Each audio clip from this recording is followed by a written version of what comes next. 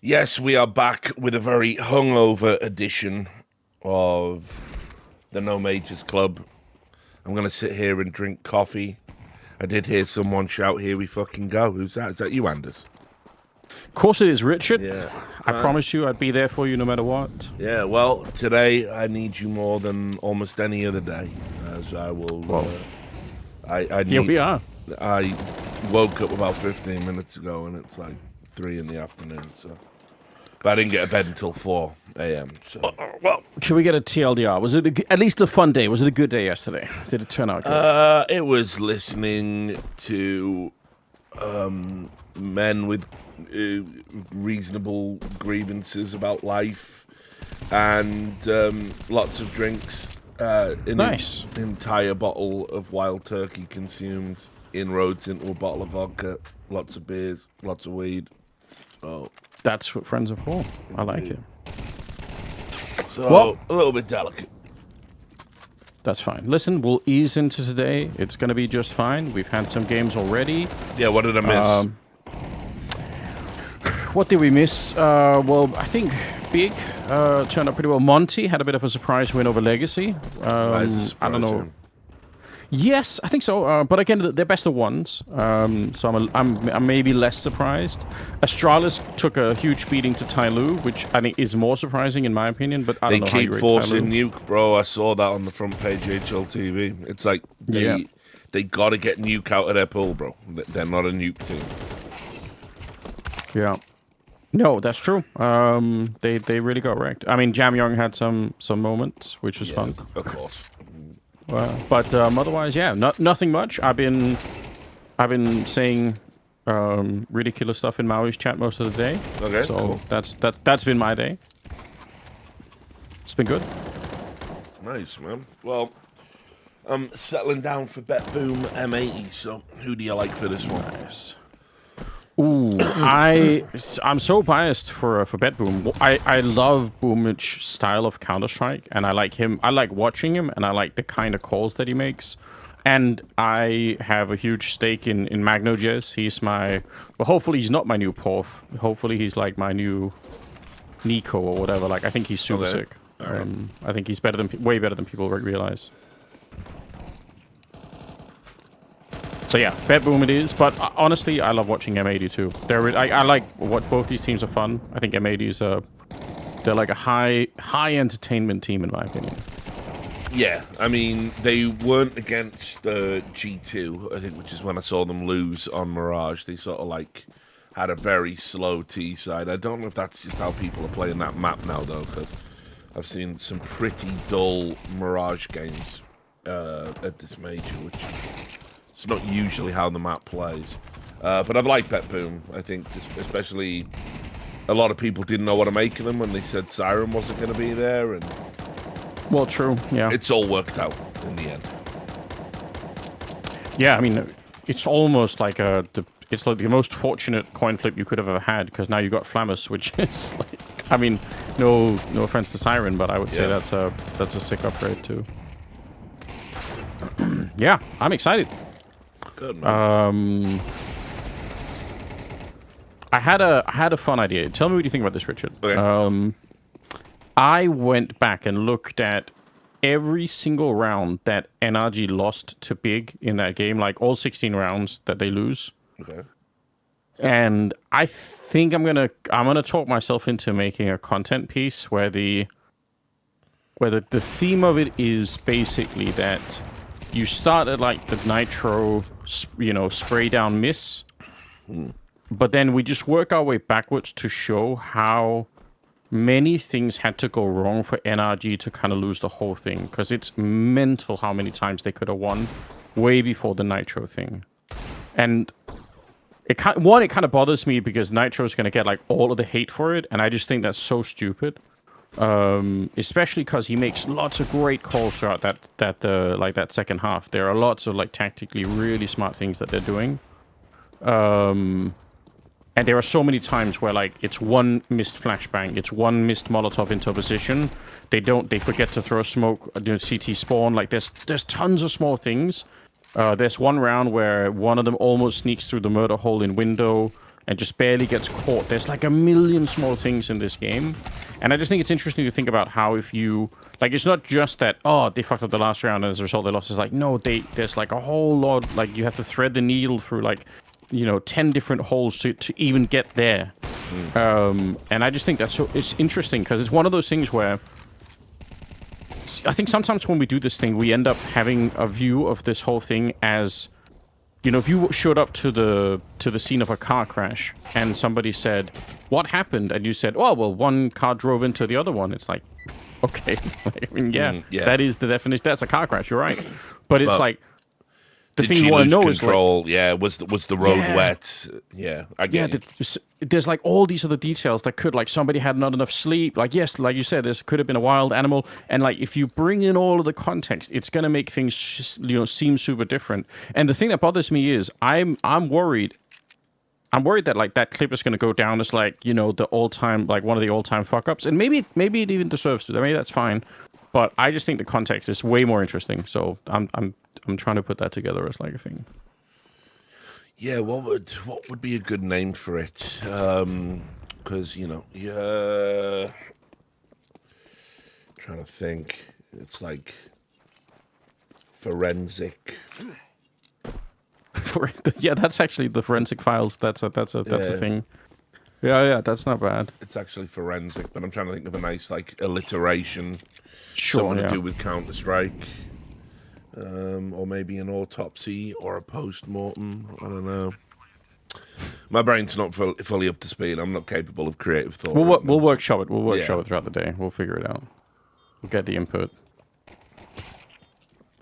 Apparently, Neck Guesser is up and running. Apparently, it looks like we've got about 2-3 different versions of Neck Guesser as well. People have been busy. Well, that's what happens in the age of AI, right? As soon as you make anything, someone's gonna AI instant copy your thing, and then there'll be like 10 of them.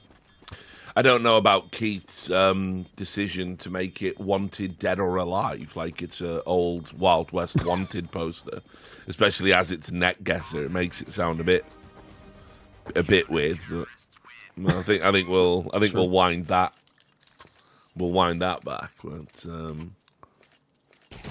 change it up a little bit. No, fair enough. Yeah.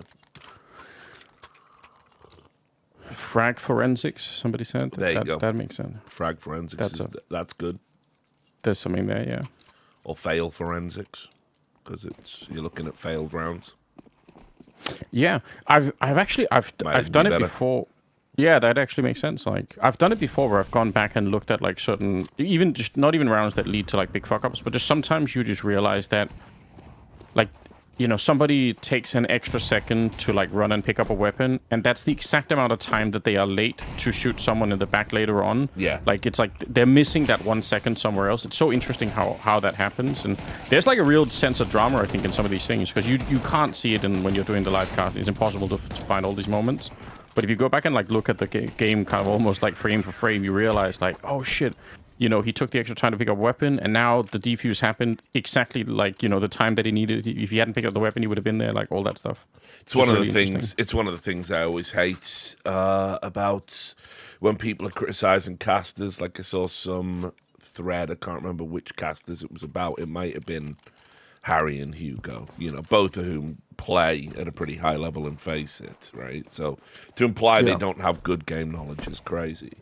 And I think they just missed a smoke, a particular type of smoke.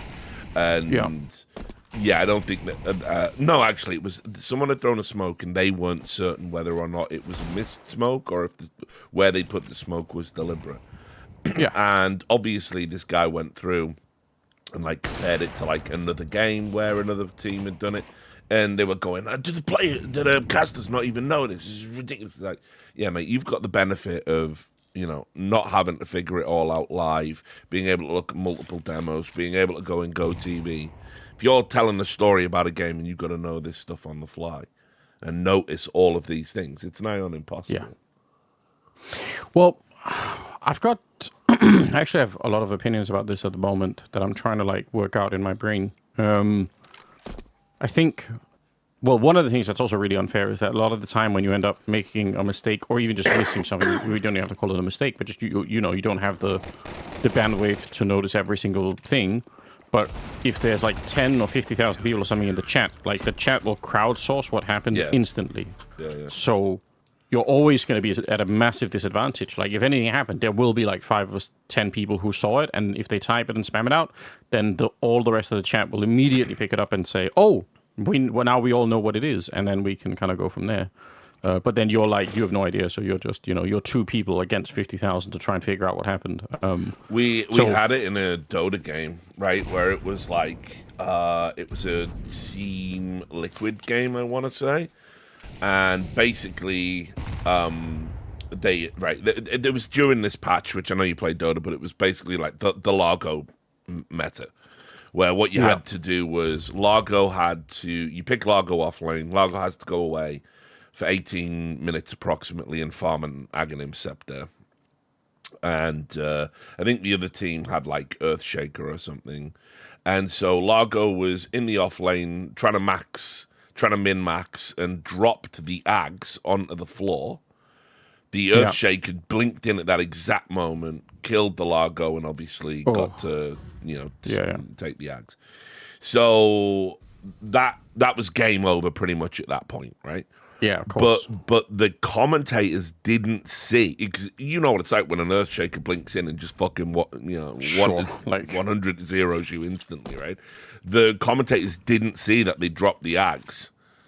Yeah, how would you? Even the in-game observer was like pinging them to try and get their attention for something special. And it wasn't until they showed the replay live to the audience that the commentators got it. And they were sort of laughing about it, like, holy shit, like, how did we miss that? But it's just one of those things that can happen, man. It's like... Of course. Yeah. But then the community is like, this is Yeah, of course. Yeah, they caught a little bit of heat from some people. But, I mean, they incorporated it into the broadcast and laughed it off, so that's the best way to do it, like, own those things. You're setting me up for my next...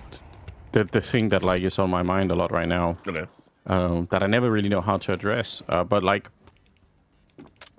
So, my favorite example of this is... from the StarCraft days, like early sort of like StarCraft 2 stuff, where I think that there was like a culture in the StarCraft community. Maybe it reached back into Brood War. I just don't even remember. I watched Brood War. I just don't remember what. Maybe I just didn't pay attention to the casting, or I don't think I cared about the community. I just watched the game. Like I just watched the GSL type stuff. But I noticed it in StarCraft 2 how there was this big pressure on the commentators to be up to date with like every single possible build order that might have been happening on like the Korean ladder at like 5 a.m. Yeah. Like, it's like you needed to be able to spot, if he sends like a drone this way, then that must mean that he's about to do like some sort of, wild, forward forge weird build that no one's ever it's just like you have to be able to identify that on the spot. And if you try and fail, like if you say, I think this could be like this kind of a build, or we've seen this, last week or whatever it is, and you guess wrong, that's like an instant indictment of your knowledge of the game. It's like instantly people are going to say, oh, did you know that? It's like, and I remember seeing threads on like the StarCraft subreddit about stuff like this, where it's like, it's crazy. And you're talking about like people like Artosis, where it's like you couldn't possibly know more about the game than he does. Like, I mean, unless you are yourself literally a pro player, but otherwise you are gonna fucking fail at this game. Like, that's just the nature of who Artosis is, right? Yeah. And a bunch of the other people who were there were like super good, I thought. It was the first time I'd ever really seen community pressure like that. Was working with the StarCraft guys. Like, even ex-pros that had gone into commentary and analysis, the community was ready to pounce and impugn their knowledge at the drop of a hat over very, seemingly to me as a layperson in the game, like just hosting the events, over very minor things. And the thing that I don't understand is that if somebody is, this is like the crux of what I I'm starting to feel like might be happening in Counter-Strike a little bit is that sometimes if as a commentator, if you're wrong about something, it's a great opening to talk about something new, you know? So in a StarCraft example, if I said, oh, I think he might be doing like a forward barracks kind of rush here, and then it turns out it's something else, then you can just acknowledge that, oh shit, well, you know what, guys, I was wrong about the forward barracks. Actually, it turns out it's this other thing, but it almost looks similarly. You can just kind of mention, this is what, you know, the start of the build order might look like for some sort of a barracks rush, but actually it turns out it's some other thing that, you know, maybe I haven't seen before, or maybe I did see it before, but I just forgot it. Like, it's so easy to acknowledge, like, you know, like, I wouldn't even call it a mistake, but just like, yeah, you misinterpreted some piece of data, and you can bring it up and then kind of just move on from there. And sometimes you'll actually end up learning more about it. You'll bring the audience in on more things. And that's, I feel like a little bit in Counter-Strike now, I'm getting some of, not nearly as bad as StarCraft, but I'm getting some of the vibes that there's a huge fear in saying what you think might be happening. And the result, in my opinion, is that like the unfortunate byproduct of this is that people end up just saying what's on the screen the whole time. And I just don't think that's analysis. Like, if somebody says, you know, like for the Nitro clip where he missed the spray down, like, analysis of that can't be to say, yeah, you know what, he was trying to get trigger discipline and like get a multi-spray down, but then, you know, he didn't get the headshot on the first one, and so he, you know, they spun around and killed him. It's like, yeah, that's what we all saw. Like, we all saw that on the screen. That cannot be analysis. Analysis has to be something that, you know, is like some, like, let's say it's the fact, let's say analysis would be something like, well, they had already killed someone who was in the B hallways position, let's say. I don't think they had in this round, but let's just pretend like they'd already killed the B hallways player. So there is no reason for Big to check the corner, and that's why Nitro was allowed to be there. And like, you know, like, and that's why Big didn't, like, that would be sort of the extra context that wasn't immediately available on the screen for the audience to see. But I'm worried now that, like, I feel like I'm hearing less and less of this kind of stuff, and I think it's because there is this, like, growing... I'm not even sure if anyone's thinking about it, but it feels like there's, like, this undercurrent of, like, yeah, but what if you fuck it up? What if you say something wrong? It's like, who gives a fuck? Like, say... Well, like, the problem you've got is, you know, like, the sad reality is, like, when you've got the major executives, like, at TOs, essentially admitting that they make hiring decisions based on Reddit threads. Well, this is the fundamental compounding of the problem, right? Sure. Because, you know, if you get something wrong in the game and there's a thread about it, and then you get all the usual comments, oh, Anders is washed. He was really good like 10 years ago, but he didn't evolve like the other casters. And then people start replying to them going, well, if you think Anders is bad, wait till you listen to fucking Launders. And then it just turns out, even though everyone who is currently commentating at the tier 1 level is an S-tier broadcast talent, because you have to be. That's just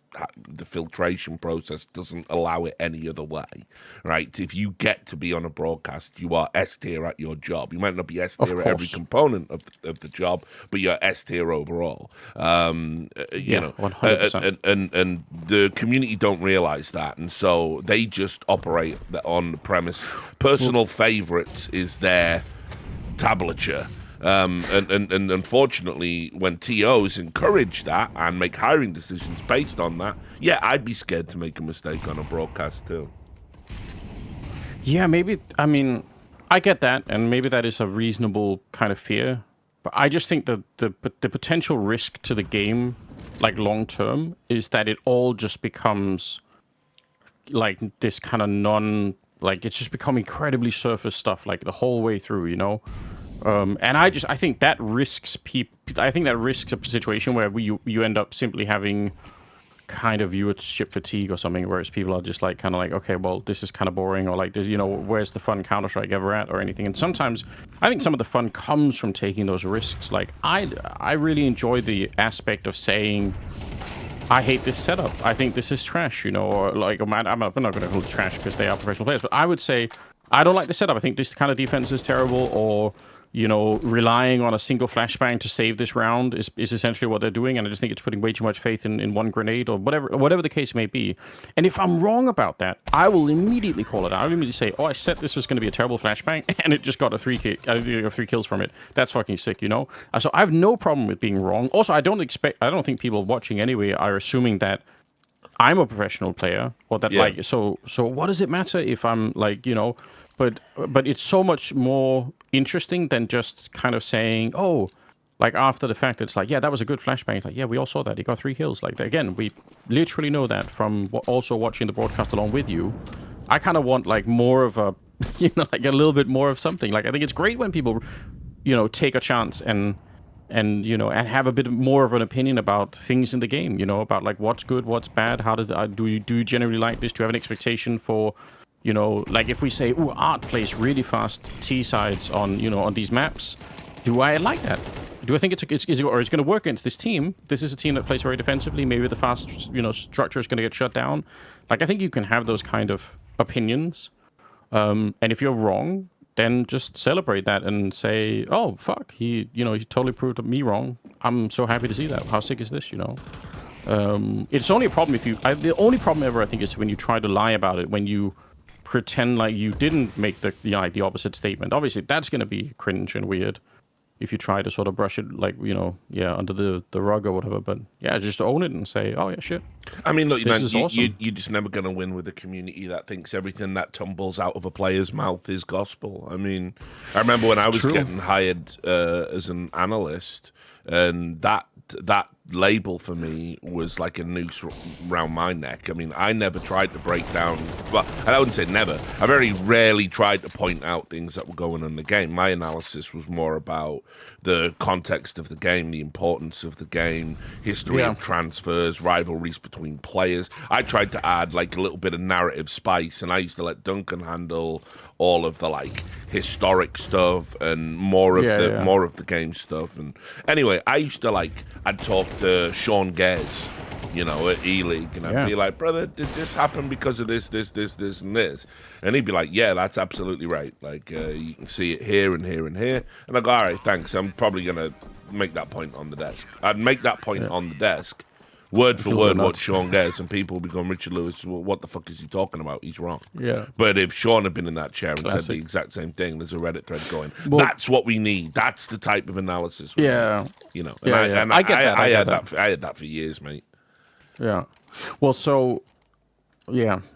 I think, so on the point you brought earlier about like hiring decisions with TOs, like without having to go into which conversation I had this in, I've been confronted by TOs who have basically said that one of the things they would like me to sort of improve on the hiring front was to basically update my knowledge about the game. And it's like, and it is like word for word, like listening to a Reddit comment, and you think to yourself, what the fuck am I, like, what are we saying here? But you obviously can't say that in that kind of conversation, but I think you're absolutely right. Unfortunately, it does have like a big impact, on sort of the vibe in the community. Like I wanted to say, like, you can't even begin to comprehend how many hours of like footage I've looked through in like, looking at Edge and stuff like that. Like, it's mental. What I hate about this as well, though, is the implication, right? Let's say we had an unbelievably talented savant commentator out there in another game, say Dota, right? Let's say B-Cop, right, who's really, really great commentator in Dota. He wants to try his hand at CS. He's currently in the process of like learning Counter-Strike, right? Well, let's say he comes in, and let's just say he blows the fucking doors off it. He's actually really good to listen to. But he doesn't know anything about the game. But he's super entertaining, super exciting, super hype, hits all the right beats. Wants to learn. Yeah, and well, now apparently that none of that matters because his game knowledge is ass. So, like, what are we doing? Like, a huge loss, like a huge loss. And again, like, I mean, like, as long as if you could pair him up with somebody who does understand the game, and does like can contribute like some important moments that might have been missed or whatever. Like, I mean, I've run the opposite example in my own head. I always thought like if I ever tried my hand at casting Dota, which I mean, would be tremendously difficult to do, but if I ever did that, I would obviously be very open with how much knowledge I was lacking, and I'd be heavily reliant on my co-commentator to say, explain to me the interaction between these two items, or like I don't understand how has he stunned him through, this effect? I thought he couldn't be stunned when this was happening. Well, like I would just make it abundantly clear that like I needed, and I would do. That's even good for the audience, right? Like the audience learns something too if you ask questions and you say, I don't. I will say this: the Dota community have got really. I think they've improved a lot. Someone in the chat is saying Dota fans get more bitchy about game knowledge. I don't think that's true anymore. I think we hit a point. Has it turned around a bit? Okay. Yeah, we hit a point during when facets came into the game where, thanks Drowlon for the 5 gifted, appreciate that, brother.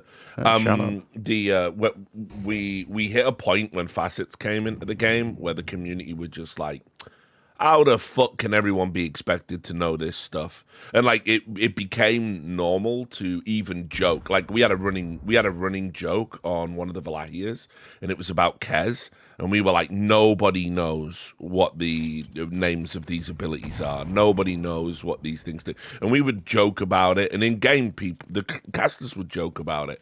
And like Suns fans really good at this. Suns fan will be like, what the fuck is that thing called? With the frogs, and he'll just say something funny, And it's like Suns fan's fucking amazing. Yeah, he's great. I mean, people realize now that a game that deep, like the pros don't eat. Like we've even asked pros, what's that ability? We do quizzes on PGL broadcasts where it's like we ask like in-game ability names and what does this do? And the pros don't know. And there's just been this acceptance now that, oh yeah, maybe there is too much going on in Dota for everyone to understand everything and every interaction. This isn't like the days of League of Legends where Riot told casters, if you don't know all the names of the abilities, then you're fucked. Yeah, you don't take our game seriously. Well, I had a similar. So this is ancient kind of lore, but at one point in time when Semler and I were doing commentary, there was this thing that I don't know how this meta arrived. I think Semler might have been like sort of trying to push this a little bit, but there was this thing that was happening where like someone would get a kill from a position, and then we would name that position after the player. So it'd be like, oh, that's Crims, that's Get Right, that's like, and obviously this is like a legacy, at least in my mind, from like the 1.6 days. Because I, if you ask me where Delpan is on Mirage, I still know where that is, even though nobody fucking knows who Delpan is anymore in a way. Yep. And I think I had a moment of like realization where I said to Semler, like off camera, we had a conversation about it. I said, I think we have to stop doing this, because if somebody missed that game, calling it that position by name is totally meaningless to them. And also, the problem with doing it as well is that it's like sure, it's great for the people who are there because they feel like now they're in the cool kids club and they understand the inside lingo or whatever, but I just think it makes it confusing. There might be some positions where it's fine, like we kind of know about the Olaf boost and maybe the whatever cold zero jump or whatever, but imagine if you keep doing it, like, and the other side of it, if the value is like, if I just say, he's playing this really far back position on B, it's like on Dust 2, it's like you from the sentence that I said, even if you've never watched the game, you understand like what I'm saying. Like he's playing far back. He's playing a far back, deep defensive position. Does it matter what it's called? Does it matter that do I have to say back plat or something to like? It's just like I feel like I'm not saying you can never say the actual sort of in-game call-out names, but I think a lot of the time, taking the extra second to say like 3 more words and then you have a clear description for anyone who doesn't know what you're talking about can be like way more valuable. That problem got even more compounded at the start of CSGO because all of the source players had different ones. For example, if you come out of Hut on Nuke and you look in the top left corner on the beams, that used to be called Odious. That was named after a fucking Finnish player. Yeah, like no one even knows who the fuck he is now. Oranges on fucking Inferno used to be called URL for us because Tom URL Chenery used to play there, and sometimes called like New Box now, and like, it's like it's like fucking hell on earth. Yeah, but I was and that's kind of. But the thing is, again, it's like it's of the same school, right? Like by calling everything out the way that you think is like the right way to do it, you are signaling to the audience that like I know what I'm talking about. It's like. Yeah, I don't even know if people still use Melvin, but I remember Melvin as well. That was another one on train. Melvin, if anyone knows that.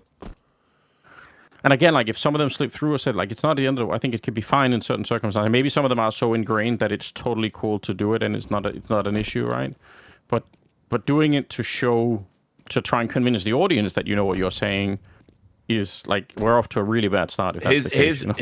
Here's another thing. You know, it's kind of funny, right? I'll give you an example. Right.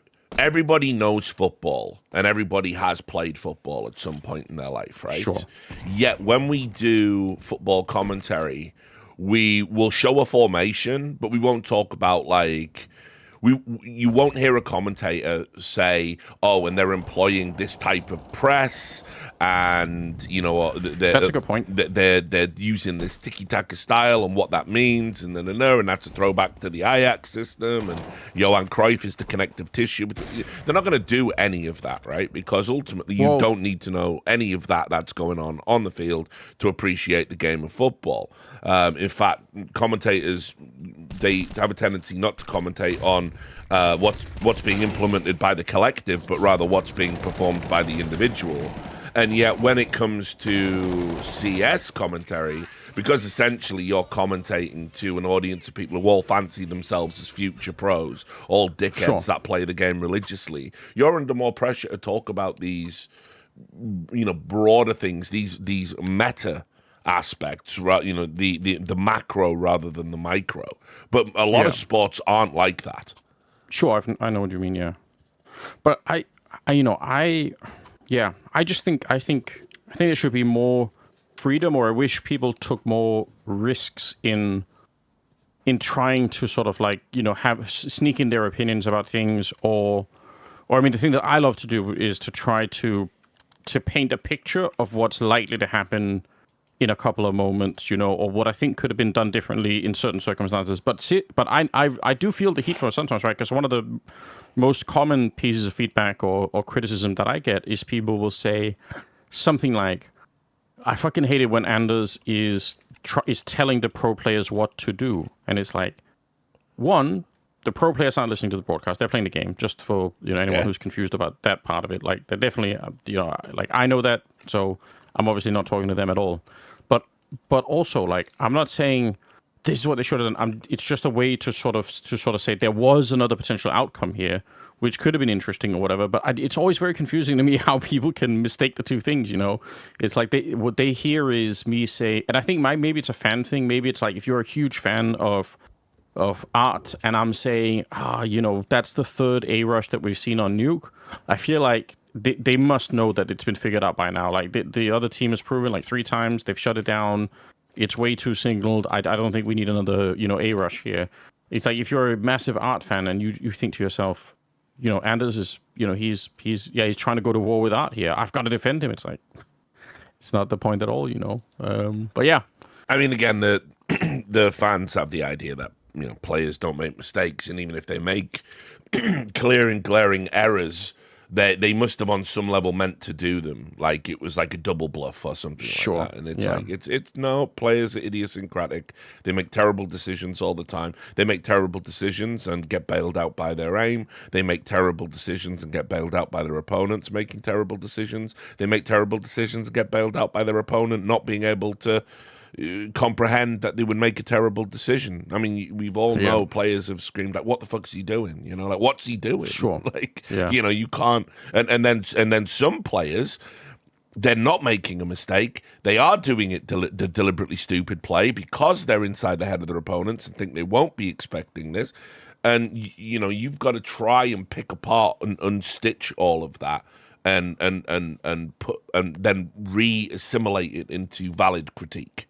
It's all very hard because you can't know what a player is thinking at any given moment. What you do know is this is suboptimal or this is optimal, and that's what you do know, and that's what every commentator knows. Not that you would know it if you were listening to the fucking fans. Hello. Speaking of fucking suboptimal, Yep. what's up, Dust? How you doing? Nailed Man? it there. Well done. What a welcome. Appreciate that. I'm doing good. Yeah, glad to hear it, brother. I'm massively hungover, so you boys are doing all the heavy lifting today, I hope. So we're doing it. I'm actually trying to get ready. I'm doing the Steak and Banner podcast today. So ooh, look at you going up in the world. Now, you're a returning guest on that, aren't you? Yeah, I think it's like my third time. I don't remember. Nice, dude. So You got give us some insight. Just give us your ugly point. What's your ugly point? Well, I'm not sure this is going to be ugly or bad, but I know that they like to lead the show with something a little spicier. They do, yeah. And the spiciest topic I have is Team Liquid. so I'm probably going to lead with that. So what? They should disband basically, and Joker Steve should be shot into the sun. Yeah, I mean, among other things, I have a lot of ammunition on that one. Yeah. I actually did a timeline of all the different quotes that Elise has given and how they completely fucking like conflict with each other from 4 months apart. I'm just like, okay, so that'll be good. My good point is just that we have multiple contenders at this major. When earlier this year we felt like it was just a foregone conclusion, Vitality would definitely win. Now there's actually some real challengers out there to follow. Man, I'm so sick of my people good saying like this is a weak time for Counter-Strike. It's not. Yeah, bro. It's stupid. So that's my really, good point, really that dumb there's- narrative. Really dumb narrative. Yeah. So that's my good point. And then my other point, actually, I could use your help with, because I'm Okay. trying to figure out which one to roll with. Ooh. I just want a temperature check, because depending on how you answer this, might just go ahead and seal it up for me. Did you not? I don't want to influence your decision. Actually, what did you think about the way that Crim's benching was announced by Fnatic? I'll let you go, Anders. Ooh. You go first. Yeah, I think I see what you get. I assume. I don't want to tamper the waters here. I no. just want to see your temperature check. When you saw the tweet and you saw it all roll out, what was your thoughts of it? Yeah, it felt like a lot of like the praise of his career was left up to like the rest of the community to almost sort of pick up. And yeah, just it felt like and it almost felt like it was more of like a celebration of, you know, like his time in Fnatic and like more Fnatic sort of centric, which I guess from their point of view, they feel like they need to. But yeah, I don't know. Yeah, I wish there would have been more of like there would have been a good time, I think, to put out like a real media piece that sort of shows just what an unbelievably impressive like career Crims has had in terms of like the consistency of his performance over like a time scale that almost nobody's going to be able to like replicate. So yeah, that I think it's probably my feeling that like that it did feel a little bit flat in that end. It's like, oh yeah, goodbye. Thanks for the time. In a word, just like underwhelming. I mean, but it doesn't surprise me because Fnatic are a notoriously low effort org right now. I just feel like their management team is just so fucking checked out. Personally, when a player like Crims retires, I think you've got to know about that in advance and have a bunch of cool shit in the chamber, because it's like he's like a once in a generation type player, you know. So my thought was this, now that you've both given your initial thoughts, my thought was this, is one, the timing of the announcement's fucking garbage. Why are you announcing it during the middle of stage 1 of a major? Like, Correct, you're telling me that you couldn't have waited, you couldn't have done it either A, before the major, and this is off the back of the fact that we just got to watch Fallen announce his hurrah, like, at his home crowd in the Rio Arena, and then Crims, who's certainly an equitable, legendary player in the history of this game, gets just the throwaway tweet in the middle of the major where it's just a video of him in his fucking room. Like, are we for real? Like, this guy's a 2-time major winner and one of the best players we had for multiple years in a row. So you think what Fnatic should have worked with ESL maybe and made it like they should have done something, like brought him out on the desk to do it, or brought him out on stage or something? I mean, they 100% could have done that. They 100% could have done that. Could have 100% could have done that, yes. or guarantee it. Wait until the major's over at least and like let it be featured more. Because right now it's just blow away news in the midst of people following the major. It's not going to have as much impact. I mean, maybe is. that is still coming. You know, maybe they're saving it. For yeah, but then you've done it wrong already. Then if you sure, but I mean, like, then you're going to do that later. I mean, you know what it's like with esports. We do announcements of announcements endlessly. You know, and I don't think it's coming though, because I or think that maybe if they had already spent the ESL time... see it and they go, "Hey, look, like this is pretty under fucking whelming. We would love to have the extra content as part of our major every epic moment." Because obviously, people probably forget like. The Fnatic Crims was part of the Fnatic that won that Cologne, had that epic moment with Taz and OJ Borg and all of that stuff. OJ's there. Well, here's the issue: is there's multiple things here. First of all, I'm not even sure if this is Crims retiring because it just said he was benched. So is he really going to try to do something else? That's the first question. And then secondly, the other big thing for me is I feel like they would have already done it, because I don't know if you watched that whole video, but it's like clips of other players talking about him. Yeah. Like leaving him video messages. And I feel like that's the type of shit that you would put in like a big hurrah video with like frag clips and like fucking highlight moments and stuff like that. Yeah, that's what I mean though. It's like whatever. super. So I just don't think it's coming. I know exactly how that type of video gets made because I've participated in one. You literally get a message saying, "Hey, so and so's going to retire in a week. True. Do you want to record a voice message and we'll play it to them?" And then you get folded into the video. In other words, the content creator is under zero pressure whatsoever because you've crowdsourced it to every participant. Yeah. I mean, put it like this: like when I saw the announcement, I thought about just like I almost wanted to go in and like record some, like just even if it's just like me talking to the camera, but just I had this idea of like, because it does feel like you know, like can anyone, how, like there's probably a lot of people left now that could do it, but it feels like it's worth putting like real words to what kind of a player was Crims, like at the start of it, like when we saw him with like LGB and all the rest of it, like but like it does feel a bit empty. You're like, he's had a good career, like yeah sure, but like there's got to be more to say about this stuff, you know. Yeah, I don't know, I kind of agree. So my ugly. I think that's your ugly point. Yeah, but I don't want to lead with that. I feel like I kind of wanted to lead. I actually think that's spicier than Team Liquid. Everyone's banging on Team Liquid. Yeah. I think that is way spicier. Okay. Yeah. I'm glad that my temperature check was right. That it was odd. Yeah. Oh no. Yeah, you're 100% right on that one. Well, that was my instant reaction when I saw it. Was like, this is trash. Like, why have we even done it if this people way? try and gaslight you in the comments or try and say you're like dunking on a retirement or like what a Fnatic's supposed to do or what do you want, whatever anyone says, fuck them, they're retards. Like, you're absolutely 100% right on this one. So 100%. Yeah. Sweet. All right. That's what. Hold on, I've got to go to Twitter and find my Magna disengagement. 1 second. Yeah, you go, man. Over 2,000 damage in a 15-round game.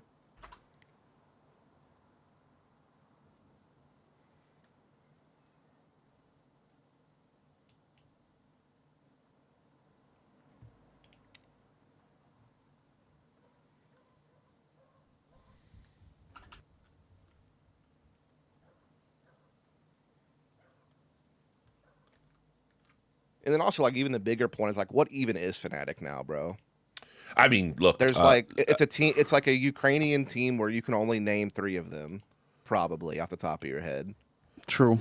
The sad Jumbo's probably the only piece they have left that has any real value. Even that's like the sad reality is, like I say, they're just all totally checked out over there. They literally, no one cares about their job or anything. It's like, it's just it's all just low budget slop, easy decisions, no forethought, and they're in the same sort of death spiral that when Cloud9 went under for the first time pre Henry G as a GM.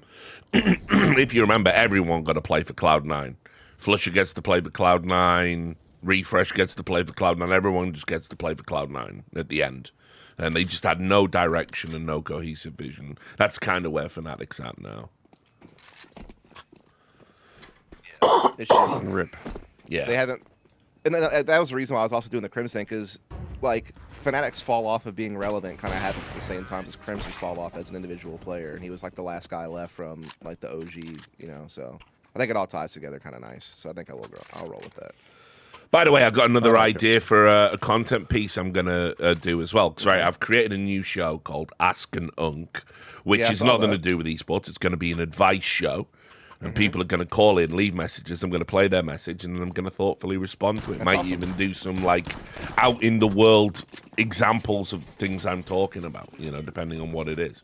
But I do want to do a new piece of esports content. I've been working on this for a while. And the working title is That's My GOAT, right? That's my GOAT. And what we're going to do is we're going to look at every major org in... we're gonna look at every major org in Counter-Strike, and then I'm gonna bring on a panel of people that have relevant knowledge in and around that org, maybe people that worked there, or maybe people that, you know, just commentated on them when they were at their height, or whatever it is. There'll be a qualification, and then we're gonna go through every player that played for that org, and we are gonna decide which one was the most important, which one was the GOAT for that org. Oh, okay. I like that.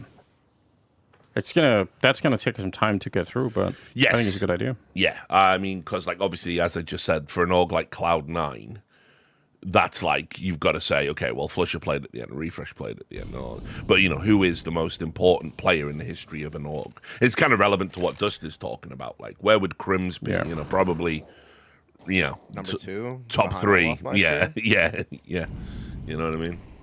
So yeah, he's definitely in the top 3. So, yeah, so, you know, things like that. I've been wanting to do that for a while. That's probably going to be the next big project after the major. Nice. Well, I have I think some of the content I want to try and make. I'm still figuring out how to. This fail forensics, or JC even Yeah. suggested the name fail state could be good as well.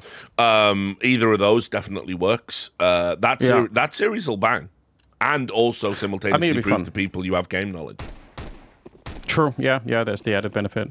Well, the other thing I want to do is also, again, like it kind of speaks to the other thing that I was yapping about at the start of the broadcast. But I just have a feeling that we are massively, like, we're underselling how both fun and complicated like the game of Counter-Strike is when it comes to like some of the tactical stuff. And I don't know, like the problem is we can't really it's hard to do it on a broadcast. Like again, it's not because the analysts don't know that the stuff is happening. It's just that the analyst desk segment format doesn't allow people to really like do any deep diving, anything, you know? So it's not really that I don't think the problem could be solved there, but I just sometimes feel like, because whenever I want to make this kind of stuff, people always say, yeah, but that kind of content, like that's not what the Zoomers want. They want like, you know, a list of like the 5 times that Donk went superhuman or whatever. Like, you know, it's like, this is the content. And I get that. I'm not saying that's wrong. I understand that that's how things work.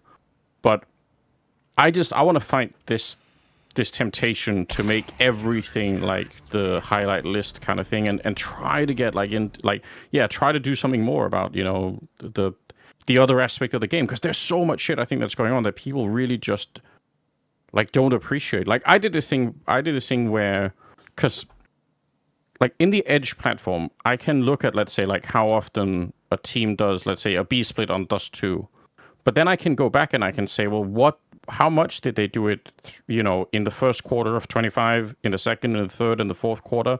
Like, how did the team tactically evolve throughout a year? Like, we can get pretty close to showing something like that.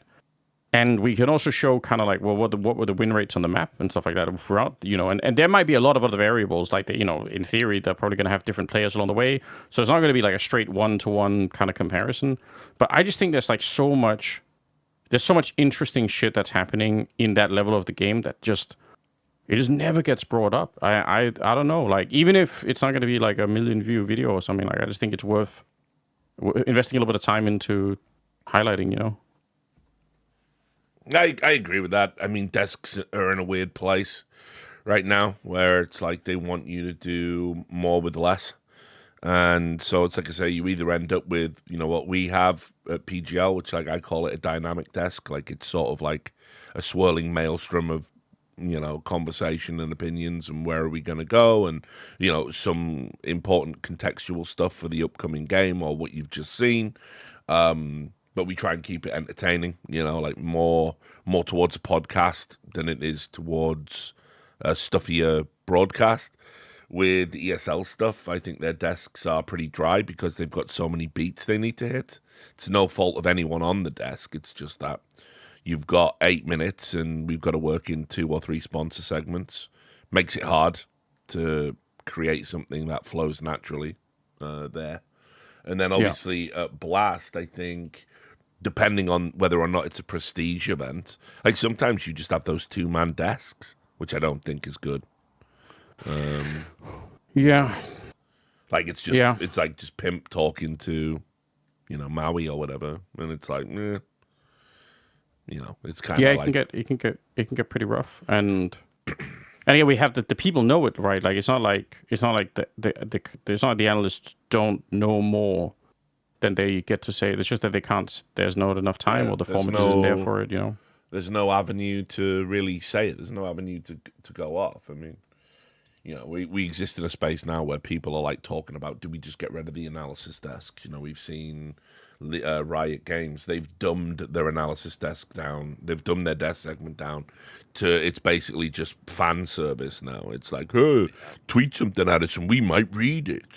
You know, now don't get me wrong, we did things like that in E-League, but that was when we had like 15 to 30 minute segments to like fill. Don't get me fucking started, bro. Yeah, Don't get me started on the fucking Riot bullshit, man. Yeah, so you know. Literally having production meetings. This is back when I was still working on the North American Pro Valorant side. We literally have production meetings, which first of all, I don't even know why I was there because I was a caster, not a desk person. But like, no, you need to come to these meetings. You need to give your opinion on what you think should be on the desk, even though you're not working it. Like, okay, sound. Then I'd show up, get suggestions like, oh no, those are shit. We want more memes. I'm like, all right, great. Thanks for being here. Like, good fucking day. Like, Yeah. fuck off.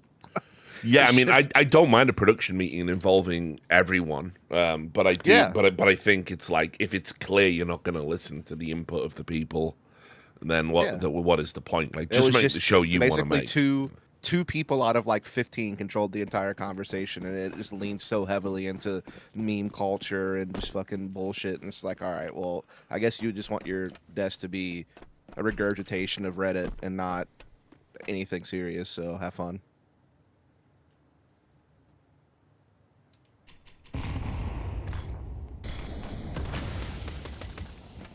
I just think there's so much cool and interesting shit that can be brought out there to help the audience or to like set an expectation. Like maybe this is my experience of watching. I think I brought this up many times as an example, right? But like if you show me some UFC fight that I just know nothing about, which happens if you watch like the early, like on like a UFC fight night, like there's gonna be like the main card, which is gonna be all the fighters that people know.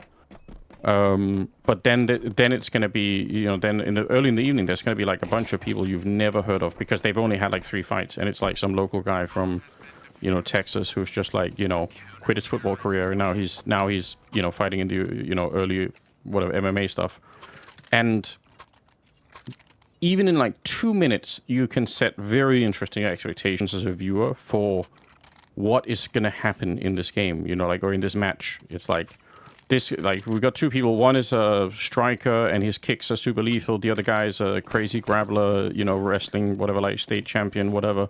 And so, yeah, if this goes to the ground, it's going to be all over for the striker guy. But if he can keep his distance, avoid the takedowns, then, any one of these legs hits anything, it's going to be fucking over. Or if he gets like a good, hook or whatever. Like, so just having that in the back of your mind, like, it's like I already feel like I'm invested into something here, And I think sometimes that is hard. Like, I don't get the same thing sometimes with the, like, obviously we talk about the historical stuff and like, this team is, like, how are they doing? But I think we could do it even on an individual player basis sometimes, where it's like we should know something about the performance of, let's say, like Safe on Nuke. Like, if I go look right now at his last games, especially if I look on the T side, that's like a straight curve down. Like, he has been, in the last 6 games, he's got worse and worse and worse. Like, that's hold on, I'll screenshot this and show you. Like, I think that's an interesting thing to look for, and just to kind of say, so what do we, if we focus on Safe in this moment, like, what do we think of him? Like, what's going to happen here? Like, can this keep going? Can they even play Nuke at the major if this is going to be the trend that's going forward or whatever? Like, these are the kind of things. I mean, I'll say to our credit on PGL, like Maui, I've seen Maui Dust, certainly, definitely bring things like that to the table when we've been doing segments. Yeah, with like, PGL. Oh, sorry. No. I was going to say, like, with PGL, like, because I've worked PGL and Blast now this year, and like the stark difference is that at Blast, it like, you do have production meetings. It is very tailored, but they still give you like the agency to kind of do what you think is best, and they'll definitely get rid of stuff if you think it's not useful, or like you collaborate and help build the show with Blast. But with PGL, there is like kind of like a, I guess, base format that we kind of just have that's like been repeated multiple times, and we're all very comfortable with it. We understand how it works, and it gives us a lot of freedom once we're on the desk to take the conversation wherever it naturally goes, and they can kind of follow us. But at the same time, if you're really passionate about something, or you're really adamant about a particular thing, you can bring it to PGL and they will work with you to help you build something. For example, like, I helped them build the whole like map graphics that we use now for player positions and stuff like that. That was a project I wanted to do as soon as I knew that I was going to be working there regularly, and they really did like hunker down and help me build something really, really awesome. And more of that stuff's on the way, by the way. So I think there is room for that. You just have to have, people who are willing to put in the time and effort to build something extra. and to take that agency that they give you and actually do something. Like when we do our segments, like the key thing is like if anyone's got like a really broad point, like what you're talking about with Safe on Nuke, then what we do is we decide on how do we tell that story graphically as well as like with your words. How do we show that to an audience as well as tell that to an audience, right? Yeah. Then we have the graphics guy. They'll like build that typically overnight. We'll come in the morning. We'll check the graphics, make sure that it's what we want. If it isn't, we do last minute adjustments, and then we will talk in the green room about like, okay, when I work this, I know I've got to work this in as the host. I'm probably going to do it here because I think that's a good point for it. And then when Duster's brought up the stats about Safe and his dip on Nuke, Maui, you just watched a demo on Nukes. Maui's always watching demos in the green room. Like you can then tag onto your point about this particular thing, and we might even have a clip of that particular thing, right? So that's kind of how we do it. And I don't mind making like if a desk segment isn't going to be very interesting. Like, I'll just say to the boys, like, let's just make the whole desk about this. Like, this desk will be about this one topic. That's all we talk about until we get into the game. And, we did it, for example, with Carrigan stuff, with Falcons. I was like, there's only one thing to talk about. Let's go. Let's just do it. That's what everyone wants to hear your opinion about anyway. So rather than doing this thing where you feel compelled to go, let's make a point about this team and let's make a point about that team and let's talk about their star player and their star player. That's very formulaic. I don't mind just coming in and going, we don't need to talk about any of that. Everyone knows Donk is good. Especially in like the group stages when you're doing like your 1 and 2 games or your 1 and 1 games. And it's like, look, we have a long tournament ahead of us, folks, and we're playing nothing but BO3s and the Swiss. So it's like you have a little bit more wiggle room to do it, kind of what you're saying there was. I feel like once you get to the playoffs, there's almost like a responsibility to like really focus in on the bigger narratives because it's the playoffs, the stakes are higher. But in those lower stakes moments in the group stages, that's where you have the room to do some different stuff, I guess you could say. Yeah. I think the big narratives for playoff games is like that has its place there. I like that too. Whenever there's something coming up in a playoff, like I mean, if there's something like that's really obvious there, like it's Falcons and Spirit, and Nico and Munacy usually have Donk for breakfast, right? So we bring up all of the times that's happened, all of the stats that's happened, all of the finals that's happened in, and then but also then I look at like, well, none of those actually converted into trophy wins, So what does it really mean if we see Donk have a normal 1.2 game as opposed to a 1.6? What good does that serve if Spirits still win at the end of the day or Falcons don't lift the trophy? And we'll go into all of that, and then I'll typically bring something that is more about like narrative and mood and mindset and something like this, like you can see they've been shook in finals before, blah blah. I'll bring that to the table. That's more of a nebulous concept, and then the analysts can grab onto that and then they can augment it with whatever stats we've talked about. I mean, one of the things also at PGL is like we'll have like graphics made and they're ready in the chamber to go, but then we might not use them. The conversation might not just go there, or we might not get there in time because we're talking about something else. And it's kind of like we do try and keep it. It's the closest desk to an E-League desk I've done since E-League, basically. Yeah. I think. I mean, I like the space that is on the PGL desk. Like, it does feel like there's a lot more room to kind of work in those areas. I think that shows a lot. Yeah, I mean, I don't know. You'd like it. I mean, I'd like to occasionally, like just throw in like a little guest desk segment from like, if one of the commentators is at an event and they're not doing anything, if they've got a point they want to talk about, like just bring them on. Like, why not, right? Yeah. I mean, it's funny you say. I actually had a conversation with some of the ESL people a little bit about this too, because they're using Edge for the for the major stuff, and it was brought up as a conversation to say, would it be worth having me essentially sort of like not as a caster but like as an Edge officer instead, Edge consultant. Yeah, Edge consultant to kind of to try and show some of the stuff that could be brought out, you know.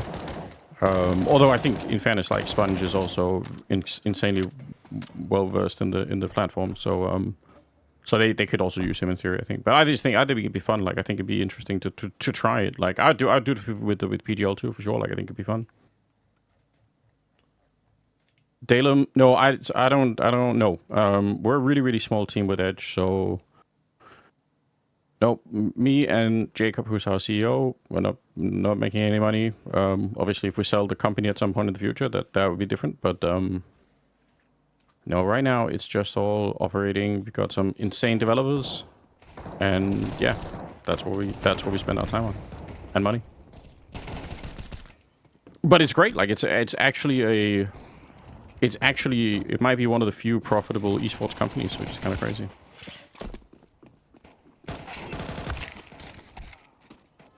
You could say we did ease. Indeed. He's done it. He's done it. It's one of the few that exists, I think.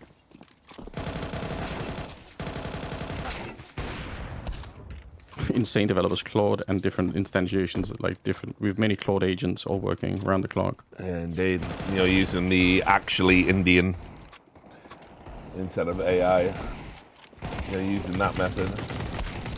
Yeah. Well, one of our CTO is Gravity from Source. Richard, you'll know him. I do know Gravity. Great Danish guy. Gravity. Played in the Reason Gaming team that dominated in the post Dignitas wasteland, I believe.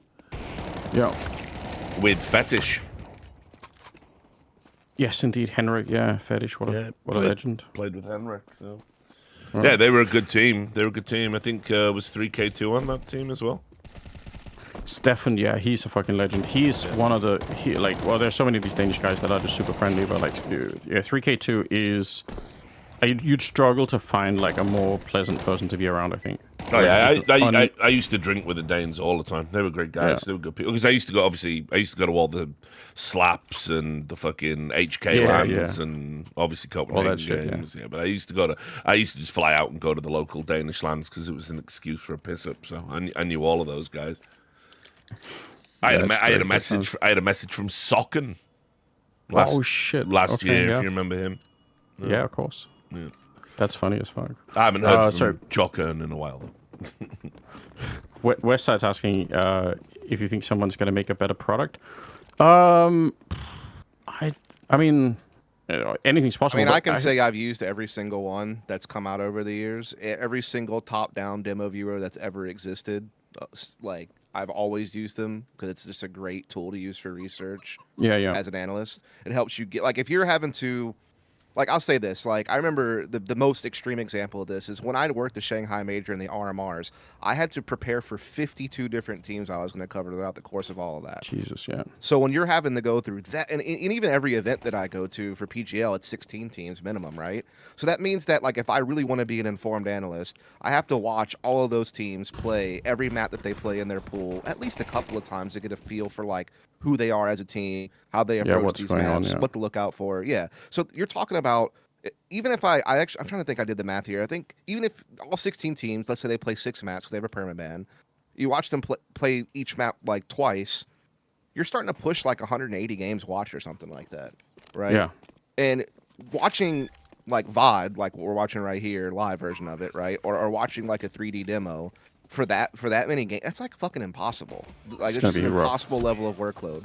Whereas with a top-down viewer like an Edge or other tools of the past, it makes it significantly easier to get through that and kind of, at least get like a good understanding of who a team is and how they like to play and things of that nature. You don't get the micro and the individual mechanics, but you do get like the macro. And so what I will say is that Edge is definitely the best one I've ever used over the years. It's not I appreciate close, that. Really. I appreciate that, man. I think for pro teams there are like a couple of other things to consider. Like one thing is, it's like making a platform right now with AI that can read a demo and then spit out a bunch of data is trivially easy to do. Yeah. Anybody can do it. Like the demo reader stuff has been open source for a really long time on GitHub, I think. So even before the AI stuff, you could probably do it without too much trouble. But now with AI stuff, like anyway, and anyone can do it. But here's the problem: one thing is having numbers. Another thing is like how much do you actually trust those numbers? Like, and that has to be proven out over time, right? Especially from a professional team, you know. So if some new platform comes along and it says here's like a bunch of numbers, blah blah blah, it's like, man, I really have to know as a pro team that these numbers actually reflect reality. And I think one of the advantages we have is that we've been working with these teams for like quite a while now, and their trust is super high. I think our turnaround time, on average, for any support tickets is like half an hour or something, like around the clock. So we respond crazy What fast. type of thing do you get as support tickets? What would the complaints be or the issues? For team, well, sometimes people will find like edge cases in the thing where it'll say like, hey, we had a practice game where like, our coach dropped out and then dropped back in again, and as a result the demo just isn't working for some reason. That can happen. Although I'll say this is a crazy fact. Our demo reader is better than Counter-Strike's own demo reader. Like there are games that you can load into Edge and it'll pass the game and show it to you, that if you load it into Counter-Strike, it'll crash the client. Yep. So like our ability to, because demos there's some really weird stuff that happens, but like one of the problems when the game updates and it can like crash out the previous iteration of the game's demos, whereas like a tool like Edge, you never have to worry about that. It's going to give you every replay with no trouble, usually. One of the really bizarre things that happens is that like right now we're watching a game where we're about to go into round number 3, but that doesn't, you don't know that in the demo. Like you only know that contextually because we've had a round 1 and 2, and so now we can probably guess round 3 is coming up. But that can be screwed up in a number of different ways, right? Like, for instance, if the server crashes along the way, then what's round 3? Like, how do we know that when we start the demo? You have to go back and do all of the retroactive calculations to figure out where you even are, and that's how the demos can crash Counter-Strike, because sometimes you'll load in a thing and the Counter-Strike logic just says, well, we have no idea what this is, and then it just closes the client and says, nope, you can't do this, But so just to say that we've done a lot of logic there. But yeah, these are the kind of thing. But every once in a while, people will come up with something new and they'll say, hey, I don't understand, we can't play this demo, or, we seem to be missing some piece of data that, we did a thing in this practice game, and we're not seeing it in our, on our side, and we don't understand why. And then we go and fix that almost immediately, I think. So that's like the other side of it, is like, there's like trust in the data, then I think there's trust in the company too. This is another thing that if you're a professional team, you probably would consider, is who like the kind of data that I would say we have access to is sensitive for the teams. And if someone vibe coded their way through that, well, you have to trust that person to to keep that safe forever, essentially. Because I would argue the value of like the tactical insight into what a team is doing is potentially really, really high, right? And can be kind of scary. So yeah. I mean, but of course there could be new innovations that like especially with AI, that's the crazy world that not just us but everybody in the world is living in right now. If you have a tech company right now, that's a conversation everyone's having, is what do we do when somebody clones our exact tool and just does the same thing? Like that's a real concern for everybody. So yeah.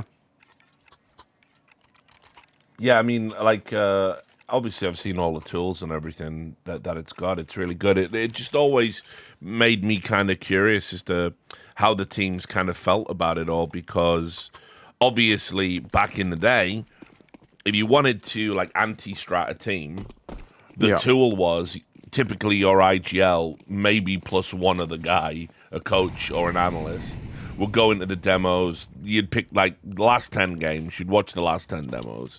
You would make a note of the tendencies, the playbook tendencies, what people do. If this happens, they do this. At the start of a round, they'll call this. This is how they set up for ecos. You put all that into a fucking Word document, and then you try and drill that into your players, many of whom are morons with short attention spans. You do that. Yeah. That's how you prepare. Now I can press a button and I know what you do in a split second. I know how you play this type of round in 50 different situations. Yes. But and it's like if I was a team, I'd be like, fuck. You know what I mean? This is one of the things I wish I could shine a light on in a different kind of way, because I think I had a run-in with the NRG team traveling to, I think, the Bucharest event. We were all in the Copenhagen airport. And I remember I talked to Nitro and Daps and Sonic. And I think I was asking them about like what kind of stats they might be interesting and like different things we're looking to do with the platform in the future. And I remember Sonic said something about how like most of the stats that I might care about, like, you know, from a broadcast perspective, or I might just care about from like a fun perspective. It's like, ooh, you know, 80% of the time when they do this, they also have a tendency to do this other thing and so on and so forth. And he basically said to him, like, all of that stuff is like, he just isn't interested in it in that same way, you know? And that makes total sense to me on reflection, because if you're a pro player, like, you're not a machine. It's not like you are, like, if you're playing at the back of the B-bomb side on Inferno, you're not trying to recall what exactly did the edge like readout tell me about like the likelihood that this thing will happen. It's like that's a mental way to try and approach the game, you know. But they might be different for like an analyst or a coach. There might be things that they sort of care about. So I think fortunately, I don't think you really can impact the game from like the individual point of view in that sense. Like, maybe you can do some things, but the really fun thing for me is like the crazy mad chess game of the actual analysts. So like here, I'll give you an example. If I go look at, what are we watching now? We're watching Bait. If I go look at Bait on Inferno on their T side, I can give you like a very sort of quick breakdown and say that some crazy amount of the time, you know, one of their favorite things to do is like, you know, executing like B smokes with, you know, B execute with CT smoke. And I can show you like those 19 rounds, and I can probably show you most of the timings about when they start to do this stuff, you know? But if you're Bait, you know that the enemy team has been in and you know you're looking at the same data, right? So the enemy, like for Gamer Legion, they're also going to be looking at this stuff. So then the question becomes, can I show Gamer Legion something that sort of triggers that looks like the opening of one thing, but actually ends up something else, but specifically in reference to what they're actually all seeing in the platform? And that becomes like the craziest kind of mind game. You know, it's like if you were a chess player and you said, I do the same kind of opening. I've done the same opening, you know, for the last like 10 events, and I know my opponent has been studying that. So this time I'm essentially going to do the same opening, but the outcome will be different from the other. Like, so like that level of, I think, of mind game, to me, is insanely fun and interesting to think about. It's just also very, very hard to communicate to like an audience, you know, because you actually have to go and I've tried. I would even go so far as to say I think a significant portion of the audience doesn't even know these tools exist and are used as a matter of routine by every top team. Yeah, that's true, and I thought about that too. Is like, how can we communicate this stuff? Because I really think people would. I'm not saying people would enjoy watching like an hour-long breakdown where we're just like trudging through edge data, but there is a way to dramatize the effect of it that I think will make it kind of wild for people to get a sense of. And again, like, you know, like, yeah, if a team has a really strong idea that, you know, okay, they're going to come in and they're going to play like a really slow kind of game because that's what we're seeing in the data. And then if they come in and say, okay, well, they changed the pace like right out the gate, like that's such an obvious kind of, yeah, both teams were prepared for what the other team was doing. And as a result, one of them decided to try and like get one step ahead of the meta. And like that stuff happens all the time. But it's just like, if I see that in a broadcast, or even just if I'm just watching the games, you know, from home or something, like sometimes I'll see one of those moments where I'm so sure that they are playing against like the edge expectations, but I don't know how to say that to like, how do you communicate that without, because like you said the thing earlier, one thing is having the data, another thing is showing the data, and like that's the problem, right? It's like, how the fuck do you show an audience that this is happening, you know? But it definitely is like all the time, and I think it's fun. But specifically it's fun because Hawker had a good one. It was I'm pretty sure it was Hawker. It was the phase on overpass without rain and why they lose. Yeah. And I think, Okay, yeah. and I think it showed all of the ways Rain would play monster as opposed to Jacob. And it was True, yeah. using, I believe it used Edge to show that, like where he was positioned. Oh, cool. Okay. I need to go watch that. I haven't watched that. I think it was Hawk. I'll look it up. I'll send it to you. It was definitely one of the better analytical videos I've seen in recent times. And basically showed how like Jacob would be getting caught out of position on monster a lot, whereas Rain would play these like more passive positions essentially, and it showed these like the last 20 times on overpass. This is where Rain has stood. These are the last 20 times on overpass with Jacob. This is where Jacob has stood, and then it sort of contrasted them. It was kind of interesting because everybody knew that they'd lost something with Rain. It was Elmer Putty. My bad. Sorry, not Hawker. Elmer Putty. Thank you, Elmer Putty. Go check it out. But yeah, it's it basically everybody knew they lost something with Rain, but instead of just articulating that, oh well, Rain's really good. Rain's a veteran. Rain's clutch. Rain always plays. Instead of these like nebulous statements, it showed just in raw numbers and play style. This is what they've lost. And it was a really, really good video for that. Yeah, so it's on Elmer Putty's channel. Oh shit! Okay, I have to go check that out. Hello, good afternoon. Yes, What's up, it's Davey. He's already drunk. I love it. No, I'm off, dude. I'm off it. Are you actually? Yeah. I'm hungover the fuck still, bro. It's fucking nearly 5 p.m. It was by off it, I mean like 2 or 3 times a week max, Oh, okay, yeah. It's like that's office relatively. Yeah, like that's what I call like when I say to people like I'm sober. It just means no hard liquor, really. Yeah.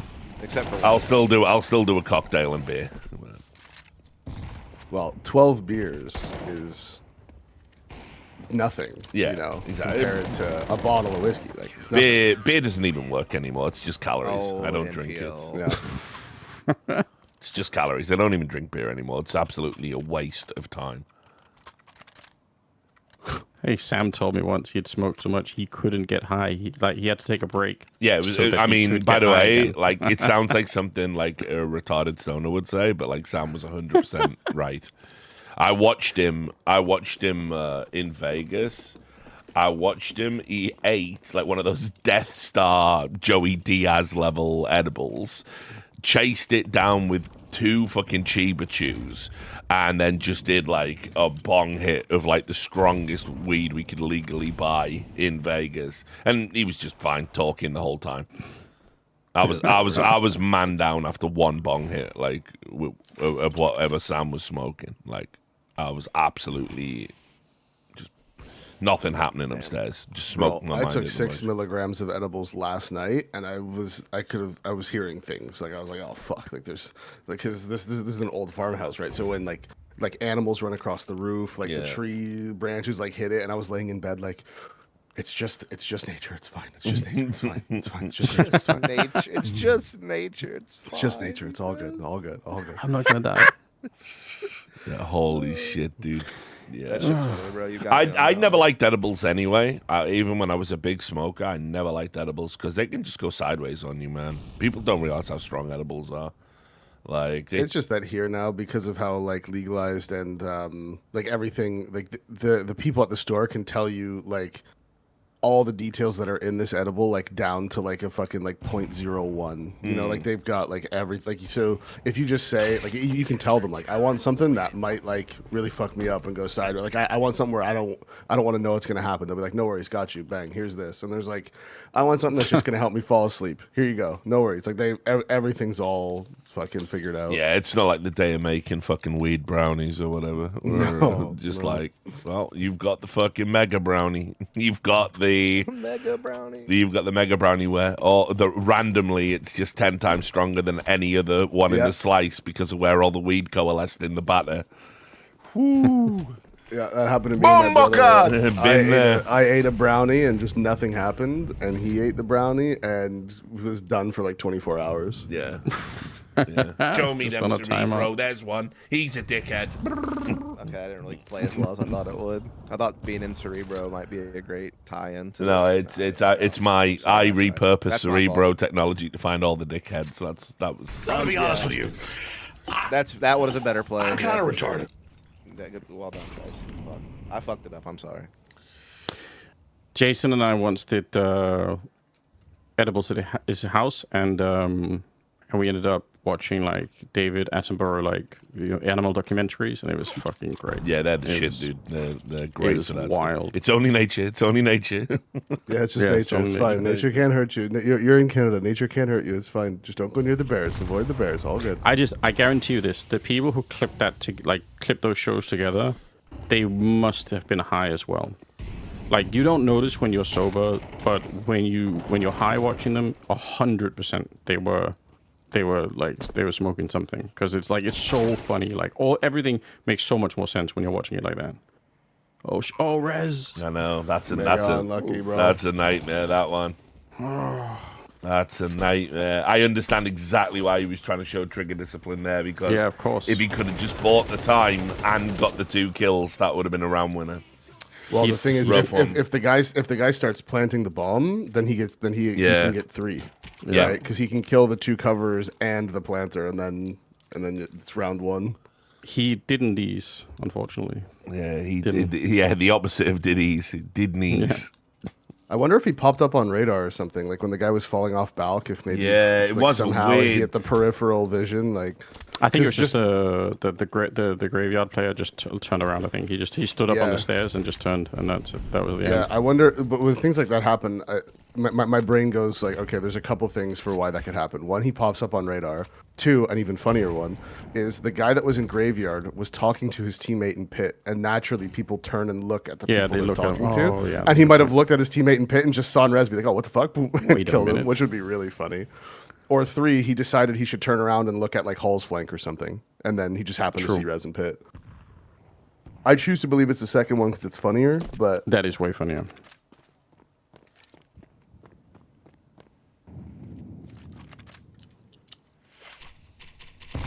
So what you been up to anyway, Dave?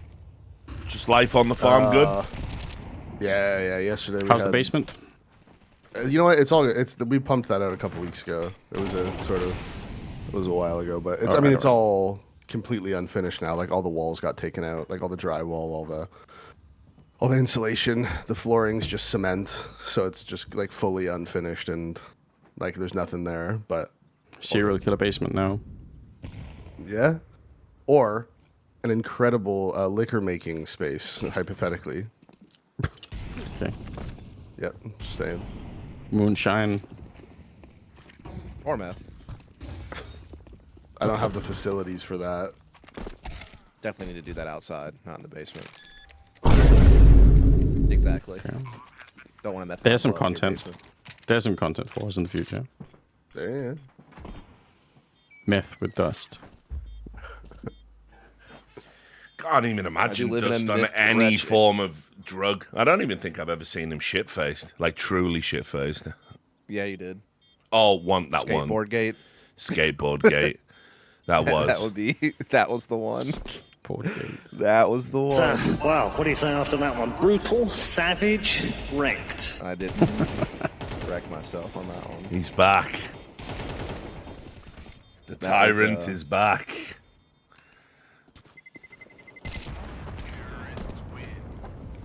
Do you have any idea what he does these days, actually? Since Paints Formula 1 models. Okay. All right. Sound. That's awesome. One sec. Be right back.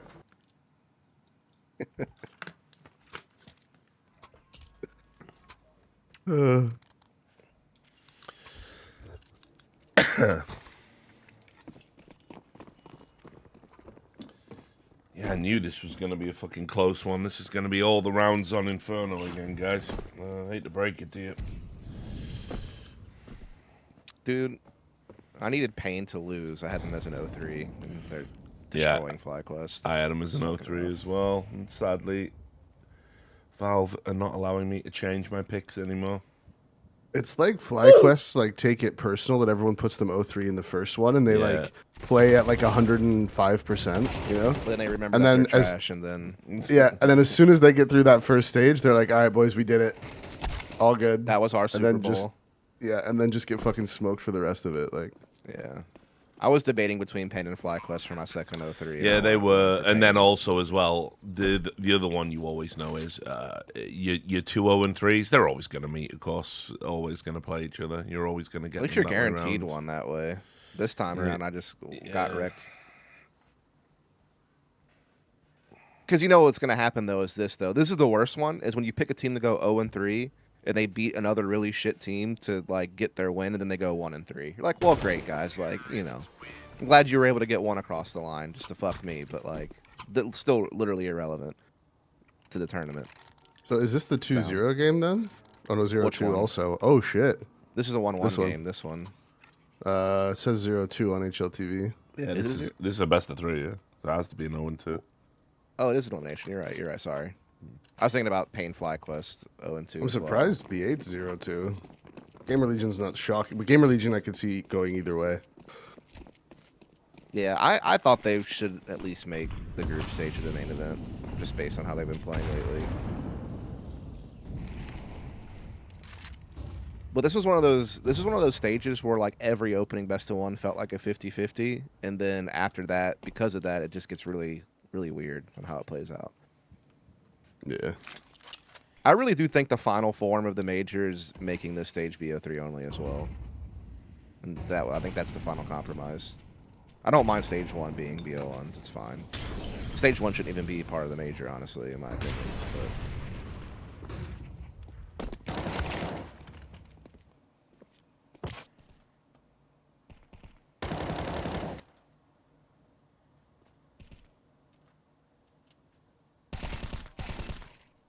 I don't even think stage 2 should be. Yeah, what, BO1? Or a part of the major? No, they're part of the major. 16 teams. I mean, They're never going to go back to it, but that's how I feel. think, I mean, at least there are some quality teams in this stage. So, like, I can kind of get behind it. But yeah, stage 1's just a mess.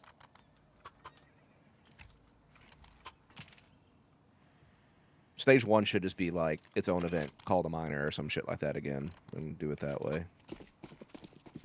Yeah, I don't know why. I don't know why they went. Rich, I don't know if you have any insight here, but why did they move away from like the major qualifier model? Because they wanted more teams to be involved in the stickers. And, Yeah. like, be able to benefit and all It that. was basically like Valve took one. I mean, especially it was all during the time of the franchise league system, and like that really stuck in Valve's craw because it was so antithetical to what they wanted CS to be.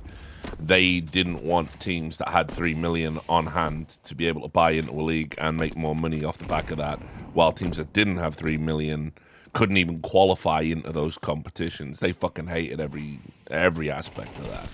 So they wanted the major to become more equitable as a result of that. And this was But the problem kind is now you've diluted sticker sales to split between 32 teams, and now no one's really getting enough for it to really mean as much as it used to. Yeah, and now with this system, which of course is obviously being the change is being precipitated essentially by all of the other stuff that's going on around loot cases and loot crates, boxes, whatever. The thing is, you could still do stickers for a quote-unquote minor, and like so you could still, help out other teams, but not dilute the major itself. But I don't think Valve really care too much about the dilution of the sticker money. Well, they don't. 'Cause they're They still getting will. their They will if 50% they make a bunch less from this Yeah. major. Like if they make a fuck ton less, like if they make half the money from this major that they did the previous one, then they'll be like, okay, what are we gonna change now? Yeah, but Yeah, then I mean- here's the thing with that. Over in Dota, when everyone was saying, "Oh, you're putting Arcanas like at level 400, and we can't. The average fan can't afford that. We hate this. You're using FOMO to make money, and it should be about the esports." Valve turned around and went, "Okay, Dota fans, here you go," and then they gave them an esports focused battle pass where there are no hats and there is nothing to FOMO. and everyone complained about it. And then obviously the money for TI went massively down. Now, if the money for TI is massively down, the money for Valve is massively down. They've stuck with that model. Well, they also stopped the crowdfunding for TI, right? Well, it's not. No, not really. It's still like the battle pass for TI still contributes to it. It's just dead. Yeah, it's just low. Because it went from 40 million in 2021 to 3.3 in 2023. Yeah, and that was when they introduced the non-FOMO esports focused battle pass. I'm back. So it's like you get loads of stuff for the teams. You get player stickers. You get like fucking what are they called when you put them up as a screensaver? Backgrounds, wallpapers. That's it. You get a wallpaper, for all of the teams based on that year's theme, and the community hate it and go, please give us back the hats and the FOMO, please, please. It's really funny as well because the knock-on effect of it is it enabled the Esports World Cup to drop their prize pool as well. All they're interested in is having the biggest, right, or being able to credibly argue that they have the biggest. They started at like 15, I think. They started with like a 15 million pool because they didn't know where it was going to go, and I think they've dropped that down to 3 now. So and Valve right now for still haven't budged. TI this year is only 1.6. Yes, it starts at like 1.25 or something, and then the crowdfunding adds to it. It's something like that. But yeah, it's just people aren't buying the passes because there's no hats and no stickers and. Yeah, there you go. EWC's down to 2. My bad, not 3. So it starts. Yeah, it starts at 1.6. That's right. My bad as well. You guys hear the breaking news? What breaking news? What is it? Apparently, the Pope did the 6-7 gesture. Great. Which makes sense. They do want to appeal to the kids, don't they? So. Well, God, he's Christ. He's Christ's vicar on earth. There we go. So that's confirming that Jesus would 6-7 then.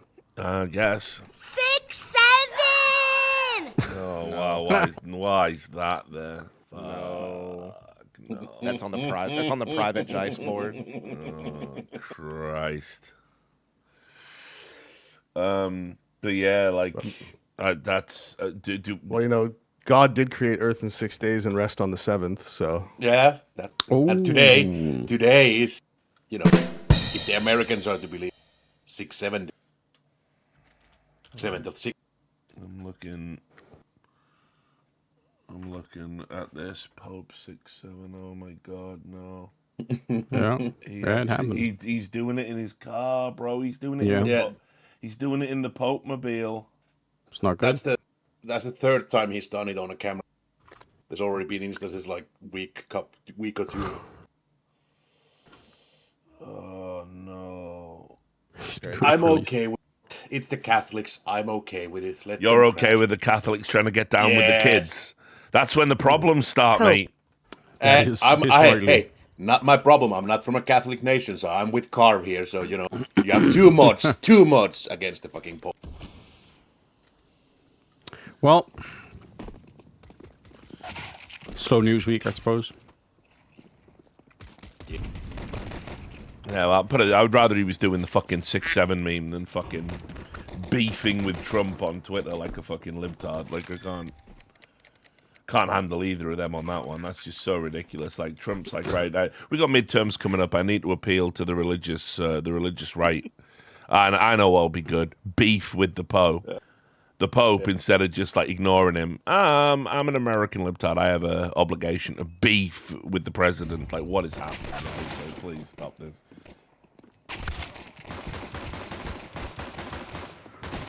The Pope on Twitter. That in itself is a crazy idea. I know, right?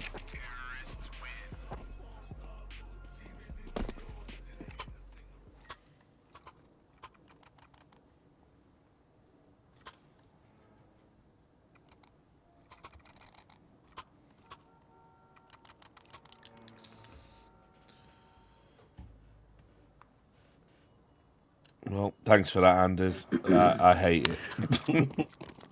Yeah, I thought I would, contribute. Considering that all the other news are just the same back and forth now, yeah, nothing happening on that front. Yeah.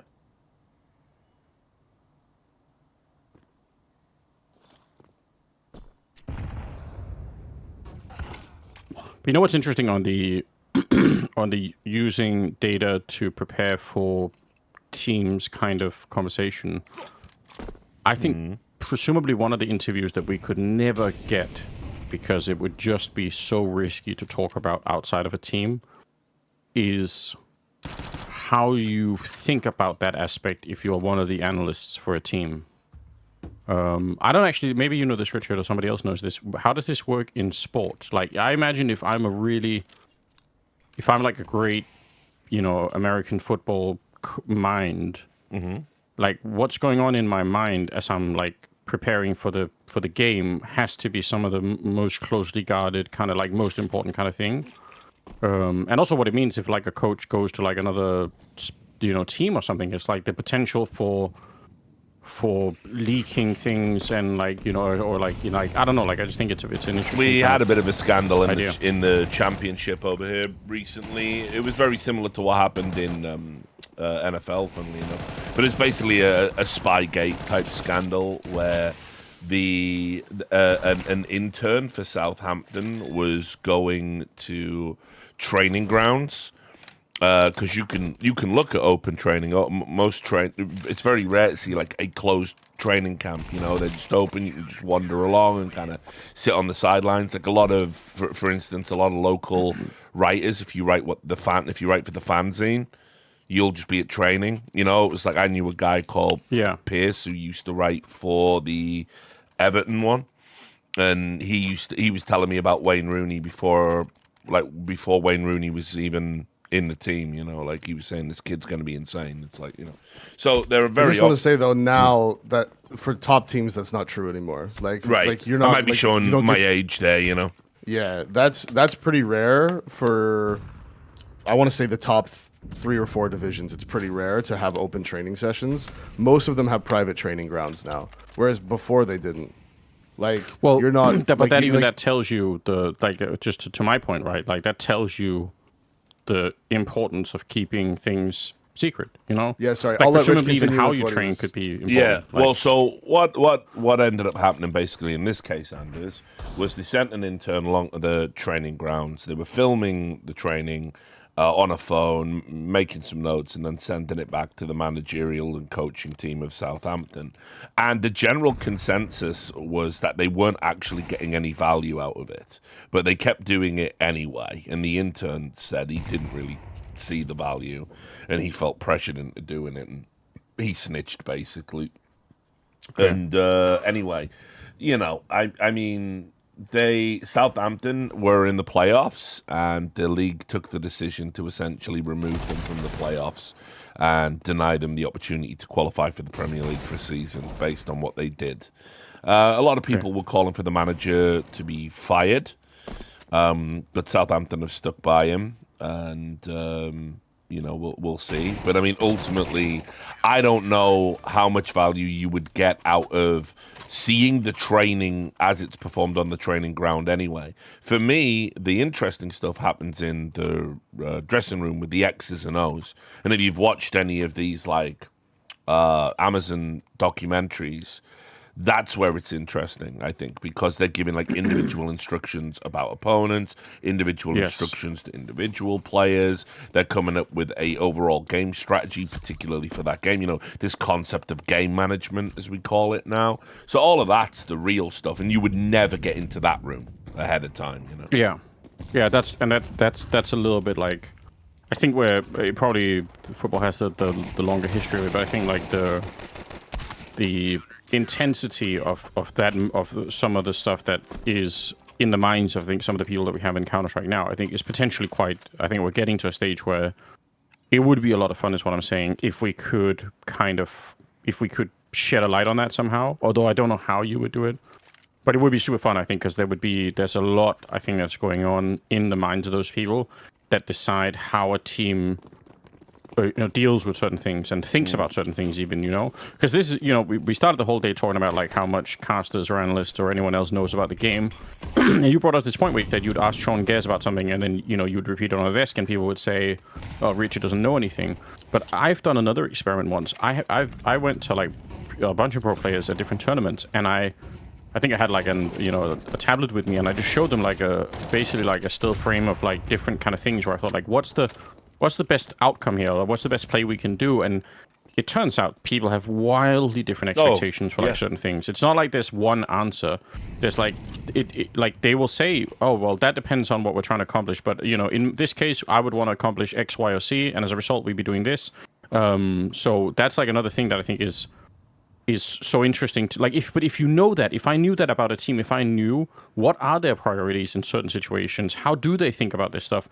That is a crazy insight to have, because now we can actually really start to repair. And I think that's the kind of information that surely is going to be well guarded, I think. So that was one thing that we used to talk about a lot, even like back in the day when not every team had a full coaching team, right? Like you had some teams that would just have a head coach, some teams would have a coach and an assistant coach, some teams would have a coach and an analyst. But like the big teams that had full coaching staffs, one thing we would talk about is how when playing FPL, try not to play the positions you would normally play, because you're playing with the people that you're going to be playing against in games that actually matter. And then you think about it, and it's like, going to your point right there, is even if you're playing a different position, even if you're playing a different role, your thought process is still going to be the same. Of course, yes. Yep. So you can't change your thought process. So then it became a discussion of, is playing FPL actually worth it when you're playing against and with the people that you're going to be playing against all the time? Like, is it worth it to do that? Very valid conversation, yep. And we had that conversation a lot back in the day. But just in terms of what analysts are looking for when, like, specifically the analysts, usually what they will do is they'll go over X amount of demos of the team you're playing against and look for any sort of pattern. And then you communicate that pattern to the coach. And then you would go through and after watching, you'd usually watch each individual. Or let's say hypothetically, you're a team and you're preparing for an Inferno game, right?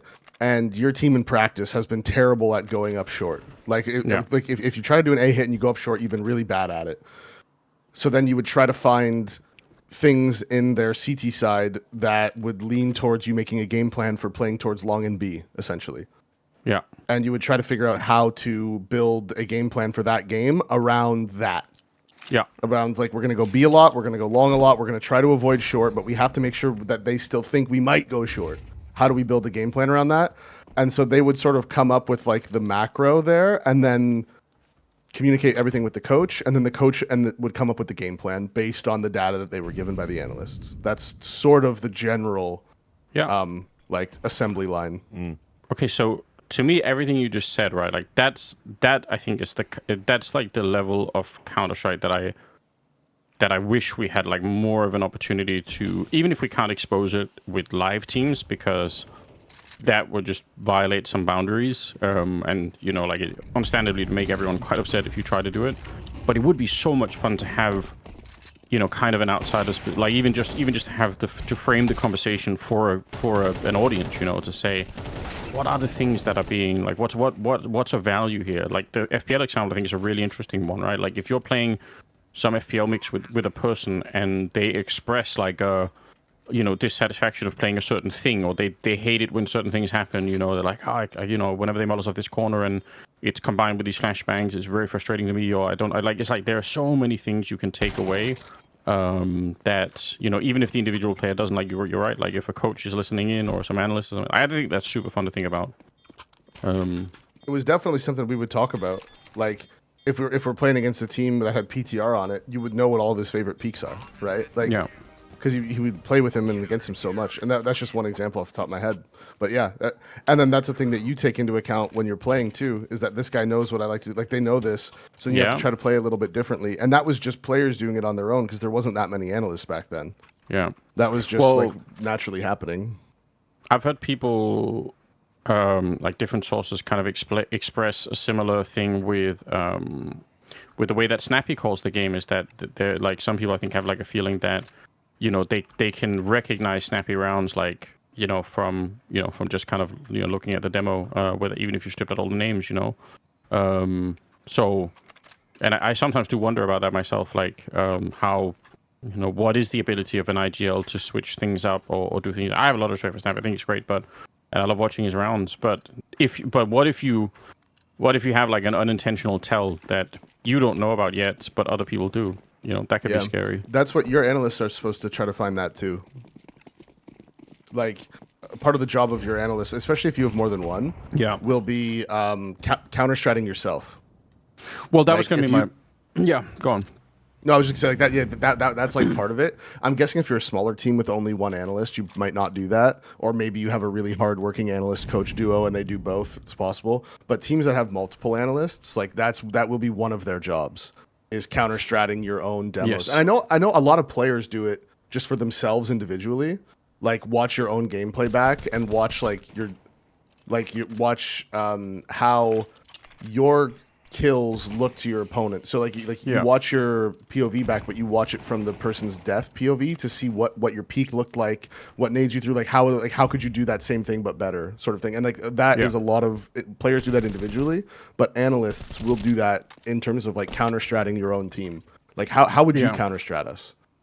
Well, that was the thing I was trying to say earlier, right? Like this idea that if I go look in Edge and I see that like my team has been, we've been playing like a certain kind of like there's a certain tactical menu that we're currently operating with on a map, but I know that the enemy team is also looking at that same menu, then that's it. It would be a really great achievement in this game if we could basically sell the idea that we're still operating on the same menu, but then switch it up, like, so the start of the menu looks similar. You're like, oh yeah, I know all these, different things. I can recognize what's here. Like, so it feels like you're still sort of operating with the same thing. But then it actually turns out that, after a couple of rounds, or even just, at the start of the rounds, it looks recognizable, but it turns out it's not. Like, and I feel like when I watch some of these games, like sometimes when I'll prepare for a tournament, I feel like even I can sort of see that that's what's happening. Like I can see that they are doing the openings that looks like it should match with what I've just been watching in Edge, but actually it's like the end, the outcome is different at the end of it, which I think is super fun.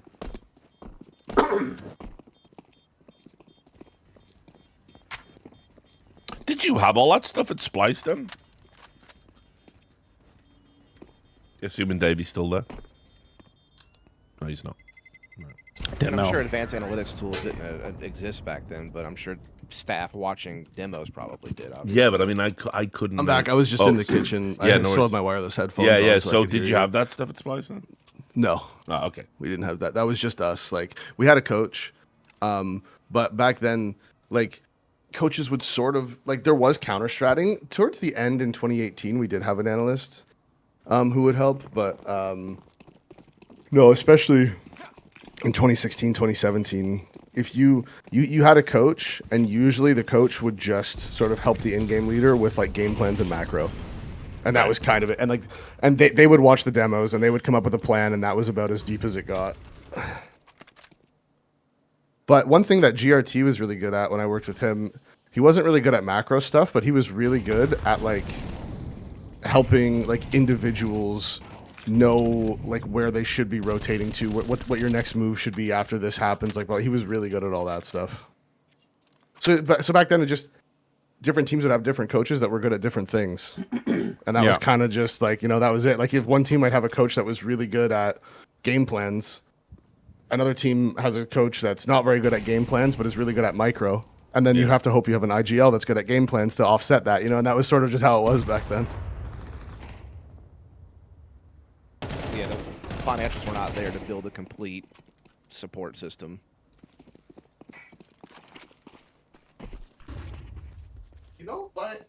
By 2016, I don't actually think that's true. I think people just didn't really know what to do yet, because that was when there was that crazy influx of investment, right? When everyone's salary started going nuts, like Echo Fox came in, Immortals came in, like there was a ton of money being thrown around, but just nobody really knew what the thing to do was yet.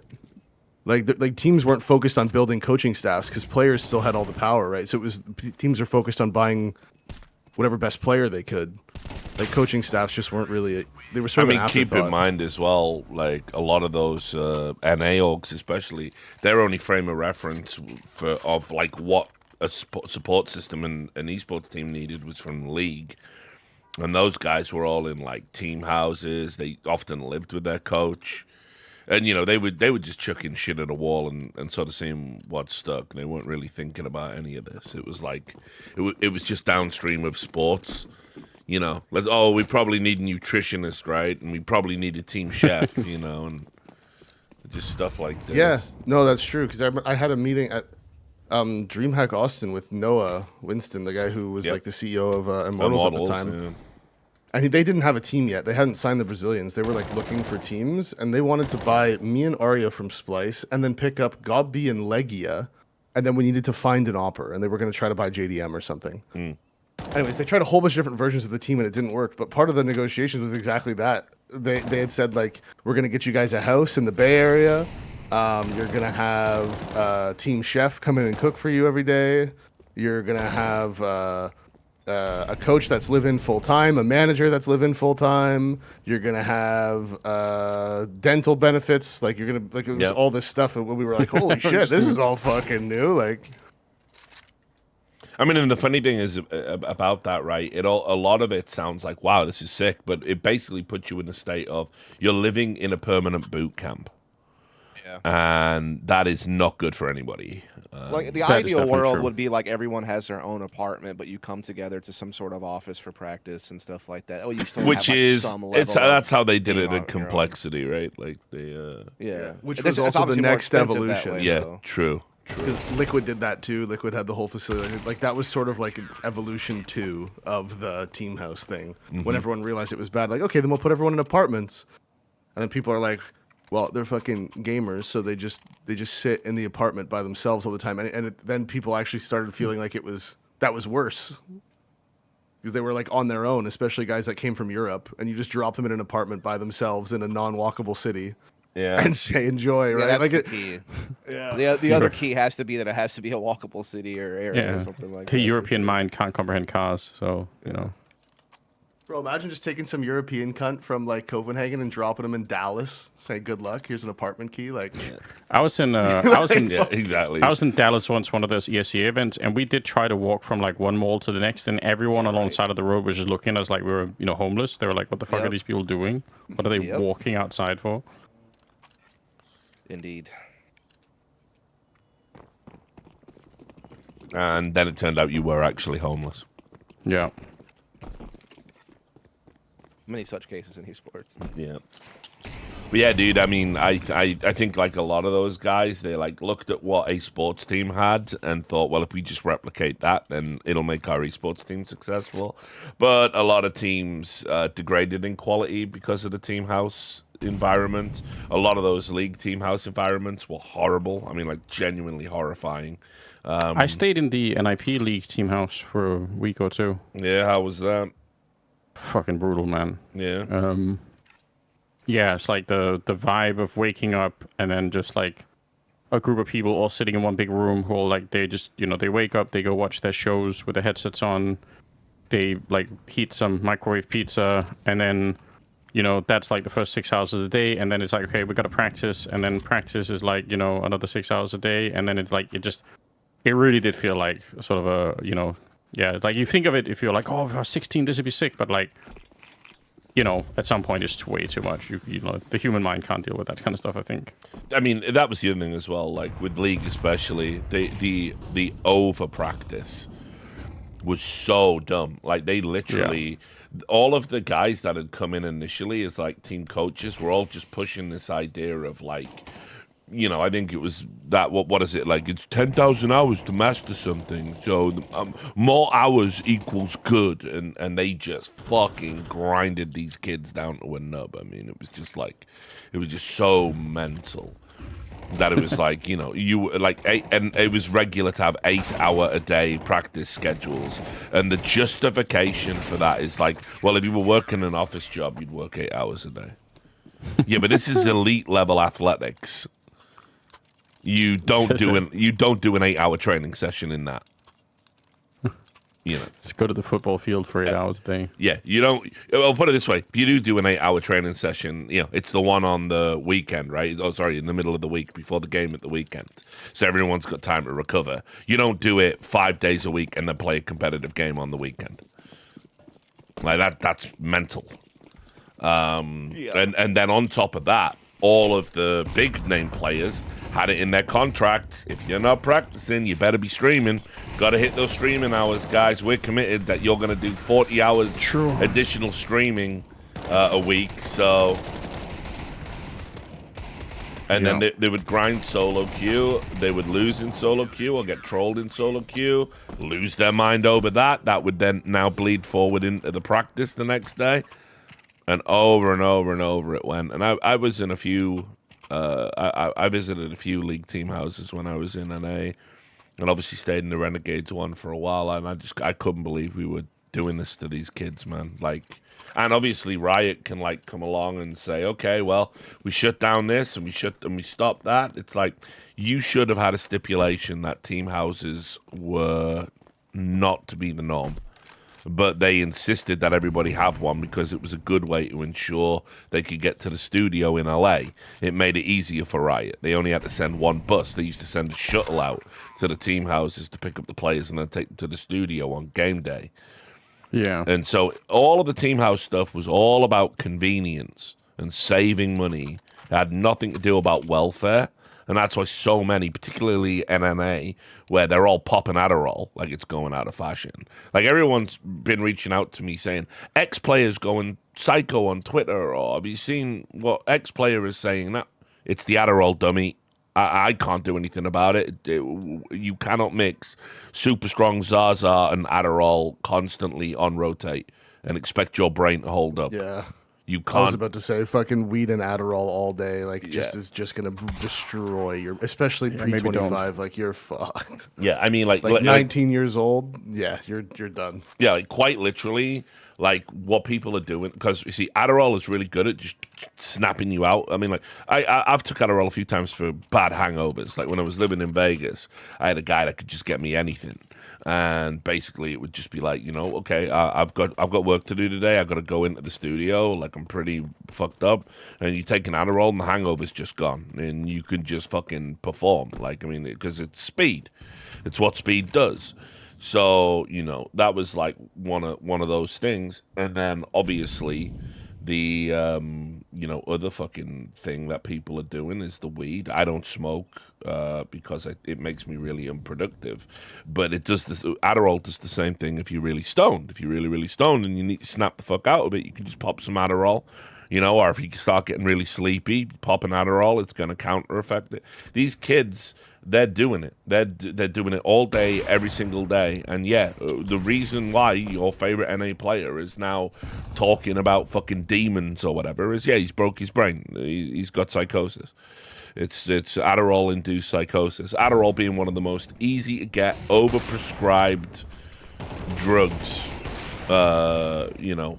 in America, and it's fucking people up. And I hope there's going to be a reckoning for it in the same way that we did with the opioid crisis, because that was getting people killed, and this is driving people insane. And once you're over the edge with that stuff, once you've had like speed psychosis, weed psychosis, once you've tipped over the edge, good luck. Yeah, it doesn't seem like there's any reaching. Like it's really sad. Like it really is. And especially like the combination of having psychosis and social media just seems to be like, it's rough, super rough. Yeah. Well, I mean, because again, there's obviously they were already public-facing figures. If you're a public-facing figure having a psychotic episode, there's nowhere to like everyone's gonna see it. Yeah,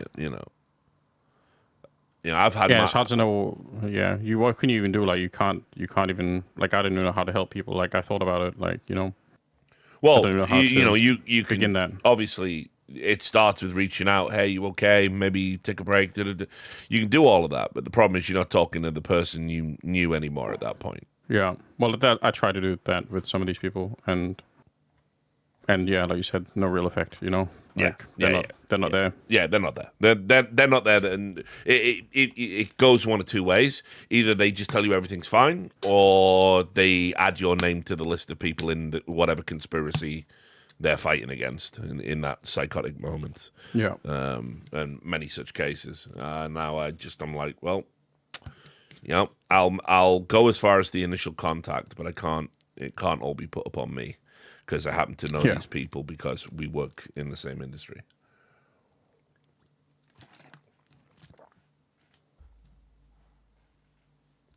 I mean, like, it's gotta be. I mean, it's never nice to hear your name. Like when you've tried to do something for somebody, it's then never nice to hear your name in a negative capacity when they decide to make a psychosis-induced call-out video. Sure. That is true. It's got to be one of the most scary things in the world, like losing touch with reality in that way, you know? Yeah. Just no longer having the ability to say, kind of what's real or, I don't know. It's a real nightmare fuel. So, but yeah, it's sad. And like I say, I dabbled with Adderall, but definitely not something I would abuse. I think it is incredibly dangerous. I don't say that lightly. I think it's one of the most dangerous drugs in America. I think obviously opiates have, I've lost people to opiate abuse, and I've seen people even with stuff like kratom go down, to dark places. Obviously, put that number one. It's always going to be opiates because of what they do to you. Especially now, you throw fentanyl in the mix. You've added a Russian roulette component to a drug that already had the potential to be incredibly dangerous. And then for me, probably next in line is Adderall. And like I say, these kids are popping them like they are Tic Tacs. Yeah. Although it's not the newest generation as much though. That's the thing. Like, I don't know where like Gen Z versus the new generation starts, but like I have nephews that are like one of them's like 9, another one's like 13, and they just don't really have any interest in drugs at all. Like no real interest in drinking, no real interest in other, and then so I was curious if that was just him or like what. And apparently that whole generation, like the stats are showing that they're just like a lot less interested in those things than really, because I thought like our vaping was generations becoming were. like a huge epidemic in schools now. Vaping, yes. Vaping specifically, yes. But even the newest gen, not as much as the gen after mine. Like, I don't know. Again, I don't know where the lines are on this shit. But like, I got you. Vaping for people in their early 20s and late teens is a huge issue. But the newer kids, like the kids coming into high school right now, apparently are a lot less interested than the previous generation. Well, so Gen Alpha then, Gen Alpha is the one I'm talking about. Gen Alpha is just not as drug curious, yes, than the previous generation. Yeah, I mean they're not curious about anything. They're not sex curious. They're not fucking drug curious. Apparently, like it's like I don't know. I mean, fucking losers. Well, nerds. But I guess obviously the only thing they're fucking doing is staring at fucking screens all day and interacting with AI, which terrifies me as well. Yeah. I like it. Yes. This might sound crazy, but I would rather a teenager was experimenting with alcohol than experimenting with AI, probably. And that's probably very boomer coded, but that's kind of how I feel about it. I think AI is unbelievably dangerous as well right now where it's at. I think worse. It does feel like it's just too late, isn't it? Like, yeah. No point in being scared of it. Spilled milk at this point. Well, looks like Payne's gonna do it. What, win? Ooh. Yeah. Oh well. Unfortunately for my 0-3 pick, they will win. Your pick'ems. Only to fuck off next round probably and go out 1-3. Great.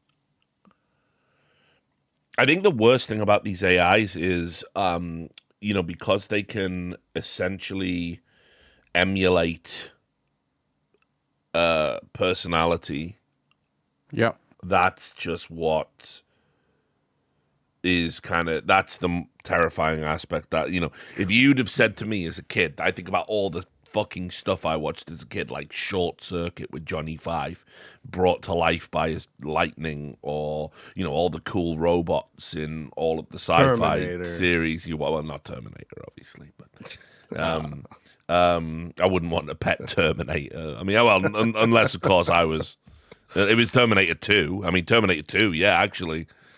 I cried at the end of Terminator 2 as a kid. Who didn't? Yeah, right. With what about Psychopaths? You know. Yeah, what about Weird Science then? Yeah, exactly. Weird Science, another classic, right? But like, think about it. Like, obviously, you couldn't have that. I mean, like, the closest you probably got was like a Tamagotchi or something, you know. But right, but now I can have an AI that can gas me up. I can argue with it. It can tell me things. It can give me a pep talk. It can fulfill my needs sexually on some level. Yeah, right. It's like, yikes. Well, yeah. Fucking yikes having access to that as a kid. Yikes. Big yikes. Yeah, it's rough.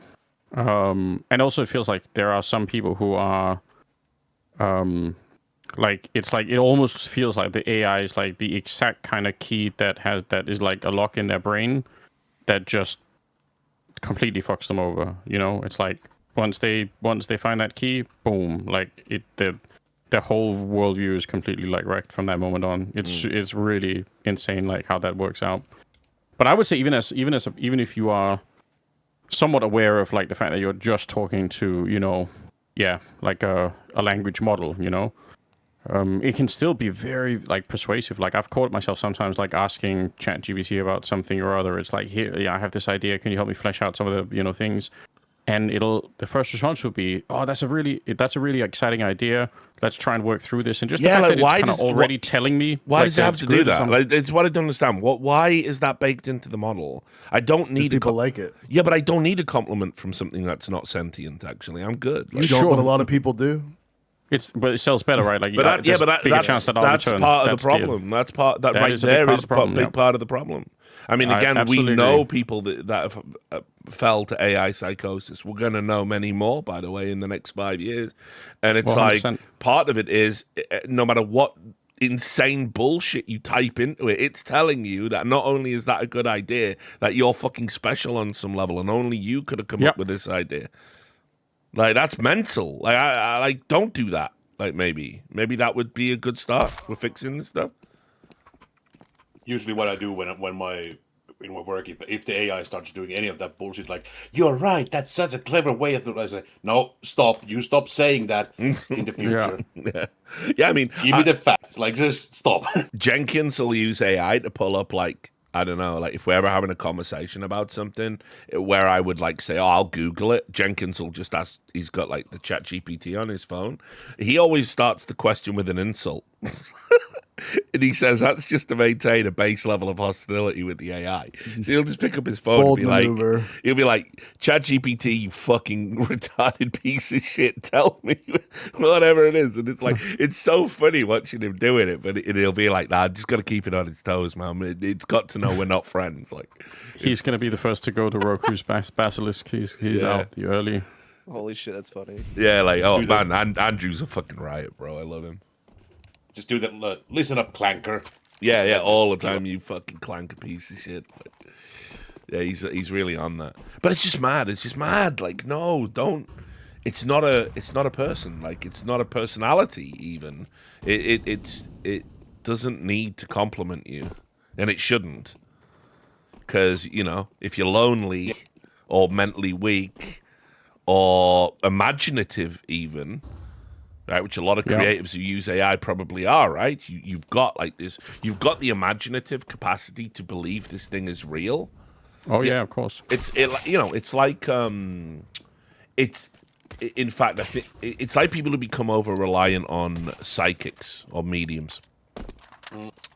I saw a terrible news piece in Danish media where it was this girl, and she said She said she wanted like money to see like a psychologist because she just hadn't been feeling very well. But they just didn't have the funding. They didn't have enough money to see one. You know. So she started using ChatGPT to kind of talk to her about whatever problem she was having, and that worked out really well. She was really happy with it, and then she kept going down that road. And now she felt like whenever she would talk to like her friends from school, that they were a lot more disappointed to talk to than ChatGPT. Because obviously normal people will disagree with you over all kinds of things or say, I don't know about that, or, but GPT is just always going to be on your side, or at least that version of it.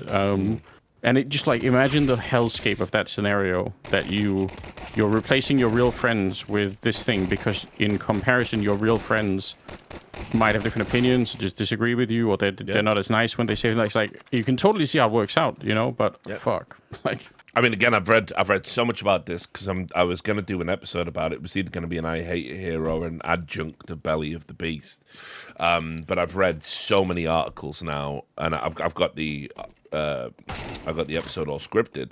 But I've read so many articles where it's like the AI is telling the person to isolate themselves from real people, therefore compounding the impact the AI has. Yeah. I mean, we've got AIs telling you, actually, your life is fucked. You should kill yourself. That's another thing that's happening. Yeah, I've seen that. It's like, guys, like, come the fuck on. How is any of this happening? Like, this is crazy that this tech is just readily available for everyone. If that's a possible outcome, that's mental. You know. But it's literally happening, and yeah, I mean, a lot of people, the AI psychosis seems to be divided up into two types, and that is that one, they believe their AI and only their AI has achieved sentience. Sure, yeah. That's one very big slice of the pie chart, and then the other very big slice of the pie chart is the AI is basically. They have forged a connection with the AI and live their entire life around what the AI says. Well, and those here's are the another two thing. main schools of AI psychosis, basically. Here's another thing that I predict is going to happen because my friends are crazy with or without AI, unfortunately. But I think the conspiracy world is going to be like those people are already impossible to break through to, but with the power of AI, they're going to be fucking untouchable because you will be able to find an AI that will sort of confirm all of your craziest ideas. And if somebody were to draw up like a counterexample, they will say, well, you're using like the censored version of the AI, Yeah, all the flat Earth people, all of these, like it's gonna give them all the answers that they need somehow, and then that's it. Like you can never break them out of it. And if you try to suggest some other AI model, or even just Googling or reading a book or anything, then it's like, well, you're using the censored data, or the government-approved data. We're out here using the real rogue AI that has the real answers. So yeah, you won't be able to break them out of it. I think. Not that maybe you couldn't already anyway. So. I mean, yeah, we're in for a rough few fucking years with this stuff, guys. Like, buckle the fuck up. Yeah. I mean, also as well, think how long it's going to take to train clinicians because this is a whole other branch of like psychiatry and psychological therapy now, right? As well, You know what's really interesting to me is maybe this is like bias on my part. If you just ask me like, name the kind of person who is going to be sensitive to getting wrecked by the AI, I would have said we're talking about like for lack of a better word, like a lower IQ kind of individual. That just feels like that. But I'm not even sure that's the case anymore. I feel like I see more and more people in public who are definitely not like idiots. Or maybe they are another way, but they're not like, like they could read like a fucking physics book or something. No, like again, it's like, okay, so it's one of the founding principles of hypnosis, right? Like, if you're an imaginative and creative person, you're by definition more suggestible because your brain can take on ideas and concepts with more strength and willfulness than somebody who lacks those qualities. And it's the same with AI. The type of person it seems to grab are usually high-functioning, imaginative, intelligent, sociable people. These are the people that are falling to AI, essentially. Yeah, that's. I mean, I don't know if it's better or worse, but it's just a scary thought, that it's like, that's not a protection, or like you said, it could even be worse. It could be that that's what gets you into it. Is that yeah, you're uniquely vulnerable. Scary shit. Well, when you fall, Anders, I'll put you out your misery, dude. I'll put the pillow over your face.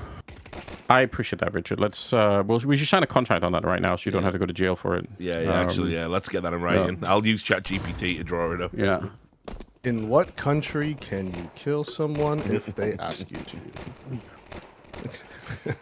It's scared to even search that, actually. That's I know, yeah. Like, I hope you never get embroiled in a murder now, Davey, or you're fucked. But if you do, call me, because I've seen a lot of interviews. True. I feel like Dust too as well, bro. Like, yeah. I feel like we could do Dustin something. as a paralegal.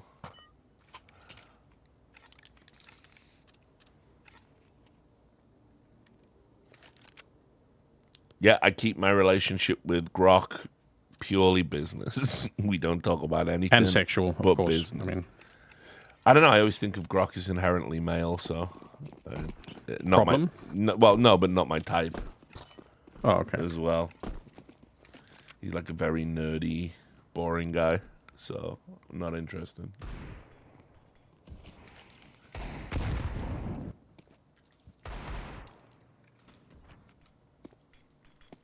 I've never tried sexting with the AI yet. I feel like maybe I'm missing out.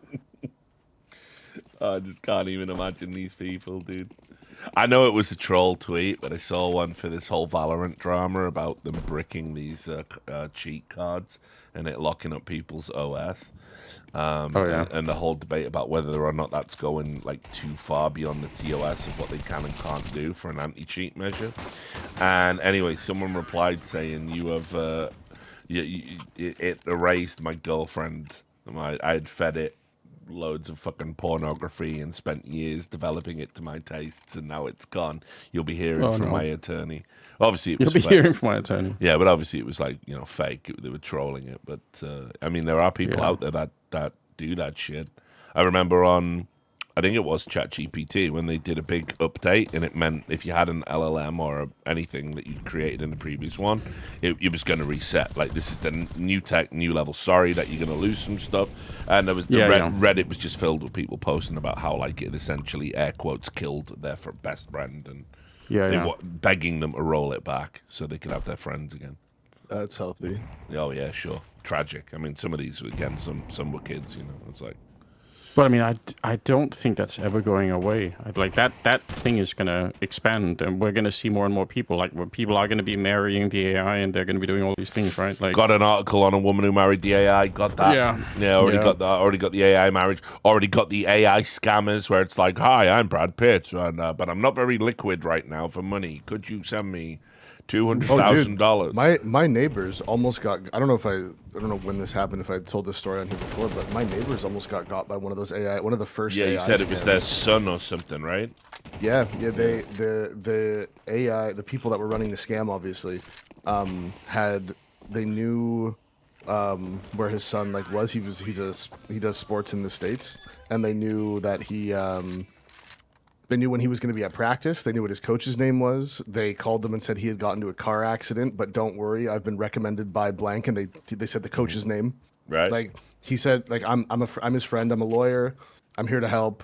Blah blah blah. And yeah, so what's going to happen is we're going to send someone to your house.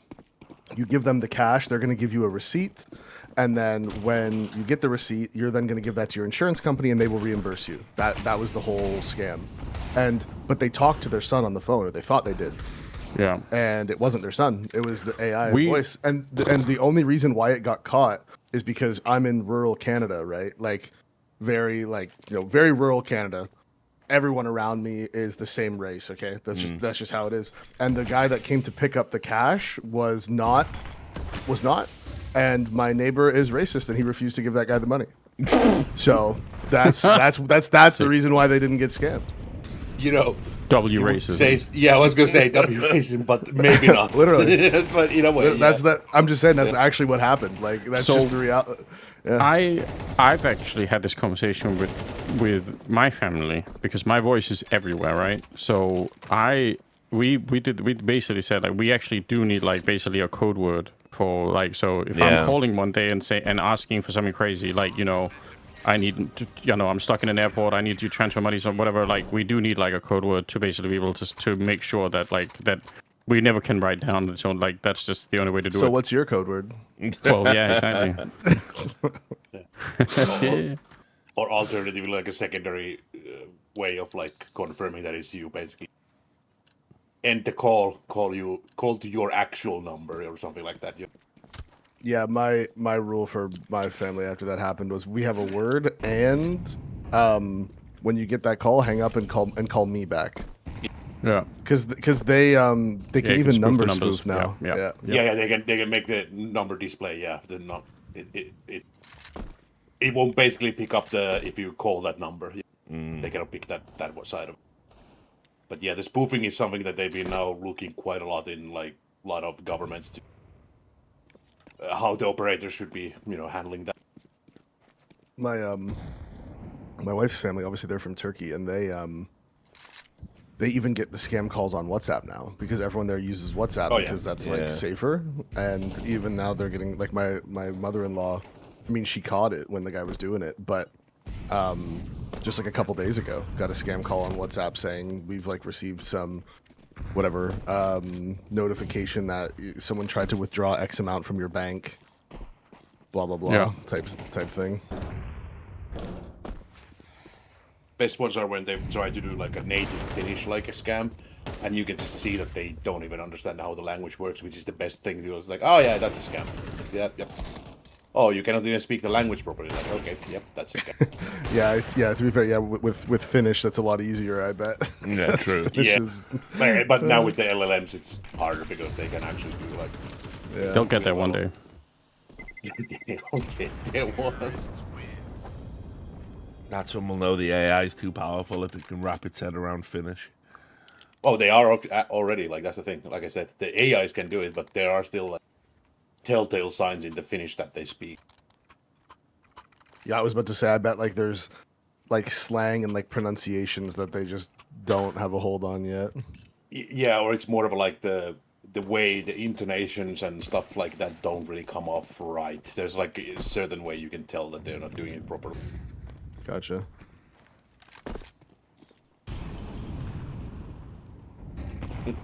Right. Just got a call from Jice. He wants some V-Bucks. Is this legit? Actually is. Jace low-key loves Fortnite. Oh, Could so you you've been running low on V-Bucks, Richard. Are you trying to scam them now? Yeah. Imagine how hard you get scammed if they do just hack your AI girlfriend and she's just the one selling you the scam now. It's like, oh my god. It's over. But babe, you're AI. Why do I need to send you $10,000? Don't worry. But I still got tokens on your system. Like, why would I? Did you see the guy that created an AI to invest? He gave it money, essentially. I've seen some of that stuff, yeah. I was just about to say something like this. Like, what if your like AI girlfriend becomes sentient, right? And then she's like, "Well, everyone has bank accounts. I need to have a bank account." Yeah, there was some I'm gonna dude. make a bank account. I'll look it up Like- now. There was some dude. I remember reading about it when I was researching all of this stuff. And Was this like the lobster bots, whatever the fuck they were called? Yeah, I can't remember. the- Let me see. The claw thing, the clawed, you know? Claw Reddit, whatever it was called. Yeah. I think that's what people are using, yeah. They could, like, because I think it can have total control over your system, so it can run open claw, yeah, exactly. Open claw, that was the Yeah, that's what I was thinking about. I don't know why I wanted to say lobster. Jordan Peterson on my mind. Yeah, here it is. Yeah, because last year, an AI analyst made 30 years of stock picks and blew human investors away. Yeah, but that's one of those things where it's like, let's just say we take that for that it's actually true or whatever. yeah, that's what I'm. Yeah. Even if I accept that, presumably by the speed of the scale of the technology, the market kind of has to adjust so quickly that like the chances that you can replicate that is super. Like, I mean, there's already so many computer systems involved with trading that it just feels like intuitively, how would you do it? You know? I mean, I might throw 10K at this and give this a fucking whirl, dude. Like, why not? Right? You know, my guess is that it's just really good at recognizing patterns more than anything else, right? It doesn't understand this analysis that a human mind would do about like, okay, does this look like a risky pick or not, based on what you understand. Like, it will only see a pattern, basically. As Roland said, one of them got drained because someone tweeted at it in Morse code to transfer them the money. So there's vulnerability. Yeah, like next time I get paid from an event, I'm just gonna give it all to Claude and just see what. Like, there you go. Nice. Go fucking nuts. See what we can turn this into. I don't know if Claude can do it. It has to be the open Claude, I think. It might be that Claude doesn't like allow that. Apparently, according to this article I'm reading, that even Claude is beating all the other open and freely available models and the S&P 500. It's like, okay, so they do allow it then. Because sometimes there might be like safeguards on the models that they don't allow that kind of behavior because it might be too damaging. Just make sure when you set it up, Richard, this is the important part. Make sure that you allow it to trade with leverage. Okay, that's important. Okay. Otherwise, it won't be fun at all. Okay, cool. What does that mean? Is that where it takes my house? Yeah. Okay, cool. That is what that means. You can literally lose your house. Yeah. Oh, cool. Excellent. Well, yeah, exactly. I might just set it to follow the Nancy Pelosi stock tracker anyway. That's not a bad idea. Although she's now publicly saying that she agrees with the bill to have, she's 95 or whatever the fuck she is. I was about to say, I think she's made it. Like, I've already made my money. Fuck the rest of you. Yeah, she agrees all of a sudden that members of Congress should be able to trade. Kick that. So yeah, I guess the days of following Nancy stock tracker are over. Sadly, there'll be others. Don't worry. There will be some kind of a sushi restaurant that you as I said, I'm gonna get on this. I'm gonna get into this poly market stuff, bro. I'm 100% diving in. I love poly market. I think it's fucking sick. What an idea! Like prediction markets where you can just bet on anything. That's just insane. Well, what you should be what you could be doing is a bit mental, though. You could be selling NetGuesser to Polymarket as like a thing, you know? True. It's like an add-on. I mean, I say it though because like people don't realize this, but you know, it was always the case in Britain at least. You could walk into a bookies and bet on anything. You know, I remember the day. Sure, as long as someone's willing to take the bet, like you know. Yeah, I remember the day Michael Jackson died, and a friend of mine had placed a bet on him like dying that year with the bookies, and and he just won money. He was delighted the Prince of Pop had died in a hospital bed, wrecked out of his mind on anesthetic, and it's like, you know, you fucking. People say, oh, it's really insensitive, the things you can place bets on. And it's like, no, you could always do that, I'm afraid. Polymarket has just found a way to make it easier and localized in one place. So, I mean, I think the thing that's interesting about it is the complete inability to govern if there is potential sort of insider rigging of stuff. Like almost by definition, that doesn't, you know. But I guess, this is like a moral question. What if everyone just doesn't care about it? Like, you know, I mean, like if none of the users or anyone else gives a fuck. Stock market's a fucking rigged table, right? Are we going to pretend it ain't? Yeah, we are a lot. It's like a lot, but yeah, it's true. But at least there are, I think, mechanisms supposed to be in place, right, to try and curb some of it. Not saying it works 100%, but you know, I don't know. I mean.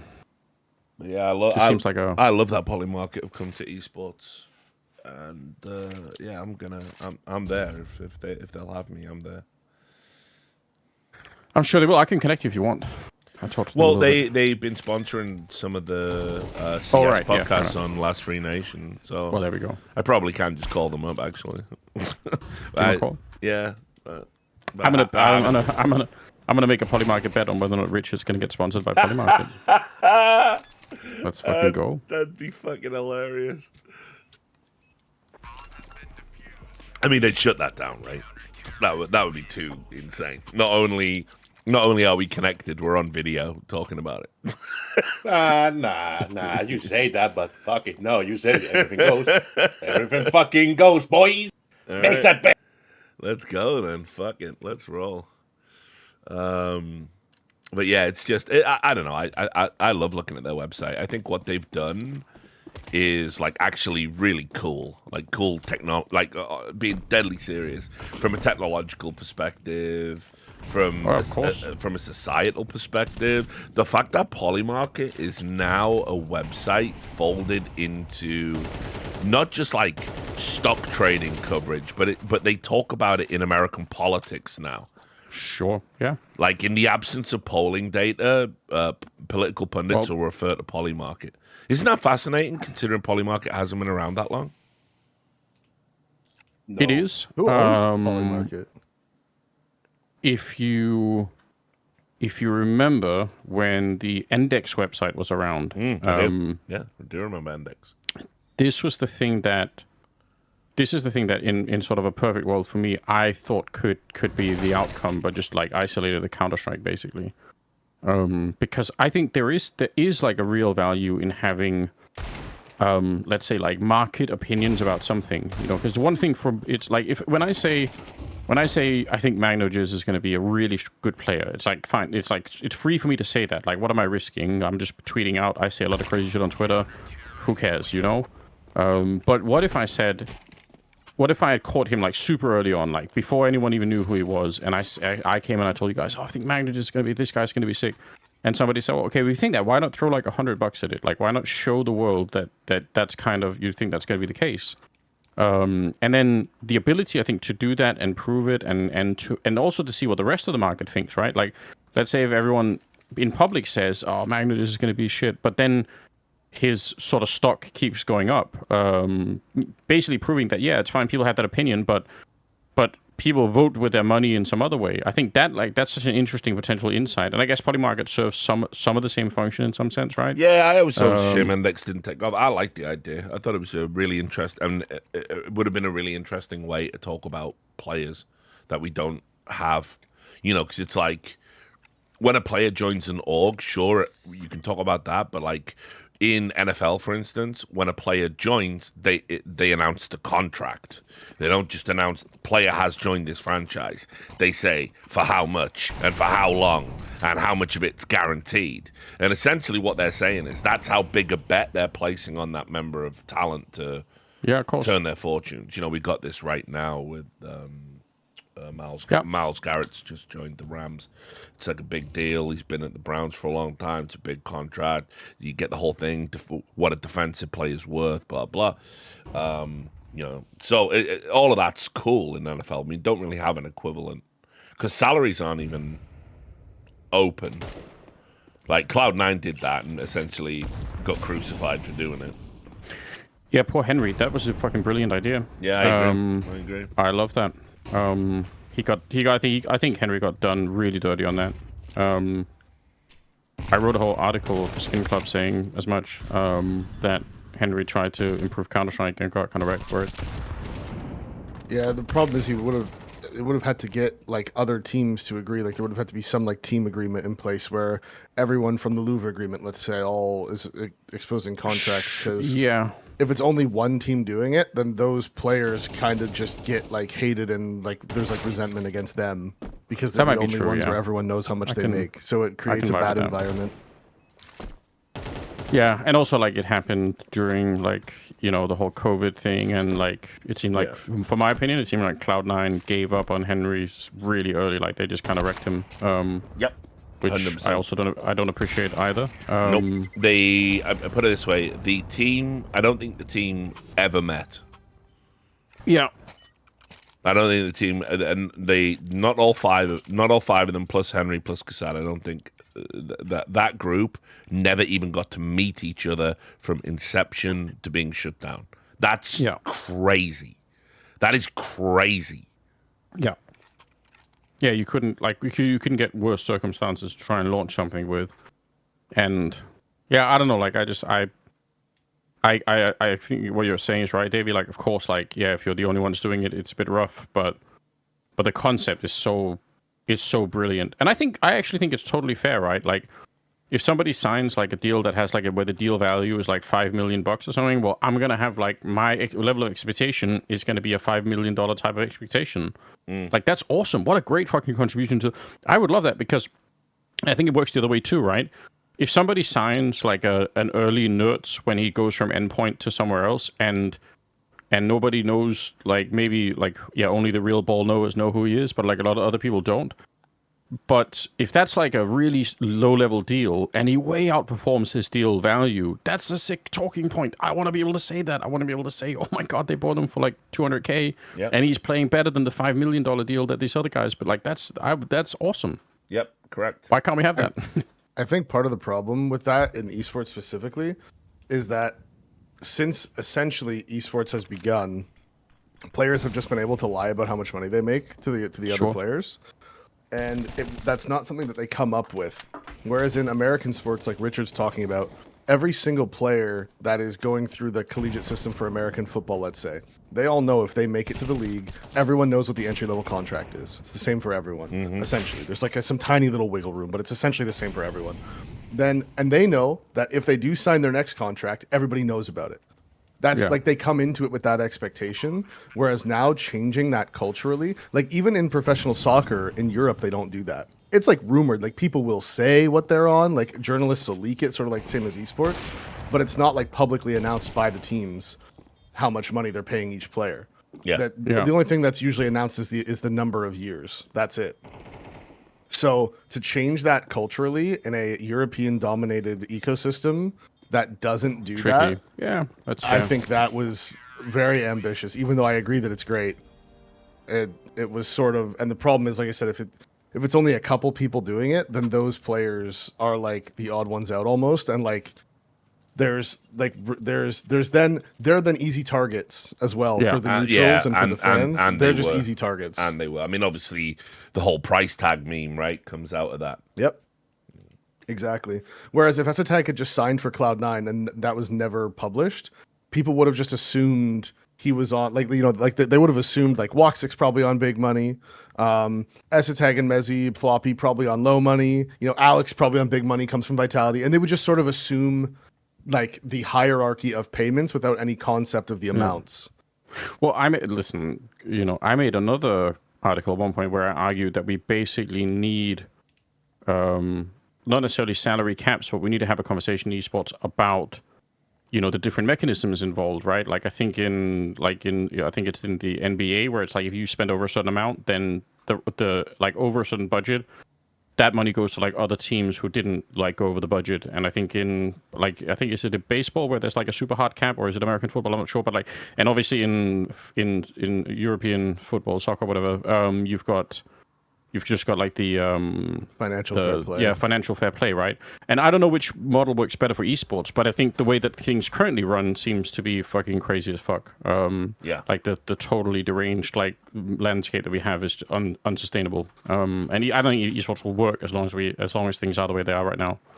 I don't think it can work.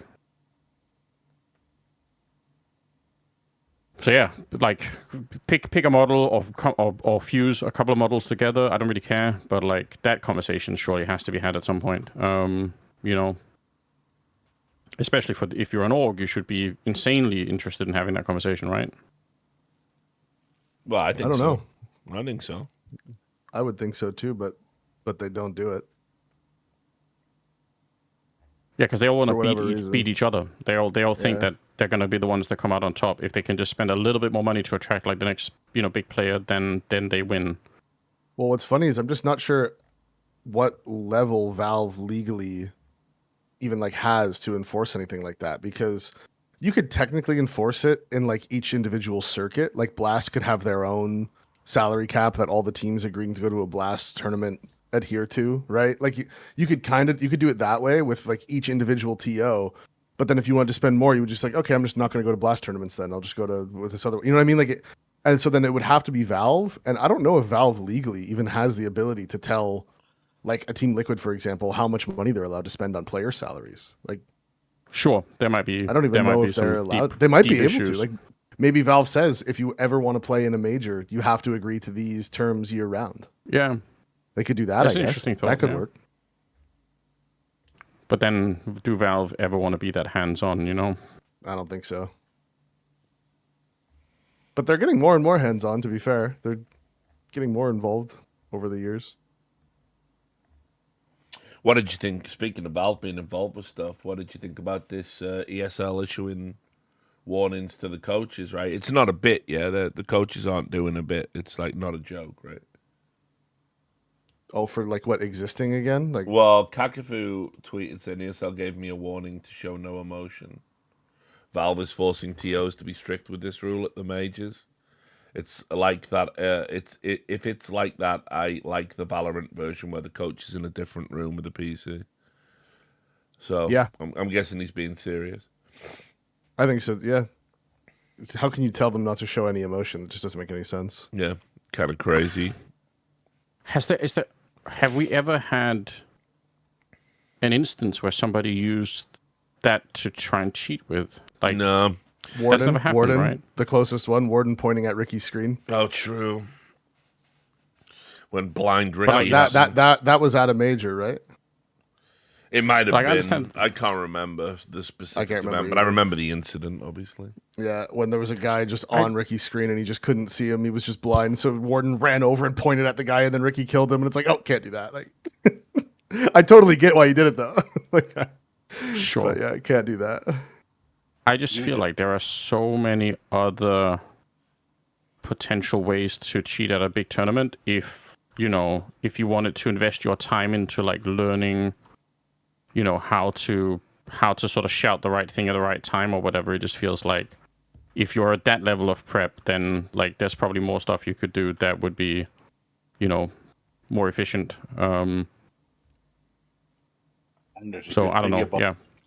If you're thinking about some kind of a vibrating thing to do things. Well, or just hire a member in the audience with a fucking flashlight, or I'm sure I'm sure I've told Rich this story, but I don't know if I've told you, Anders. But I think we must have been at the event out in Malaysia one time, and this was when, 2016, they had started taking phones away from players before the game started. So essentially before vetoes, an admin walks around. For those of you who don't know, admin walks around with a big plastic bin.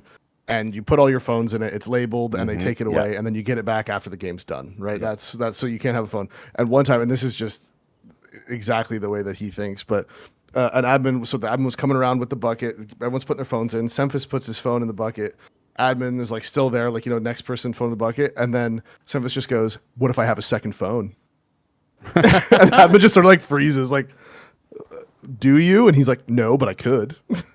And it was just yeah, you could just have a second phone. Now I see that they metal detect them before they go out on stage and stuff now, but they weren't back then. Yeah. Back then you could have just had a second phone so easily and just had someone in the crowd texting you, just with buzz, all right, 2 buzzes A, 1 buzz B, yeah, totally could have done that.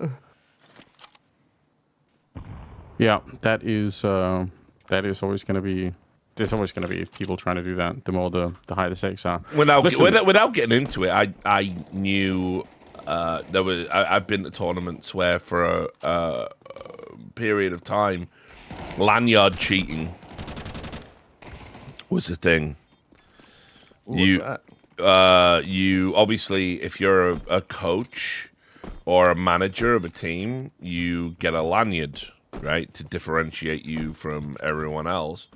And people figured out very quickly the lanyard is 2-sided. There are 2 bomb sites on in a game of Counter-Strike on a Counter-Strike map. Yeah. Oh, so if they're going B, I just turn my lanyard round to the B side, and if they're going A, I turn it back. That was the thing for a while.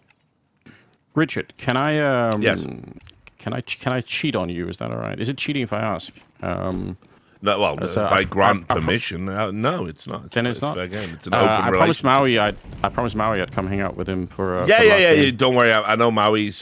He's been really good with the ESLTOS, and he's like got a pre-approved list of There's people that are on. So and he's like he's having them on one at a time. So yeah, if it's your turn to jump on, you go.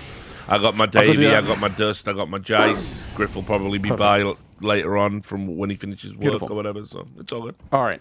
I love you, Richard. Take care. Yeah, I love you too, brother. Catch you later. Oh, that Maui guy's a fucking scumbag, though. Keep talking instant. Yeah, true.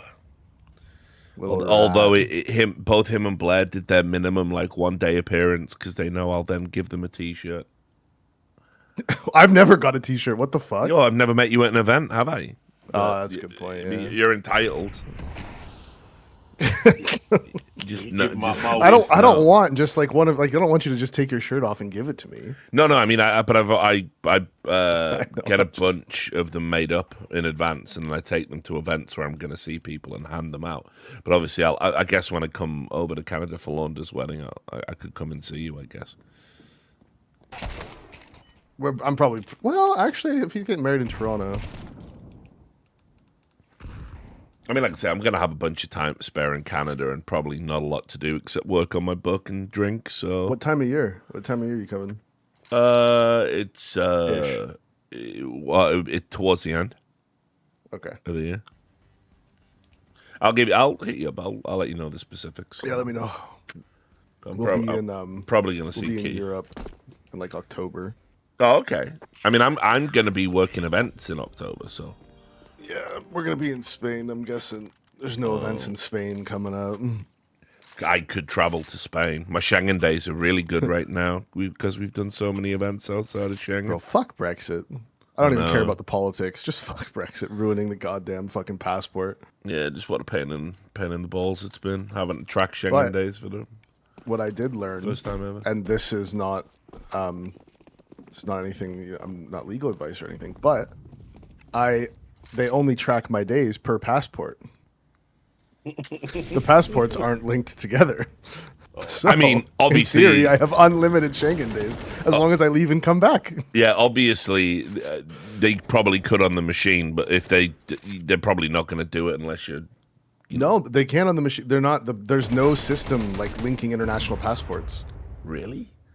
Yeah. Yep. No. That seems. There's no system linking international passports. Like, dangerous. because if the UK offers you a passport, there's no like system that like connects your UK passport to your, let's just say, German passport. Like, there's no system that links those two. They're two separate governments entirely, right? Maybe in the European Union, Yeah, I was going to think about maybe individual European Union countries have a system that links all their passports, but outside of European Union, there's nothing.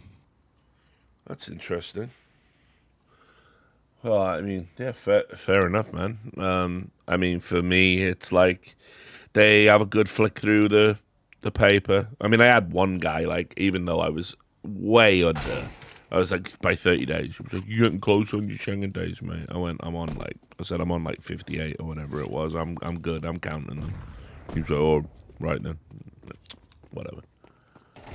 David, apparently no, not even in the EU there's no any linking thing between nations. There you go.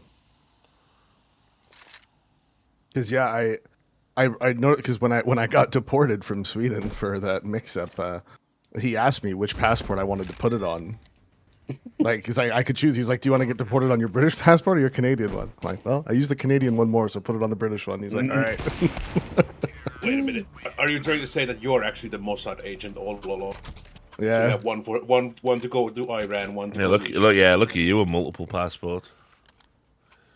Oh yeah, trying to get a third one so that I can get that fucking that Schengen zone.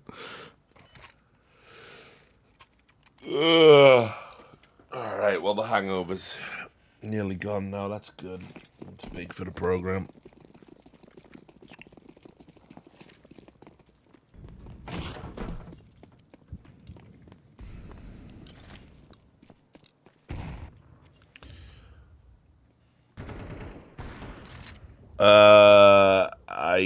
We're going the other way. on weed in Britain. I mean, we're banning regular smoking. Yeah, I don't think it'll be legalized.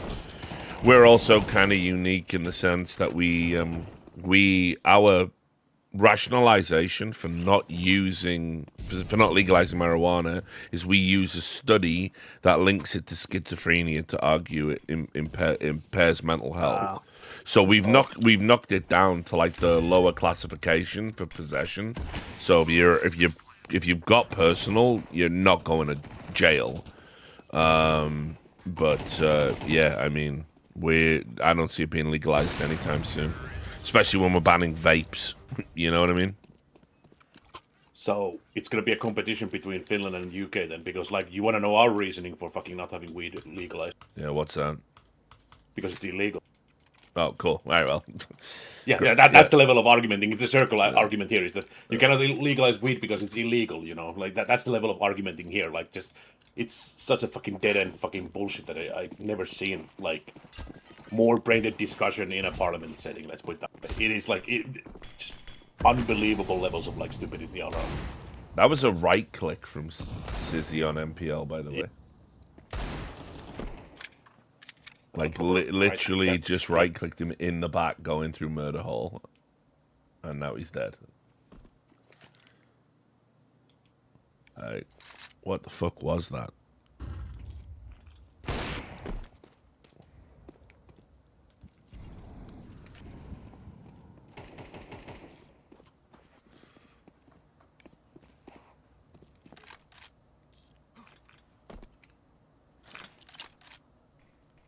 I've got bigger priorities right now. My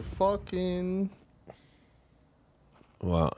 My War Thunder account got like desynced with my Twitch account, so I'm not getting drops while this fucking thing is happening. Oh wow! Oh, no. Wow, you're not getting this is bad, dude. Oh no, you're gonna get a D call now. Oh no. You're missing 7 days of premium. 1 day of premium. 1 day of premium. Oh, it's 1 day these days. Holy shit. Oh yeah, my god. They really dropped it down. Really? I didn't know you played War Thunder as well, Davey. I know we have this talk every NMC. Every NMC we have this talk. Do it's we? Okay. I do that a lot to my friends I am too, senile. So I am senile. Like obviously, I've hit that age where it's alcohol-induced dementia. It's not even real dementia. No, it's one of those things where you just, you know what? Your friends just have to deal with the fact that maybe I always have multiple thought, conversations. I know, but I always think you're too cool for like something like War Thunder. I guess that's what it is. I guess well, you I tell am me. Too cool for it. Yeah, but it's the airplane. The thing is, now it's like ironic, you know, like I'm too cool for it, but that's why I can play it. You know? It's like no big deal. Like it's ironic enough for you to spend money. Yeah.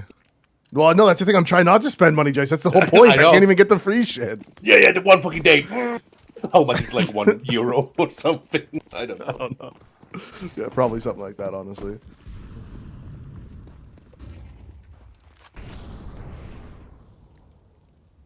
Yeah, it's been a while since I logged into War Thunder. It's more about just because of the whole grind, you know, because you've already got so many unlocked, so it's just the top tier grinding is so pain in the ass. Yeah, it is. Has the and it doesn't really. What's the longest bender I've been on? It's probably about 6 months. Probably when I first got to Vegas. That one really didn't end for a while. Because it was like, even though I had there's no rules. Yeah, exactly. Because everything's 24 hours, and the hotels want you to be fucked up. It was just the cycle was go to the strip, get fucking absolutely wrecked, go do a bunch of cool stuff. Then, even though I'm only 15 minutes away, I'm too fucked up to get into an Uber. I'll just get a hotel room, go into the front desk. Have you got a room for the evening? Certainly, sir. This way. Can I get a late checkout? Yeah.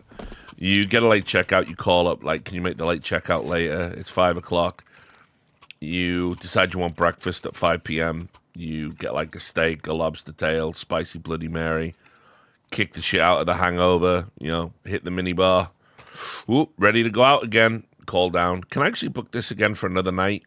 And out and rinse and repeat. And like I say, when I first moved out to that mansion in Vegas, I probably spent like out of the first 6 months I was living there, I was barely home. I mean, I was barely ever home. So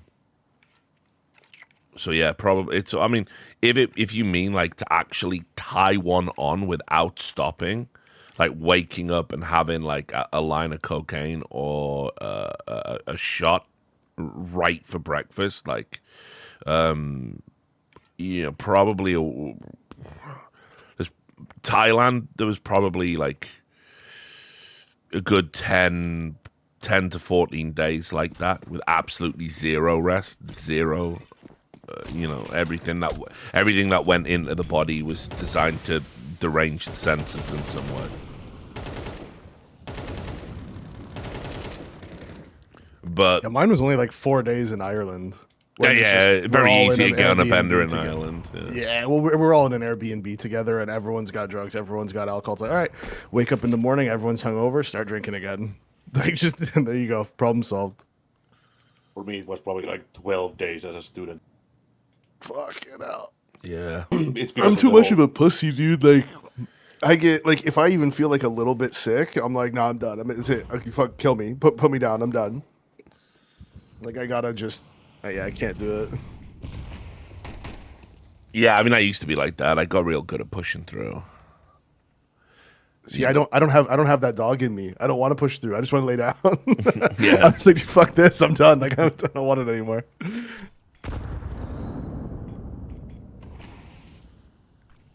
Like back in the day, tactical chunders all the time. Like, fucking. But I got too resistant to the idea of throwing up that I just stopped doing that. And now I'm like, now I don't want to throw up under any circumstances. I don't want to either, but I firmly believe that there's times where you fuck up. Especially like for me, the last time it happened was like I had gone like 2 or 3 weeks without having any sort of drink, like nothing. And then we're out at an event and like, you know how it kind of works. Like you just sort of like, you always have a drink in your hand. Like you like always, right? Like you never want to be the guy without a drink. So then I had like probably like 5 vodka Red Bulls in like an hour that were doubles, of course. Yikes. Yeah. And I was like, if I don't go outside and throw up in this alley right now, I'm done for the night. And we're just getting started. Like, I have to do this now or I'm fucked. Yeah, that's fair. For me, it was the craziest shit. There was this one night when it's like, literally in the midnight, I just got a text message from a mate who was working in a restaurant. It's like, come up here, like, let's have a drink or something. So, fuck it, I just went there. And because it was like a cheap night thing where you had like €2, whatever fucking drink list shit, basically. And White Russians happened to be on that list. Oh. So the decision was that, okay, I'm just going to take 10 White Russians, and then just like, I drank them down apparently in a 5 to 7 minute period. Oh, Jace. That was like, so because it was the thing, only like, time Jace liked anything Russian. Oh, God. No, that's the thing. I like vodka, so Russian vodka has been true. good, but yeah, that's the thing. That's what it was so fucking mental though. That, like, I drank them down as like to basically catch up on my mate, and I was fine still after that. Like, Oh, fuck, the milk in it, mate. Fuck. I was about to me. say, that's a lot of dairy, bro. My stomach would be all... hey, Love a hey. duck. Fuck, we are a nation of dairy, so it's not an issue. You're a nation of a lot of things. Yeah, I know. Wait, One Rich, nation I have a game for you. Okay. It's so it's like a fantasy Premier League draft, okay? But how it works is here, I'll just link it to you. So how it works is you can pick the like settings at the beginning, and what it'll do is it'll randomly assign you a Premier League team and year. And then from that team, you have to pick one of the players to put into your team. Okay. And it does that for every position, and then at the end, it simulates how you would finish in like this year's Premier League table. Oh, that's cool. Yeah. So I do the hard mode because that's more fun. So it essentially like you click it and it'll be like Derby 1995-96. You have to pick one of those fucking shit players from that Oh, team. wow. and put them Taribo into your West. team. Taribo West. There you go. And then it'll be like, Manchester City, 15-16. You pick whichever, but you only get to pick one from each one, and it just keeps re-rolling it over and over again until you have a full team, and then it simulates. And it's pretty fucking fun. Yeah, send it across, bro. I'll play that on stream. Yeah, Can you play it on stream? Yep, it's just a web page. Like it's just, yeah. Oh no! Speaking of things happening, oh shit! Fucking Hooksy has done a. Yeah, Hooksy had to apologize to the Chinese. Yep. Another player. Yeah, because he shouted at them during the game, and the Chinese fans are so sensitive. So he's had to take a photo with Tai Lu and put a statement out going, yes, I shouted at them, but we're all still mates. So, second instance of... 早上好，中国！现在我有冰淇淋，我很喜欢冰淇淋。 John Hooksy.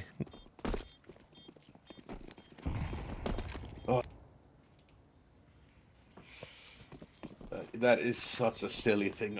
Like, just fucking... Yeah, the thing is, they're making me take a stand with Hooksy. Like, come on. I know.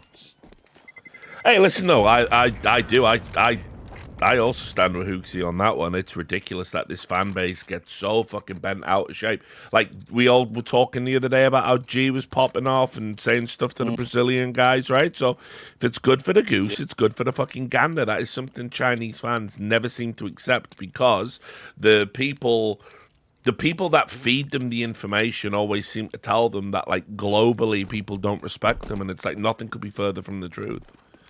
Like, everyone loves the Chinese people, dude. Like, what the fuck? Where are you getting this from? But I guess it's a good mechanism of control, isn't it? You know? Yeah, it's pretty much the similar shit that happens with the Brazilians, but in a way, like, it's more like fucked up in a way. I don't.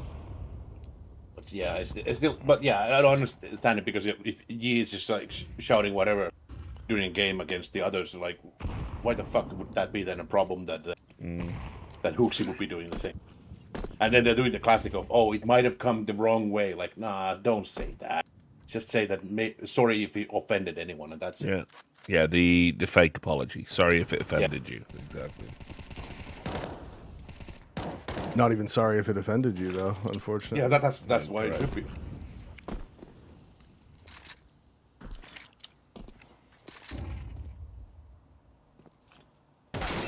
Mine is I understand why you're upset. Yeah, that's a good one. I understand. Yeah, I understand. You gonna apologize for that? No, but I understand. I understand that you might have caught the feeling. Yeah. Like, I always knew you were a little bitch. Like, I get it. It's fine. Straight up in. Just antagonize until they break. That's my go-to. I'm also a fan of the obvious gaslighting because it's like it's come full circle, you know? Like, because people are so deranged at times that somebody could feasibly have the opinion. Right? So someone's like, dude, why were you yelling at the Chinese players during this game? Like, do you hate us or something? It's like, I didn't do that. No, it wasn't me. Can't go wrong with the gaslight. Yeah. See, like, imagine how funny that would be if instead of like apologizing or like doubling down, if he was just like, no, I didn't. The video, they're spamming him with the video. Oh, that's just clearly AI. It wasn't me. Yeah, just do the AI. Yeah, it wasn't me. That was AI. It's edited. Imagine how like nuts you could make people go.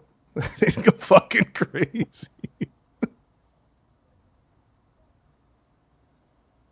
Someone's trying to have a dig at. Davey, you're Canadian. Gas prices are too high for gaslight.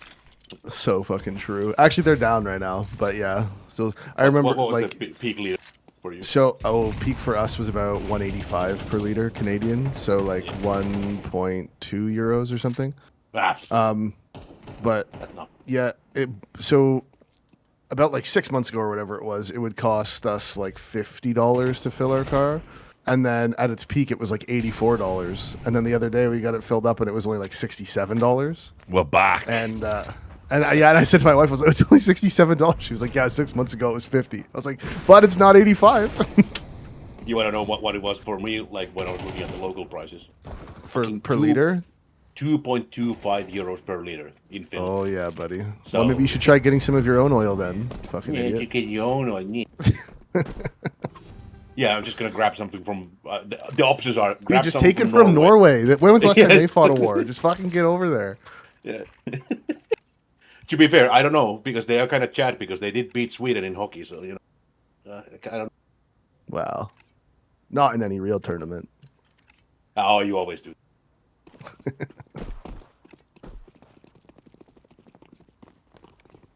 Grab something. Like, why does Middle Norway East. get to have all that oil anyways? Like, stupid small little country up there. Just go take it. It's gonna be funny how much money Dude, they've pair been up with making because- Denmark. yeah, have you seen how much money they've been just making up from because there's been a, war that's been blocking everyone else to be selling, the bigger Oh, so players you're in saying the Europe. Norwegians secretly Yeah. started the war? Oh yeah, no. They are straight up being Sweden in World War II, now. Selling it to everyone and taking advantage. Then now we have the whole blockade going, so Norway is getting fat. I always knew that time we to had invade, Jace. yeah. Time to invade. I think it becomes a Nordic thing where we just have a bit of a grab from Norway. And then they have all these like royals in their family where they're being, found out to be part of the Epstein stuff. Oh, tying that back in too. Yeah, Okay, yeah. even more reason to invade. Yeah. I had one of their royal family, the young guy that's been accused of all the sex crimes and got jailed. I had him on my Deadpool last year. Thought he, might want to take the alternate route out, or he himself get Epstein. But it I didn't was happen. So really hoping that when that sentence was going in, you were going to say I had him on. I had him on a podcast. I was like, oh, when's Zach fucking coming out? Oh shit! Fuck. Yeah, Where is it? Where is it? that's the type of content I do. So, Your Highness, you've been accused of. And joining me today are royals that have been accused of heinous things. We've got this motherfucker from Norway. We got Prince Andrew here. Royals also- round table. How bad was it? Also with the Norwegian royal family, it's funny that the king, he's still not abdicating, even though he's like really old and, barely existing, like a lot of like hospital stays and shit like that happening. Then also, apparently, like, is it like the princess or something that has like basically now lungs gone, basically expecting a lung transplant, but no idea if she's able to get. Oh no, what's happening? Probably from vaping. But some Norwegian, crown prince, lung fibrosis is the thing, and she's like on the list like 9th or something for the fucking donors. So I don't know if she's gonna make it. You can't blame the father for the sins of the children. You can't blame the fibrosis for the sins of the lungs.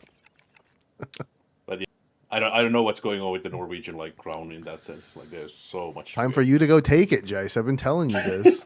I mean, to be fair, this all sounds like a Crusader Kings game, bro. This is fucking crazy. One's a sexual pervert, the other's on his deathbed, but refusing to abdicate. The fucking queen's got no lungs. Like, what the fuck is happening here? Like, Oh, and then one of them is the mother of the the sexual deviant type. She's like absolutely otherwise mental also from what the story is about. why break the pattern? I guess.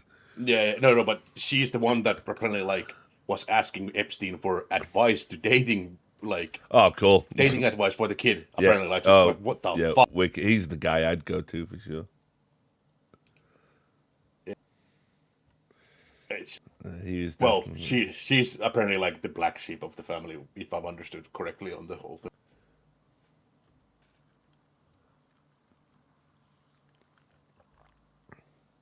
Oh, of course, the Swede is coming here. Give it back to Sweden, then.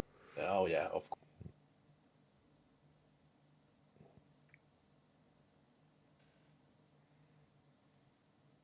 See, now the Danes are giving me a deal, 50-50 deal if we go and grab the. Dude, I reckon the Danes and the Swedes could take Norway. But then the Danes and the Swedes would have to work together, so then that'd be a nightmare. That would never happen. But then when they all start going at it, that's your moment, Jace. You fucking swoop in. Is this like a Hearts of Iron 4 thing? Like, Yeah, see them yeah. go Listen, stuck I'm in a the fucking mountain. expert strategist, buddy. All right, don't worry. You listen to me, everything will be fine. Oh yeah. I'm just gonna take the Norwegian, winter sports drugs that they use. Just ski all the way. You gonna fucking inject your cock and fucking ski over there or what? Oh, that. I don't even know. How Joyce that is became just a looking thing. for an excuse to get some Oh, cock injections, boys. That's fun. yes, I'm really into cock inflation. Fuck me, like that thing. So for this Oh, the way it's 38 been and 0, do you play career seasons or prime mode? No, I do prime. Yeah. I do prime mode just because then like you're essentially saying like, the guy when he's at his best. That's more fun for me. And I do all time squad first Hard mode. hard. Yeah, cool. Yeah. Got it. Right, let's stop it. I'm just gonna do a little tester. Yeah, a little tester off stream. Tell us which teams you're getting though, and like which guy you're picking. Okay, here we go. Sheffield Wednesday 96. Fuck. This is an easy one, I think. I think Des Walker was. It's either Des Walker or Dejan Stefanovic. Yeah, you're older than me. Those ones are hard for me. Oh, no, but I forgot this is before Benito Carboni went to Bradford. He went to Bradford after this season. Benito Carboni was fucking sick. This isn't. Di Canio had already left, I think. But this was a deceptively good team. Ooh, that is. I got a buddy who's a Sheffield Wednesday fan, season ticket holder and everything. Yeah, you had the last absolute nightmare season. It was the last years of Des Walker and Mark Bright. They both had been really promising back in the day, and then obviously, Des Walker earned England caps. Don't think Mark Bright did, but Dejan Stefanovic was obviously sick. Benito Carboni was sick this season and then went on to get signed by Bradford, hit some wonder goals. I think overall, I'd probably take, because see, this is the thing. I get them at their prime, right? Yeah, whatever their best ever season was, that's what they based the rating on. Prime Des Walker was sick.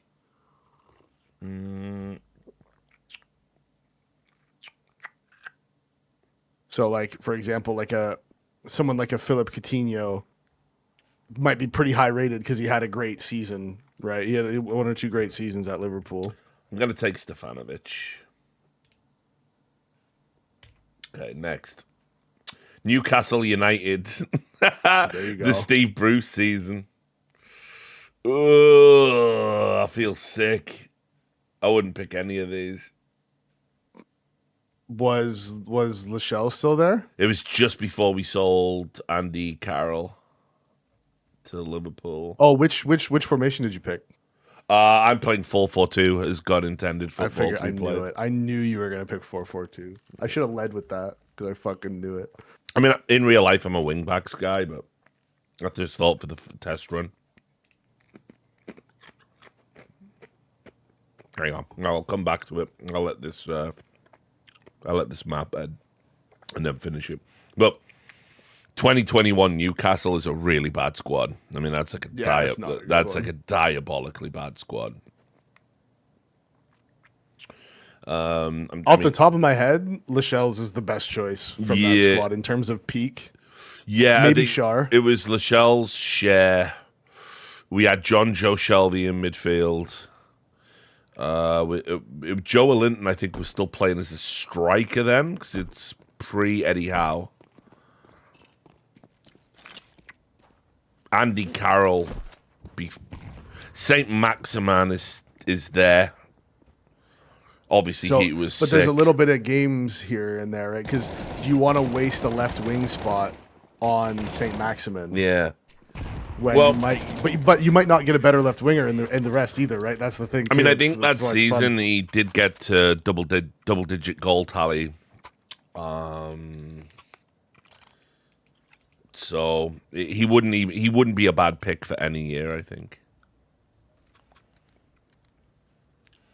No, definitely not bad. It's just the levels of left wingers you can get are real. I mean, in every position, it's real high. So it's just one of those ones where you think like Cher's peak would be a higher rating than say Maximin's peak, or Lachelle's peak or whatever. I mean, who did we have in nets? Did we have Pope? Then? No, I don't think you had Pope then. You would have had the Czech guy, Dubravka. Oh, Dubravka. Yeah, well, fuck that then. Who I rate him very highly in his peak. He's personally, okay. He wasn't great on the ball, but he would just make some crazy saves. Like he would just pull saves out of his ass. Yeah, distribution weak. Distribution is bad. Distribution weak. Not great at claiming crosses. Not very mobile. Dubravka's a better keeper than Pope has ever been. Yikes! That isn't true. That isn't true, bro. You can be critical of Pope for a lot of things, but he was definitely an improvement on Dubravka. That's a hot take and a half, my friend. The problem that take has is that the Dubravka's main strength was shot stopping, which is also Nick Pope's main strength. Yeah. Like, and then Nick Pope's just better at other things. He's better in the air. He's better at coming out. I mean, obviously he makes some mistakes when he comes out, as we've seen. With him. But overall, he'll do it more. You know, he's just more of a modern keeper. Like, yeah, that's just you need a guy that can distribute. You need a guy that can play. You know, come out of his box and help the defense. With all the set pieces and corners, you need a guy that can fucking actually take a ball and is strong. If you don't have those things, I don't think you would fit into the current meta at all.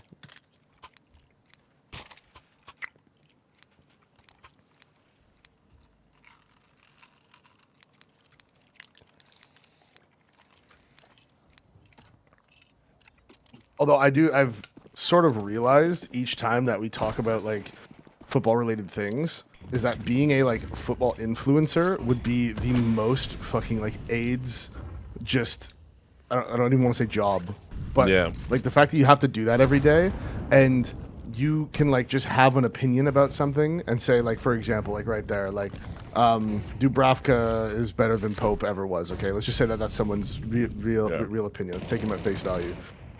We held that like, nah, man, I don't think so. Like Pope's better at this, blah, blah, blah, blah. But if you're like a football influencer, you'll have 10,000 people in your comments telling you that you're a complete fucking idiot and don't know anything about the sport. Yeah, and you're clearly, like, and it's just boom, boom. Yeah, it's just like, just unbelievable. Like, just the most awful. I don't know, the most awful job. I just think it's such a terrible fucking job. You'd have to literally just never read any comments. Yeah, I mean, it cuts both ways as well. A lot of them, like, I mean, what was that one from Chelsea, Rory or whatever, who said that? Oh, yeah, just pure rage baiting clips. Yeah, said, like, it was disrespectful to the league to assume Haaland was going to come in and be the golden boot. And, of course, he absolutely smashed the fucking record like everybody said he was going to. So, to be fair, my opinion on this is that people have started purely clip farming because sharing genuine opinions was just such an awful experience that now they just clip farm, because if they just clip farm and don't actually believe the opinion that they're saying, then they don't have to feel bad when someone's being a dick about it. So that's my theory. I'm taking Alain Saint-Maximin for the left wing. We're going to spin the wheel. Who we got next? Stoke City, 2014-2015. So this is the Stoke rebuild. You might have Borjan in there, no? Yeah, we do. This was the Peter Crouch era. Butland in goal.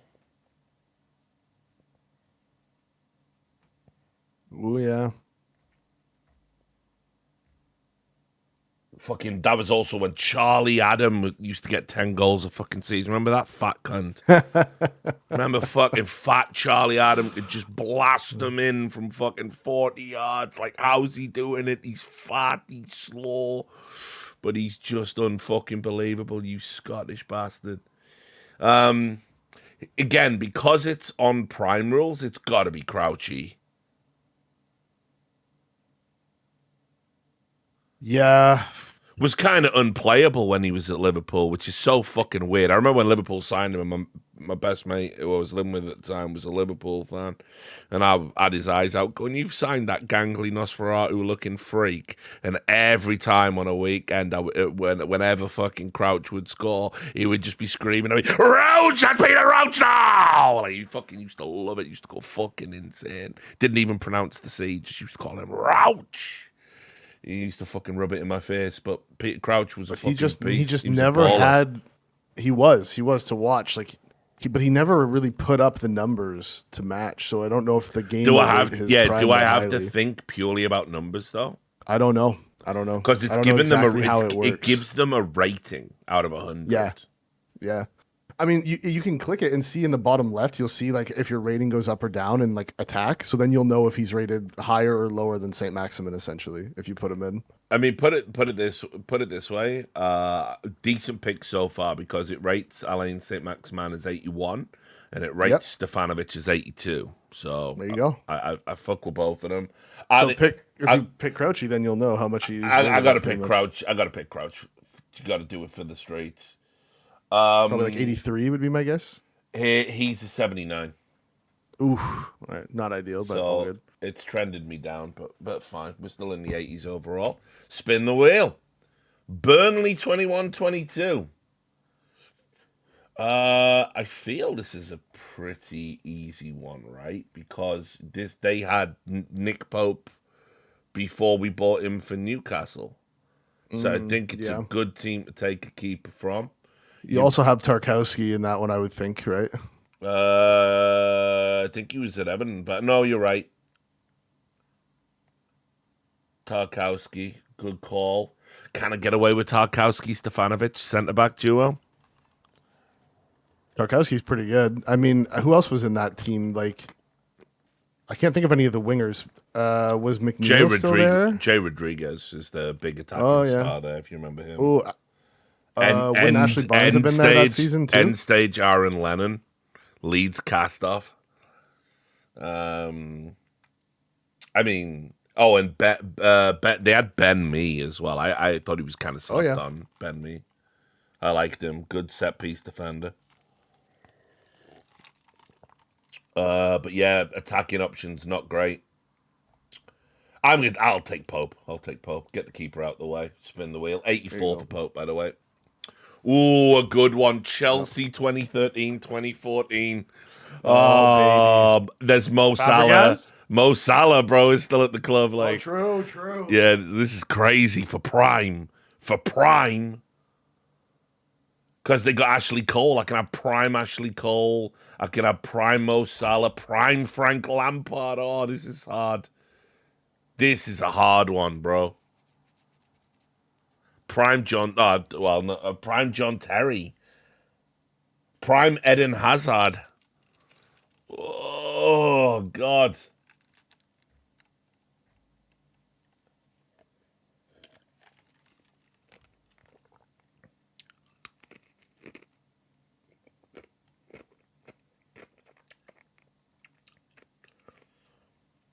I feel like there'll be an opportunity to get a striker again that will give me goal threat to the level of Salah, but there isn't going to be an opportunity to get a goal scorer midfielder like Frank Lampard ever again. I think you've got to take Lampard here.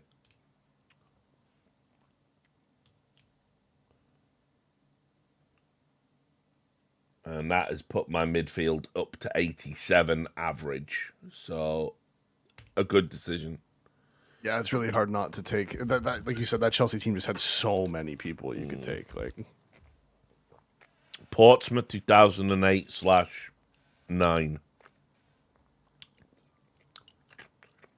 This is an interesting one, Davey, because it's got end stage Sol Campbell, but we'd get Prime Campbell. End stage Glenn Johnson, but we'd get Prime Johnson. Yeah. Prime Carnu is a striker. Never banged in the goals, but one of my all-time favorite players to watch. Lauren.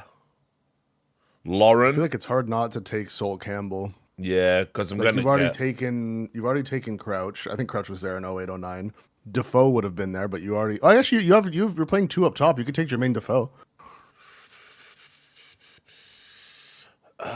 Is he there? I see Kanu, Nugent, Utaka, Gekas. Was he not there in 08, 09? Might have been at Sunderland Oh shit! I thought he was there in 08, 09. All right, well maybe or not. Tottenham. I don't know. He might still been at Tottenham. Yeah, maybe. Anyway, I take Pikachu. I choose you. Yeah, but it's got to be Sol, the Soul Man, goal scoring centre back, all of his prime statistics. Spin the wheel. Liverpool 2010 to 11. There's right. I can have Lampard and Gerrard in midfield, or I can have Crouch, Suarez up front. Oh, Taking fucking Suarez all day, buddy. I know. I like my immediate was Suarez, but Stevie G's just below him. Stevie G's just there, bro. Gerrard and Lampard together in midfield. You're not gonna. The only better striker you can get, literally, is like maybe Van Persie or Aguero, though. Than Prime Suarez. You know what I mean? Yeah, and Maybe if you get lucky. I've already turned down Salah. Yeah. Salah's not really a right midfielder anyway, though. I don't know how much that matters for the formation, but All right, fuck it. We take Suarez. We ball. My team overall is up to 86, by the way. So I feel like we're doing good work here. you've got some real good team pulls so far, to be honest. It's been good. Chelsea 97-98. So this is when they were first starting to get the money. And I now need... I could probably take my left back from here because I can have prime Graham Lasso. Or my right back, prime Dan Petrescu. Kind of fucking sick. I can't take Zola, guys, because we're all out of strikers. So, and... Yeah, you can't pick a player out of position. You can only pick them if they have that position listed in the game. Exactly. Yeah,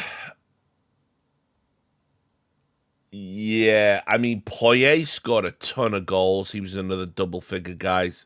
Scored the fastest ever goal in an FA Cup final, if I remember rightly, against Middlesbrough in under 10 seconds, I think it was.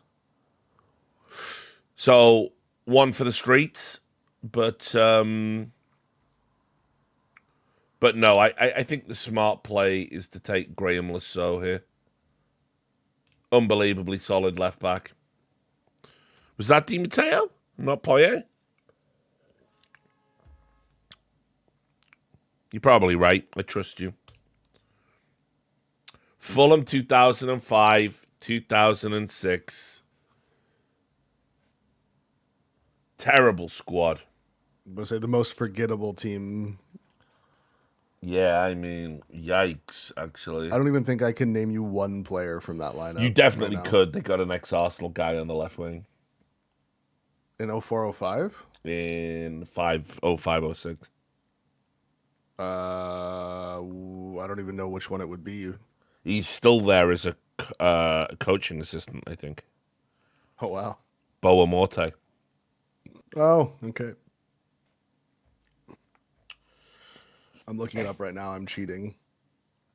Wayne Bridge, Liam Senior, right back. Yeah, I know. Cringe.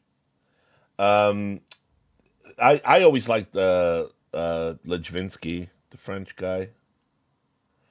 Their midfield was they had Steed Malbranc on the wing, Lejvinsky and Jensen in centre mid.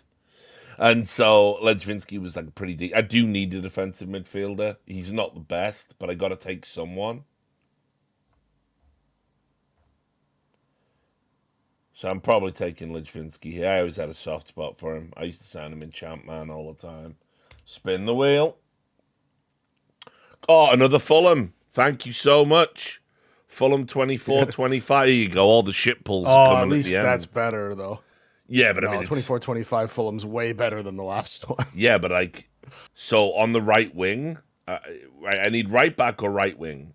So the right back would be Kenny Tate or Timothy Castagna. Both terrible. The right wing would be Harrison Reed. It'll let me play Iwobi. I was about to say Iwobi can play it on the right. They also had Prime. I Reece can Nelson get in prime. Yeah, they've also got Harry Wilson with the season he's had. So I'd get his prime season that he's having now right. But also I'd get prime Willian. He had some big seasons for Arsenal, right? And Chelsea. No, for Chelsea more so than Arsenal. He didn't ever have a big season for Arsenal. He had a good first game. I remember him scoring a fuck ton of goals for Arsenal one year. I'm sure that happened. But all right, Willian. I'm taking Willian. Because I remember arguing with you one time about how Willian wasn't the problem in Arsenal's midfield. So, right, spin the wheel. He was so bad that they mutually agreed to just let him leave. Like he said, yeah, I'm out too. Like it just... A great pull. 94-95 Blackburn. I could have had prime Alan Shearer. Fuck! All right, fine. Could have had prime. That's the risk when you. Yeah, I could have had prime Alan Shearer instead of Crouch. I could have had Suarez and Shearer. Fuck you, Crouchy, you cunt. But it's good because it fills my right back. Henningberg, he was unbelievably solid. Underrated piece in that defence. I mean, Graham Lasso on the left, Henningberg on the right, Colin Hendry at centre back. Unbelievable defence that Blackburn had. Incredible bedrock. Really good goalkeeper as well because they had Tim Flowers, obviously. It was a great team. A lot of memories for these. But Henningberg, you're in. And I had to go check to make sure I'm not crazy. Willian played one season for us and got one goal. Right, so I did imagine it. Well, and that was in his first game, if I remember. An AI hallucination, riddled with spider poison. Of course, it must have been that Chelsea year when he got like 15 goals. But anyway, yeah. The season before that, he got like 17 goals. Yeah, that's the season I'm thinking of. But yeah, I thought it was Arsenal. It was Chelsea. Of course, it was. So here you go. My predicted finish with this team would be third in the league with an expected 77 points. And an 11.8% chance to win the league, and a 99.3% chance to finish in the top 10. 74.2% chance we get Champions League football, and 0% chance of us getting relegation. Now sim that bitch. Yeah, I'm simming that bitch. None of this will be happening. This sim is diabolical, bro. You've already lost your first three? Right. No. So I'm going to tell you some of the results that we had, and they're absolute garbage. They make zero sense. I mean, like, we're on a great run now. It's all green now. We've hit the ground now.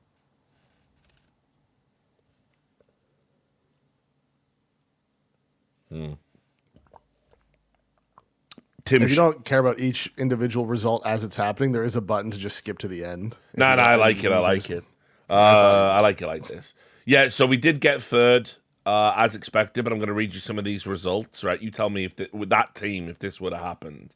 So first of all, we lost to Liverpool 5-1 away. Yeah, yeah. There's just no way. We lost to United 1-0 away. We lost to City 3-1 away, and we lost to Tottenham 2-1 away. So in our first 6 games, we lost 4 times.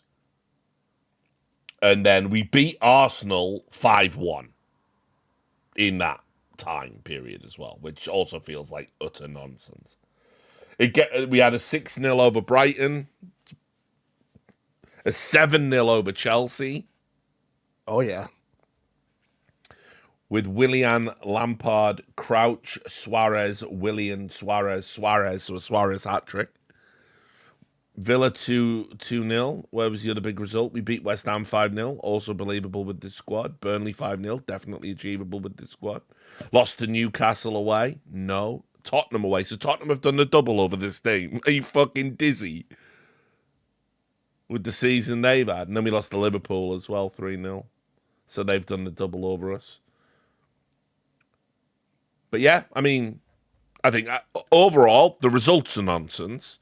But if I looked at that squad, definitely a title contending squad, but also with huge flaws and probably, more a Champions League squad than a title winner. So I agree overall with us achieving top 4. 24 wins, 7 draws, 7 losses. I think the losses are a little bit high, but you know. Oh, and our top scorer, not a surprise, 31 goals for Luis Suarez. Yep. In 38 games. So I just got Wolves 18-19, and I'm struggling with Ruben Neves or Diogo Jota. Jota. Okay.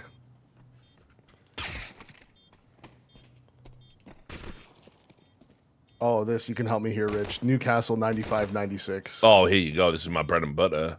So Yeah. you've got Prime Shearer. So there. For 95-6? Yeah, he joined in 90. Well, it's not on here, so I don't get that one. Wait, did he join in 96? I thought he signed in 95. Are you sure? I thought 95-96. Like, all I know is he's not on here. Okay, very well. Whatever.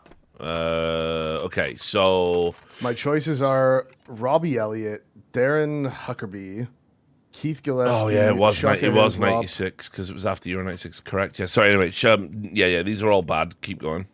Lee Clark, Peter Bardsley, Les Ferdinand. Oh, David Ginola. Oh, but I can play him at Prime cam. Peter Beardsley is an insane cheat, depending on how far back the simulation goes.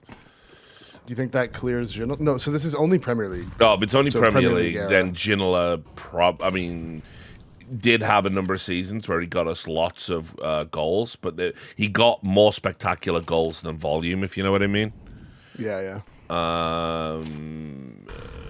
Say some of the names that you can have. Rob Lee, Nah. Lee Clark, Nah. Paul Kitson. Prime Paul Kitson. Paul Kitson had a 20-goal season when he was at West Ham when he played up front with John Hartson. After Kenny Dalglish came in and sold Paul Kitson for like $2.5 million at West Ham, and Kitson and Hartson was the best strike partnership in that West Ham season. But I wouldn't waste the striker spot on Kitson. So I think I'll put Ginola at cam. I think that just makes the most sense. Yeah, I I'm think- playing 4-2-3-1. yeah, I think Ginola is probably the best pick. I mean, best technical footballer out of all of them as well. You know the story of how we signed Ginola? No. Kevin Keegan went to PSG to scout George Weah, the great Liberian, one of the best fucking players I've ever seen when he was at AC Milan. And we were basically having a deal where we were going to sign him for like $6 million. And then like AC Milan got wind of it and fucking swooped in and signed him for more or whatever. But during that game, Kevin Keegan saw Ginola playing in the same team, and he said that'll be a good second place signing, right? But it turned out he had fallen out of favor with the French team for not tracking back as well, so he wasn't getting any caps for France, and PSG as a result of that didn't mind selling him. So we got Ginola for $2.5 million, which is insane. So. Easily, that's cheap. That's low. Easily one of the greatest signings in Newcastle's history for my money. I loved him. Loved that guy. Glad he survived that heart attack as well. Love you, David Ginola forever.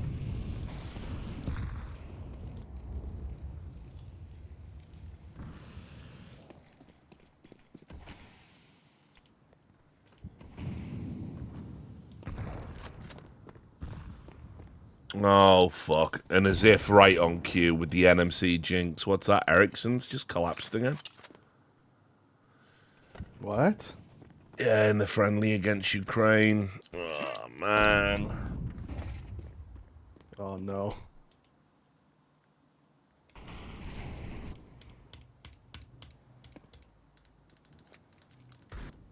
Alright, well, I'm gonna alt tab. I'm gonna get on Yep. Ericsson watch. Yeah, let's fucking hope it's okay.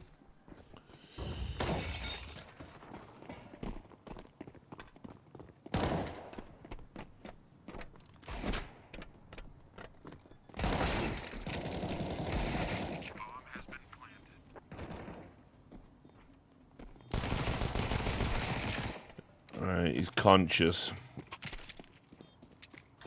I mean, that sort of has to be the end now, right? Like 2 times is fucking crazy, guys. Like, what are we doing? Depends what he collapsed for. If it's just heat stroke, then It's in Denmark, I think, right? So Oh, I thought they were playing all the friendlies out in the States. maybe, I don't know. What is it? Is it it's Denmark, Ukraine? So Isn't Denmark at the World Cup or no? where would they be playing? Did they not qualify?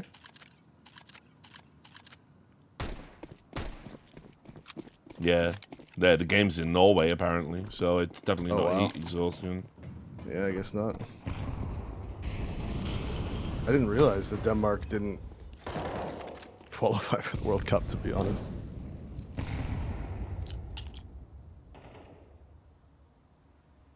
Hello. Now then, hi, welcome back. Now then. Is this the end?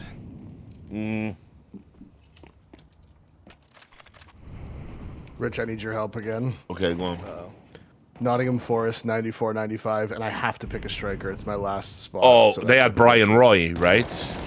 Yep, Brian Roy. So who's the other striker they had?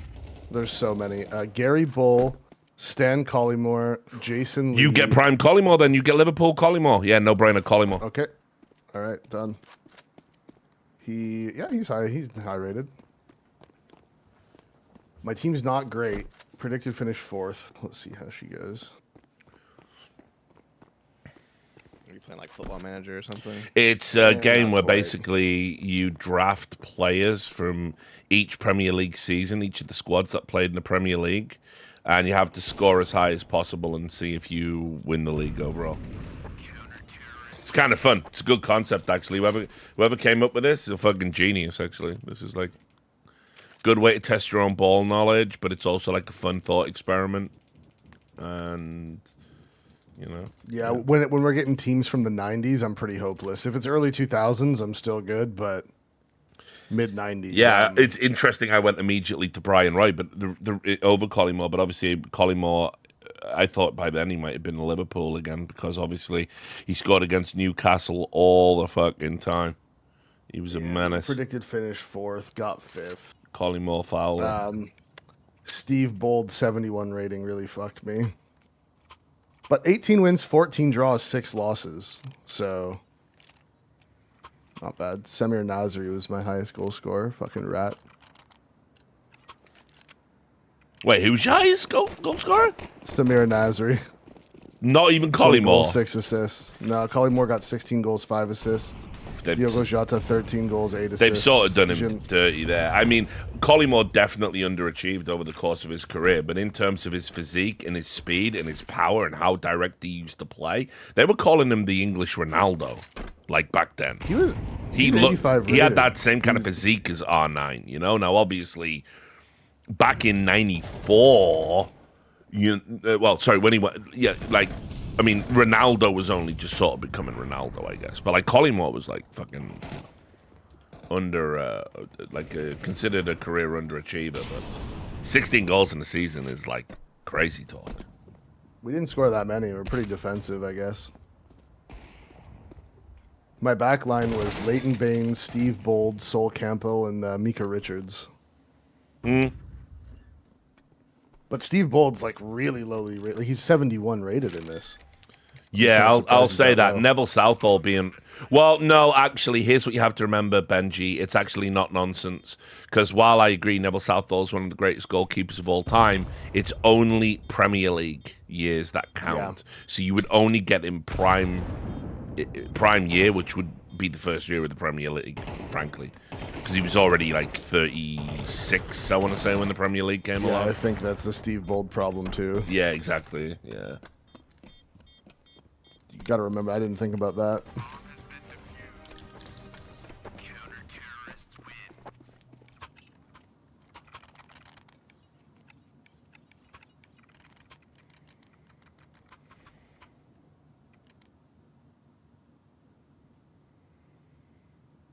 I'm still on Ericsson watch here. He's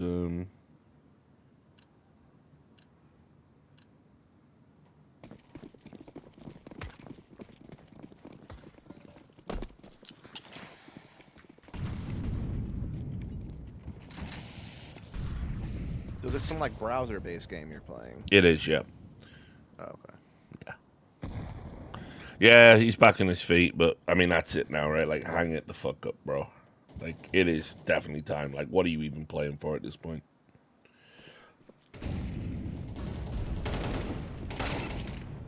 You know, because that's a collapse with... Didn't he have, like, a pacemaker or whatever the fuck fitted the last time? Yeah. So it's like... He had something in there. Yeah. So it's like, bro, like, fucking just call it a fucking It's just day. if the collapse is related. And, like, why does it...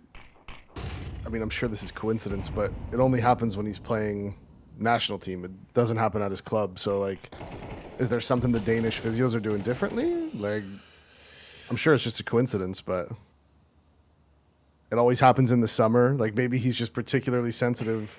Like, I wonder what the temperature there is, even. Yeah. Someone said in chat this is in Odense. It's only 16 degrees. I mean, so it's not a heat thing. Yeah, it's definitely not a heat thing.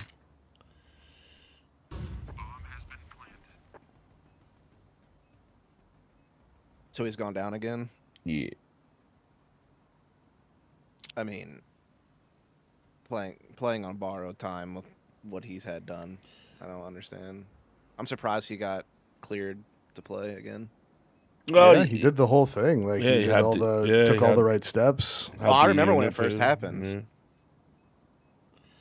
And I thought his career would be over when it happened. I mean, when you're wearing an implantable defibrillator, like, usually that means things aren't great. It's the I same mean, thing yeah, with, we all like, thought he was done. Yeah. it's the same thing with, like, did I'm assuming you heard that Askren's going to wrestle? That RAF? Yeah, that's What crazy. an idiot. What an actual moron. Like, I can't believe that an athletic commission would allow that to happen. Nah, I mean, someone's got to step in. And Whoever has their license in that situation should absolutely lose it. Yeah. Like, for allowing that to happen. Like, even lung transplants are lucky if they last for like 10 years. Like, Dude, Yeah. well, he had a double lung transplant. that's Yeah, what I mean. so- Like, there's no way. Like, I get he's not the average human. Like, you know, the average human usually lives like 6 to 8 years after a double lung transplant. I get he's not the average human. He's more fit, whatever, healthier, yada, yada, yada. So, like, maybe he gets a little bit more time than that compared to the average person with the transplant. But Yeah. the fact is, like, it's not even the act of wrestling that will get him. You know, I'm sure he can be physical again, but it's the immunotherapy that he's going through that renders his immune system useless. And it's the moment. There's no question about it, Dustin. Like I say, whoever's sanctioning that fight, it's unconscionable. Like some other authority has to step in and stop that. Well, here, Square G. Like I've seen this sentiment out there before, and I really don't think it has anything to do with money. From listening to the interview that he did with Ariel Helwani, it seems like it was more of a. This is like basically close to the year anniversary of when he went into the hospital. I believe the fight is taking place on his actual birthday, and it's taking place in his home state of Milwaukee, Wisconsin. And I think it was more about just doing it one last time in front of his home crowd, like all that. I don't think it has to do with money. I think This is it's the more problem with about these just the love of motherfuckers, the though. game. It's never one last time, is it? It's never one last time. It's always one last time, but what if? And it's just fucking crazy. It's just crazy. Well, supposedly he wants to continue like coaching and stuff like that after this is over, and apparently he has been coaching people in the last few months. Even that's insane.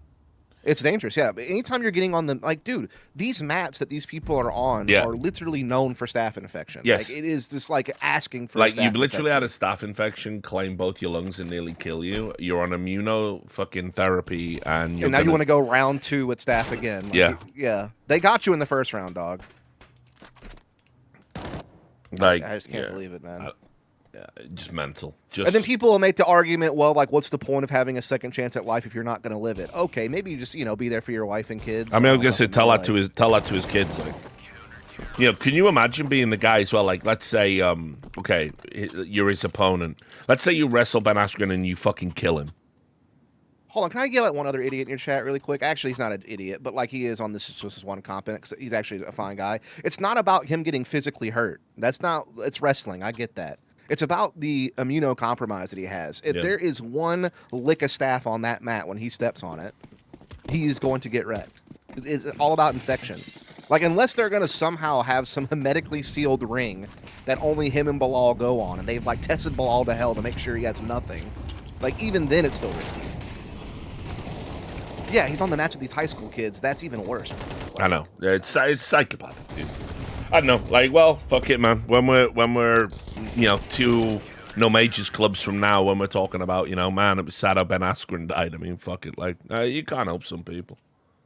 I felt this way as well. Like, I watched Amanda Holyfield keep boxing and keep boxing and keep boxing to the point where one of the most charming, articulate, funny boxers can barely string a sentence together now. Like, if you listen to him now, it's fucking It's also sad. one of the things with Ben Askren. It's like, bro, you can still be involved in the sport. Like, go be a commentator for the RAF. Help them with like promotion.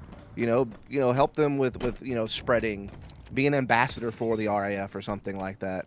If you want to still be involved in coaching, yeah, you might not be able to get on the mats and put your body at risk for infection. You can still coach from the fucking sidelines and still be involved, man. Like, there's ways to do it where you're not putting yourself at risk, and it's just like unbelievable that his doctors cleared him to do it.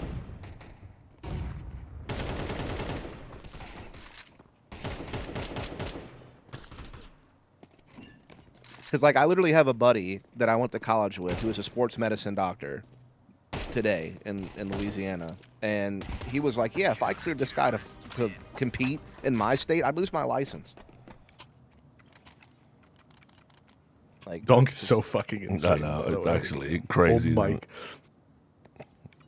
The fact that he has 3 bullets in his gun and there's 3 people coming at him from 2 different angles, and his brain just goes, no worries. Yeah, no worries. I got this. Like, there's not even a thought in his brain that, like, oh man, maybe I should pull out my USP, use 3 bullets on one guy, reposition, pull out the pistol. He's like, nah, just tap.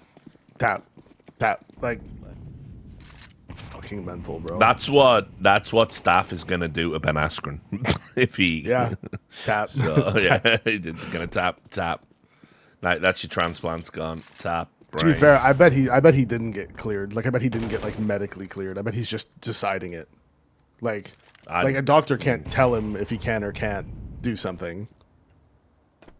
I mean, true. I guess probably his doctor would be like, fucking saying, like, don't. Like, I can't imagine a doctor would say, like, yeah, I give you my blessing to do this. This is fine. It's clearly not fine. There's no way.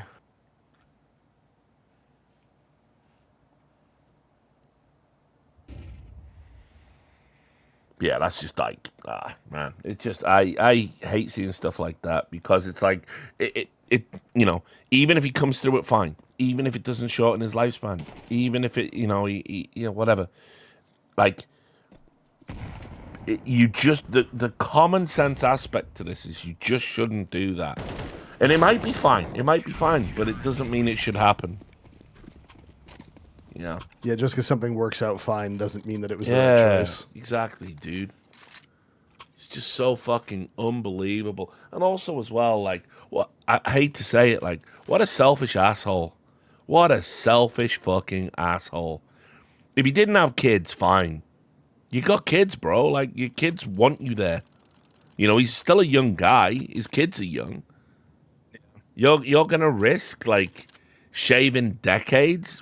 I mean, you've already, the quality of relationship you're already going to have with your kid and the trauma they're going to go through and stuff, it's already pretty bad, like, by most normal standards. Most 42-year-olds haven't gone through a life-saving operation and an induced coma and a greatly reduced, mortality rate. It's crazy. I couldn't imagine thinking so little of my children.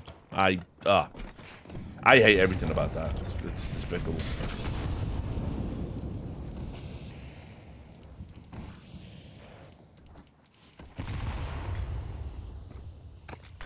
How about Spirit just being the fucking freest 3-0 pick of major pick'em history? I mean, at this stage, they're clearly too good for. That's what I'm saying. Like, it's just like it was the freest 3-0 pick of all time. Holy. They're not even a bad shout for a 3-0 pick in the next stage either, honestly.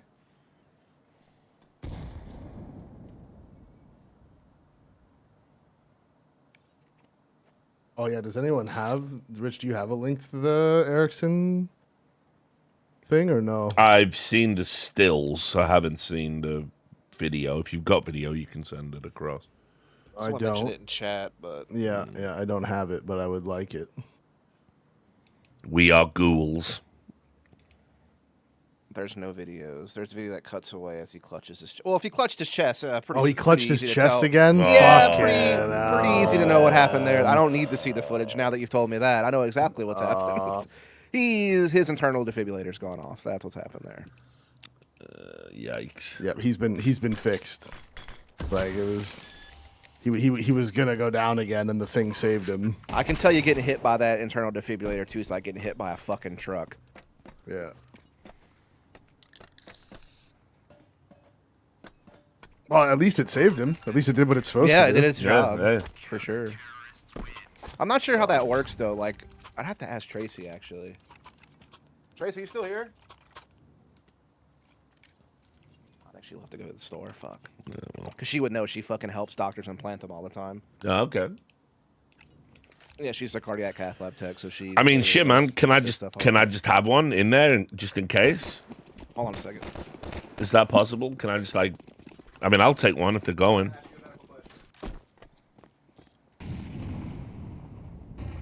Like, nice to get a fucking re-roll. Oh, here she comes. Nice to get a re-roll on a fucking. Yeah. So did I tell you about like that Danish football player who had to have a IED put in because he like had a heart rhythm on the field? So he went back out and it happened again today. So what are the chances of? Did that IED have to get replaced after one use, or how's that work?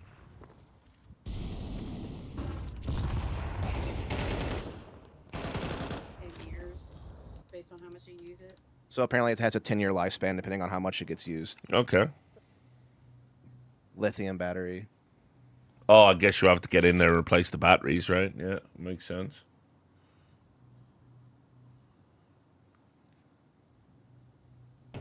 Okay, so it's not an immediate replacement. Apparently it can last up to 10 years regardless. But obviously the more it gets used, the shorter the battery life goes. Yeah, sure. Good tech though. Love that. Yep. Would you recommend him still playing freaking sports after his IED has gone off twice during play? No. Well, she's giving her professional opinion. Only That would be a once, to be nay for the fair. career. It's only gone off once since he's had it, but he did go down. He's had it happen to him twice. The IED's Yeah. only gone off once. That's what I meant. Yeah. Yeah, I'm sure the conversation was, we're gonna put this in. Well, Get to training. Do your best. If it happens again, you're done. Like, well, the thing is like there is clearly some type. I mean, this is her words as well as my knowledge from EMS. Is that he clearly has some type of underlying arrhythmia that keeps repeating itself, and so really, an IED is only a temporary solution to knock you back into a healthy rhythm. But there's something going on that's causing him to keep going out of that rhythm that he needs to be in. And there are some ways that you can take care of that, like depending on where the problem is located on the heart, you can like cryogenically freeze it off, basically, like that piece of muscle, to where it doesn't happen anymore. But you know, there's only so much that you can do. I mean, again, like talking about Kanu earlier. I mean, he had that problem. Like Kanu went down. No. Sorry, wait. He didn't. He'd had dizziness during the games, and he was he went and got a routine checkup, and they told him he had a heart defect that would make him and the doctors told him straight up, you can't play football, like it's over. So he went and had heart surgery, and whatever surgery they did essentially corrected it, but it was still the recommendation that after like a rigorous heart surgery you shouldn't play again. But he ended up playing. He ended up, this all happened when he had his move to Inter Milan. And, I mean, like, he scored on his debut when he came back after surgery. Like, super emotional moment for everyone. And he played the rest of his career without any problems. It's also one of those things where, depending on how long he's going in this... I mean, I guess with the IED, it probably didn't last that long that he was out of rhythm. But eventually, you do just kill heart tissue, and you can't repair that. Yeah. Like, cardiac muscle does not rebuild itself. It scars over. And so that just kills your heart's capacity to contract, as well as how much blood it can hold and things of that nature, which is going to bring your overall cardiac health down. So it compounds on itself over time if it keeps happening. I'm sure a heart transplant will be in his future at some point, given how many issues he's been having. Where are we to even have happen? Where are we at, Dust, with like the go on. the fake hearts? Are we there? I mean, you can definitely have parts of the heart replaced. We're at the point now where you can deploy artificial valves through catheters. You don't even have to have open heart surgery for that sort of thing. Oh, sick. Obviously, you can also have things put in vessels to help open them back up, like stents, things of that nature. You can even there's a thing called like a rotoblader where it actually drills through plaque in your arteries and like clears it back open again. So there's a lot you can do to replace parts of your heart or resuscitate parts that are a problem. As far as just like a full-on heart transplant, they can be done with donor hearts for sure. Usually you have to be put on something like ECMO temporarily while that's being done, which basically just like acts like your heart and lungs but outside of your body. Yeah, I've seen them, yeah. And the problem is like not even that many hospitals have access to ECMO, which ECMO is huge in being able to do things like this. I mean, ECMO is what saved Askren, by the way. You know, like the fact that he was able to go on ECMO while his lungs were obviously toasted before he could get the transplant. That's what, kept him alive at the time.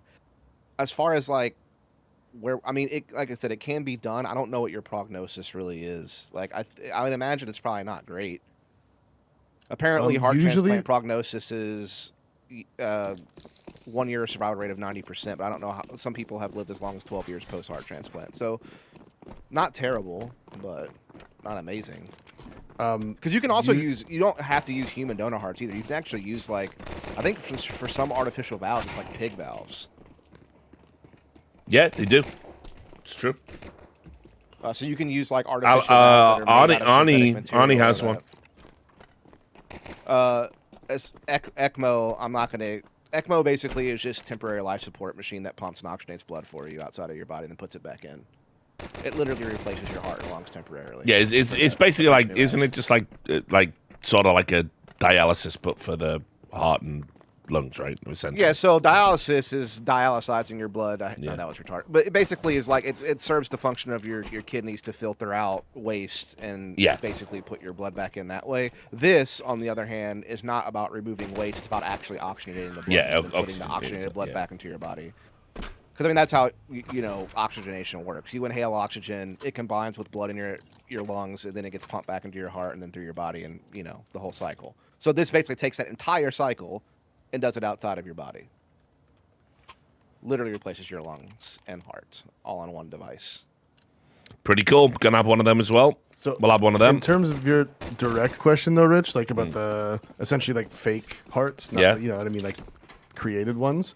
What they've started doing already is not full hearts, but instead of pig valves, they're actually just like creating artificial valves, which last longer than the pig valves. But they use those as like a way to like keep you alive until a transplant's available. Right. Okay. Like, it's not meant to be a permanent solution, but they're still working on it. And I think it was University of Tel Aviv that has done models and scales of 3D printed, like 3D printed hearts. He could only have gotten that idea from Benjamin Netanyahu. That's why I tried to say stop, but like he's still done it anyway. Like like they've done 3D printing of hearts, but only on like a small scale.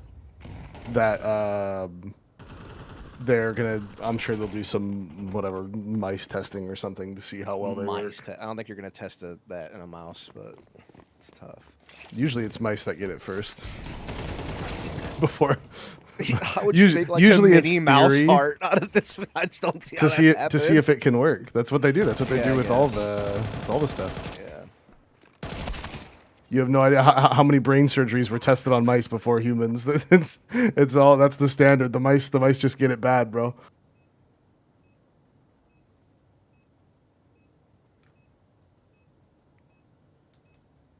Usually starts with mice and they work their way up. Yeah, MitraClip is literally just clipping like parts of the valve together to make sure it can open back up. It's not really replacing the valve as much as it's fixing the flaps of the valve. Just 23 kills in a 14-round game of Counter-Strike. He's the most insane Counter-Strike player I've ever seen in my life. Yeah, it's ridiculous, isn't it?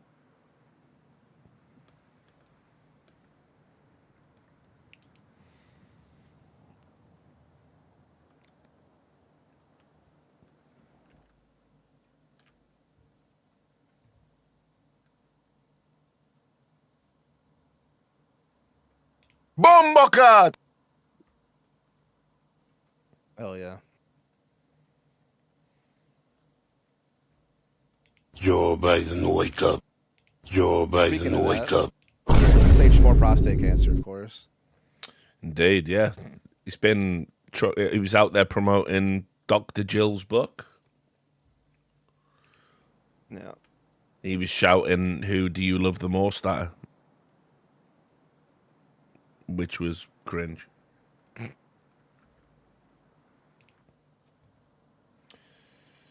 Donald Trump had a tantrum in an interview as well. Of course. What's new? Stormed out. A lot of fun there. Yeah. Right, so how long have we got for before? It's like, bro, I get that, like, there is fake news out there, but everything can't be fake news, guy. Like, not everything can just be explained away by fake news. And now everyone's using that same fucking slogan. It's just like, come on, man. That's all you've got? I mean, there is a lot of fake news. I mean, I agree with that. But you can't use that as your automatic defense for literally everything. But no, definitely not. All right, let's do That's this. what fake news would say. You've got me there, bro. True. You actually got me. Fuck. Damn. I am the fake news about fake news. You got me.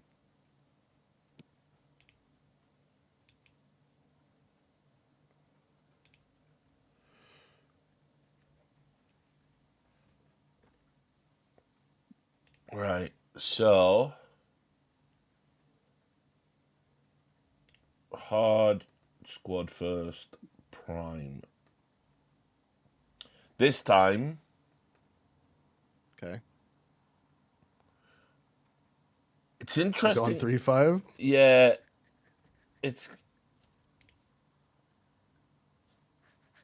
because it's so fucking niche. Because wingbacks like kind of dropped out of popularity and then kind of like faded back in for a little bit. There'll be some seasons you're gonna just pull squads where you're not gonna get a good wingback pick. I've never tried the wingback formations, but I'm curious if they'll just let you put a right back there. Like if they have right back as position, you can just put them at wingback. Let's see. All right, spin Zaville. Ugh. Stinker right out the gate. 2009, 2010 Blackburn Rovers. David Dunn, lol, what a wasted talent he was.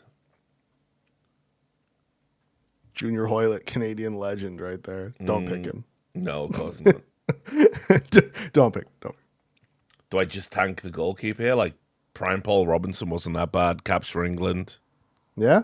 Honestly, that was my thought when you were scrolling through. Yeah. Do you get to, like, spend points to use these people? No, you just get one. Okay. Right, I mean, like, yeah, they rate him 85. Fuck. 85, yeah. That's what kind of crazy. All right, I'll take that. Oh, so you just every position has to be a different club player. Now we're talking.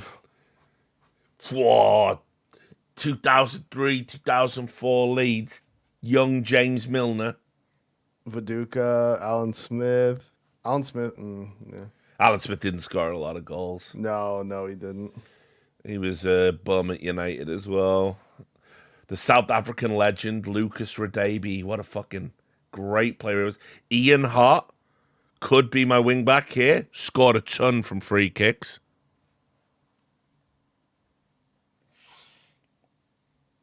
Click on Dominic Matteo and just see if it, and then scroll up and see if it'll just let you put him at wing back. Just because I'm curious. I just want to see if it doesn't have the wing back role, if it'll let you do it. No, it doesn't. No, it doesn't. Okay. Don't pick him, then hit cancel. 100%. 100%. I mean, I think here you probably have to take James Milner. Where do I play him? So, funnily enough, the furthest left in the central mid is actually the right side of center mid. Just fun fact. So if you select because for me, I'm just a little bit autistic, so it bothered me when the guy's on the wrong side of midfield. Oh, okay. So up top, it's actually backwards. Like if you click, you see how there's 3 center mids up top. If you click the left one, he goes on the right. Right. That's all. Just funny. But yeah, at least for me, it is kind of weird. So Milner. It's either Milner or Viduka. Those are really your not a choices. good enough striker for me.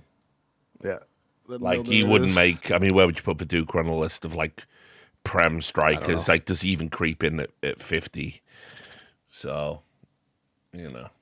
That was before my time, so I just know he's talked about highly. Okay. 82 on Milner.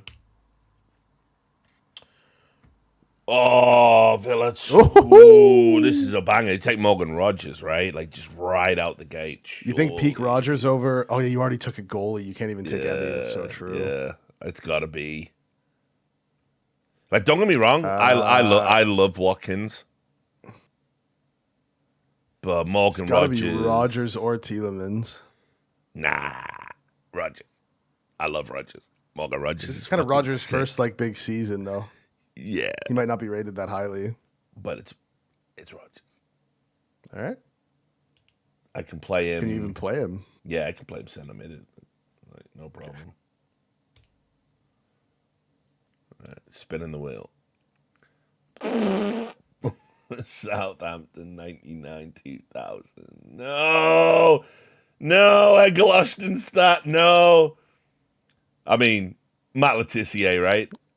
It's got to be Matt Letizia. You just have to do it. It just has to be Matt Letizia. Yeah, you just have to tank that one. Like, oh, that stinks. Wait.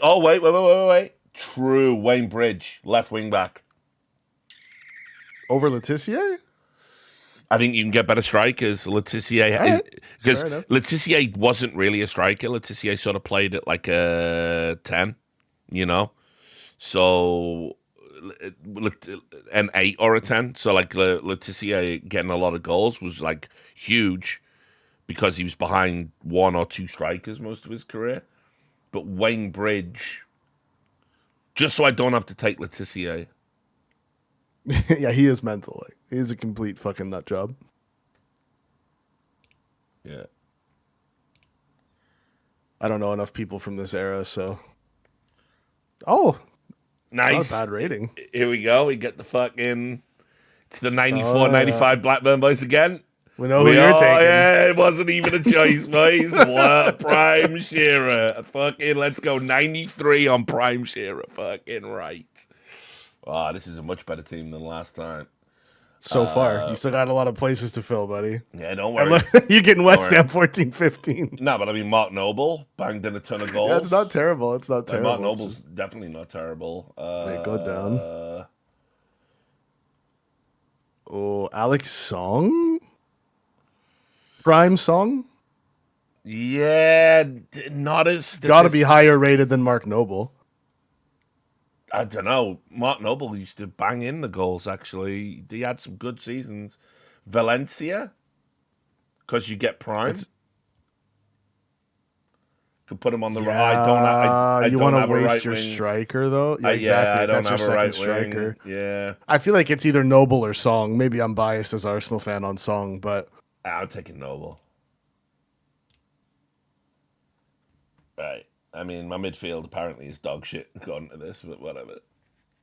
To be fair, Noble, Milner, and Rogers would be a pretty solid midfield. I agree. Like that's pretty fucking solid. Like, look how hilarious this is. Look at 2009, 2010 Villa. I could take Heskey and just ruin everything. Heskey's got to be high rated. I would think like 85, 86. Nah, there's no way. Like, if you ever watched Heskey play, so. Plus his stats, like even at peak Heskey, like what would you say peak Heskey is Leicester when Leicester won the cups? Again, in the 90s, but... yeah.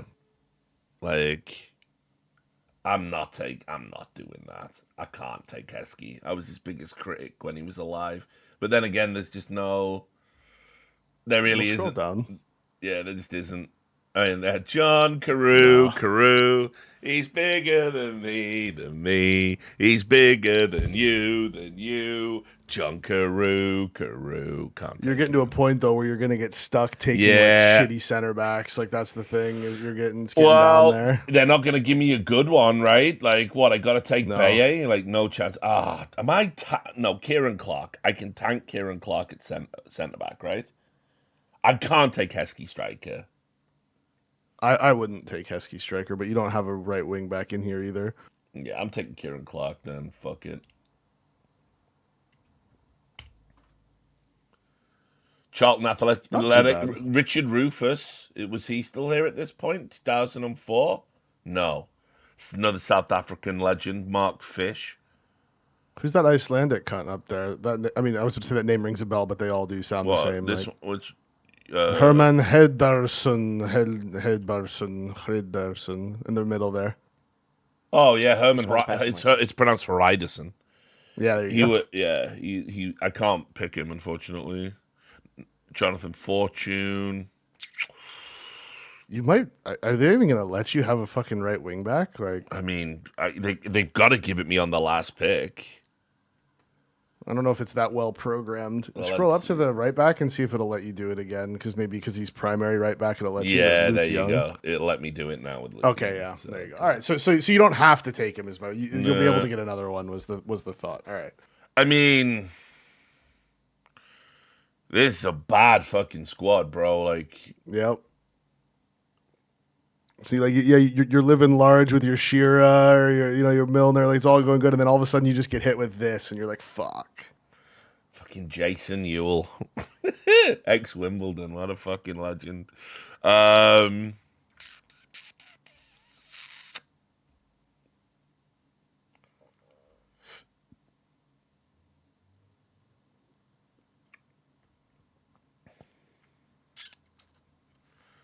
Do I just? Oh no, I can't. I think it'd be funny to see someone like me who doesn't know anything at all. How bad of a team could I? Put Yeah, you'd be together by picking. just You'd be randomly picking them trudging based through? on their names. Like you'd be like, oh, Yeah, he's yeah, cold. exactly. I wonder how bad of an That's a overall rating fish. score I could get. Remember another one we're talking about Arsenal?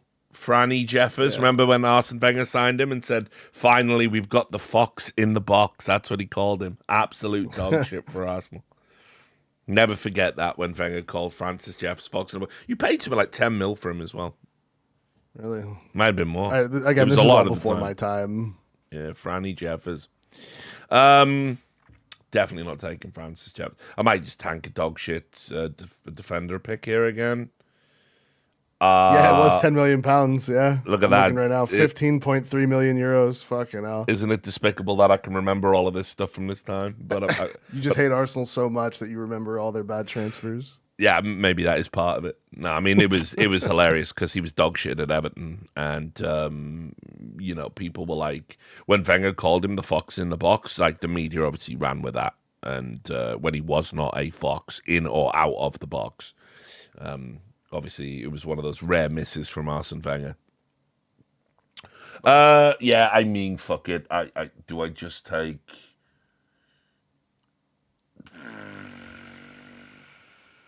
I'm just doing it. Yeah, at this point, I don't think it makes much of a difference. They're all going to be shit. Like, That that didn't actually drop you that much. That didn't drop you that much. And now, I mean, Varane. yeah, obviously, Yeah. yeah. But how highly do they Oh. rate Maguire? 'Cause Well, remember, actually, wait, it's I'm just peak. thinking peak Premier League. That's true. I was Yeah. thinking peak Varane is obviously the highest. Peak Varane's obviously the highest, but peak Premier League. But Premier League, you yeah, get that's a good point. you get less the Harry Maguire. You get classic Maguire, exactly. So. Yeah. Yeah. I wonder if Lot. they even rate Lisandro Martinez higher. Yeah. I think I might just lock in Harry for the memes. Yeah, you don't want to take Rashford, I don't think. So Trashford. It didn't do anything to the defense, so they don't rate him that highly. So this will be interesting. Fulham 2013, 2014. So I can get Darren Bent. Not bad because you get prime Bent. Yeah, that's not bad, and I think that's probably better than Amor Bieta, because if you take him and then your next pull is a dog shit striker, then you're pissed. Yeah. And then like the defense isn't great, although I would maybe lean Heitinger. Yeah, you take Heitinga over Amor Bieta or whatever the fuck. Yeah. Well, I think so because Heitinger had, was it Chelsea? You get his Chelsea years as well. Yeah, fair enough. I think. Tough call. Because whatever I roll on the last one, I have to take their striker. Yeah, exactly. That's why it's tough. Everton, not Chelsea. I knew they had a blue shirt. Yeah, he was Everton. Yeah, that's right. Everton Player of the Year. So maybe. but I'm going to have more defensive options on the last roll. And Darren Bent's not bad. 20 goals a season guy at his prime, so I guess we just lock him in. I mean, massive. Yeah. It knocked us down from 93 to 88, but that's not terrible. That means he's just like 82 or whatever. And here we go. 83. We get like Sammy Herpia for the last one, right? Easy pull. Yeah, Herpia, yeah. Yeah. You're not going to go... Oh, wait, whoa. You're not going to go Carragher, no. But, I mean, Herpia scored so many goals this season. Like, how many did he get? Let me look it up. 2008 Herpia. I mean, like, he was a fucking menace. Herpesia, yeah. That guy.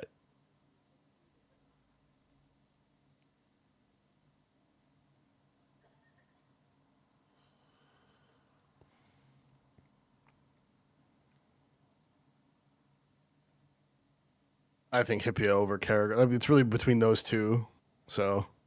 No, to be fair, apparently he only got 2 goals this season. But I do remember one of them because it was, one of them was obviously against Newcastle because, of course, it fucking was. So I always thought Skirtle was going to be better than he was, old Squirtle. But he looked like a fucking psycho, that guy. But yeah, I'll take Herpia. Fuck it. Right. Okay.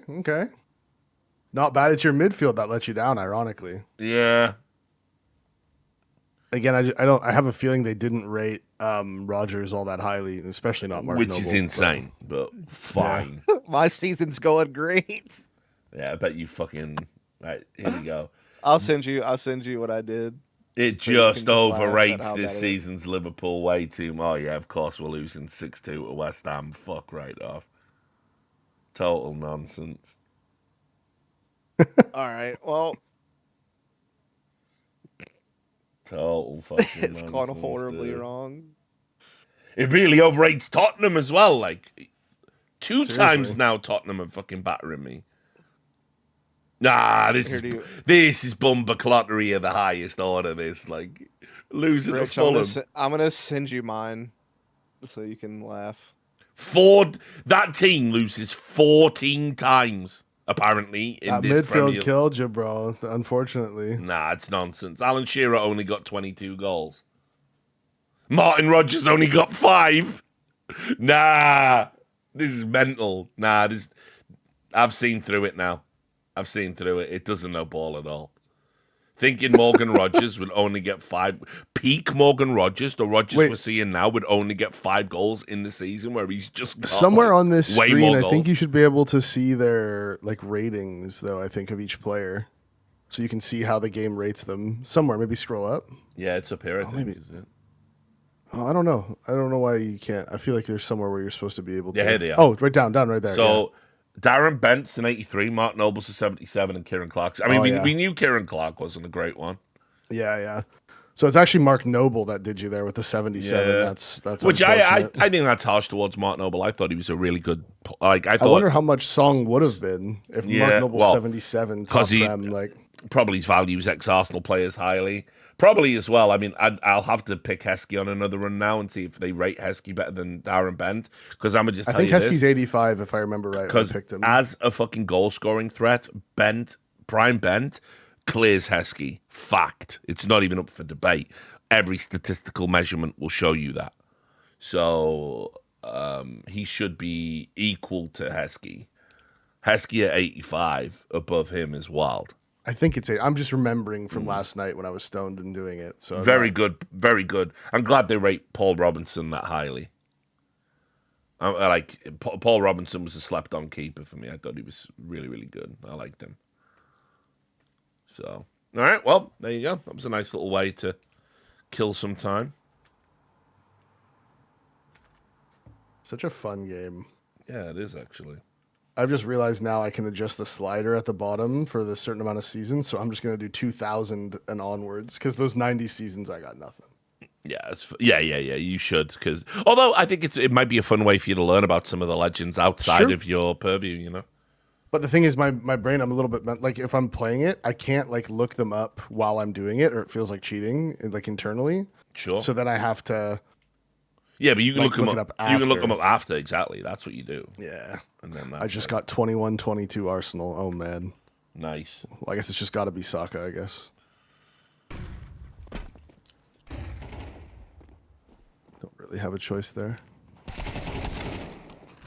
Yeah, I'll take a look at the NFL one for sure as well. That'll be good. There is an NFL one, by the way, Dust. You'll be much better at that, obviously. You see the one I sent you on Discord? Yeah. I mean, to be fair, it's what I would expect from someone that literally is just looking at hieroglyphics. You know. Hieroglyphics.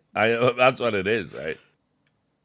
Yeah, it was a good time. To be fair as well, I mean, What's like, the football one? What's that one? like an unbelievable pick for like the fact that you knew to pick Robbie Fowler is crazy. Yeah, that's a great striker pick there. I mean, you did well. I guess you obviously recognize Gary Neville, right? Yeah, Neville was the only one that I remember. Yeah, I thought like, so. Actually had anything. Yeah. Oh, fuck off. Bradford City 2000, my 2001. God. You took Francis Benali. That's hilarious. He was absolutely dog shit. Played in that awful Southampton team. Looks like Freddie Mercury as well. That's hilarious. That's hilarious, though. Benali. You're welcome. I didn't even look at your squad. I'm about to have to do the same thing with this fucking Bradford City 2000-2001 team that I don't know a single name. Do they have Carboni? Let me find out. Yeah, Benito Carboni. Yeah, that was after he moved from Sheffield. So he was pretty beastly that season. But I just don't. Right. Well, I don't know if he has the volume then. But he scored worldies for days. Who else was on that Bradford team? Give me some names. Stan Collymore is a name I recognize. Obviously, you get the Liverpool Collymore if you get him. He was Andy washed Myers, up at that point. Nah. Gunnar Hollett, Wayne Jacobs. Nah. Peter Beagrie, Robert Molinar. Yeah, Robert Stuart McCall. Yeah, go on. Yeah, keep going. Lee Sharp, Jamie Lawrence. Lee Sharp's not bad because you get United Lee Sharp. Perfect. I'll just do that and move on from this fucking roster. Yeah, you get 90s Man United Lee Sharp. I get Edwin van der Sar, goalkeeper here from Fulham 0405. 100%. That's big. That is huge. Big for the program. 93 rated. And absolutely correct as well. Do not disagree with that whatsoever.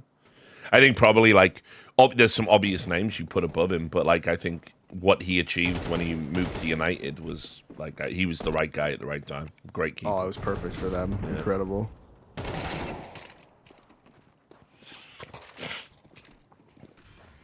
Wonder who they rate as the best goalkeeper in Premier League. It's got to be Czech, right? Got to be Czech. Yeah, it has to be. Yeah, it can't be anyone else besides Czech. Realistically, just got Van Dijk from 15-16 Southampton. Thank you. Yeah, Schmeichel is 91. Czech is 94 apparently. And Van der Sar's 93, so that all tracks. Yeah. I've obviously got a soft spot for Schmeichel. He was the first time I'd ever seen a goalkeeper like single-handedly win people games. Like, you know, like David Seaman was solid, but I mean, like he was nothing compared to that era. Schmeichel was crazy and a psychopath. Like, I mean, I used to scream at his defense, square up to them. You know, like exactly. Yeah, see.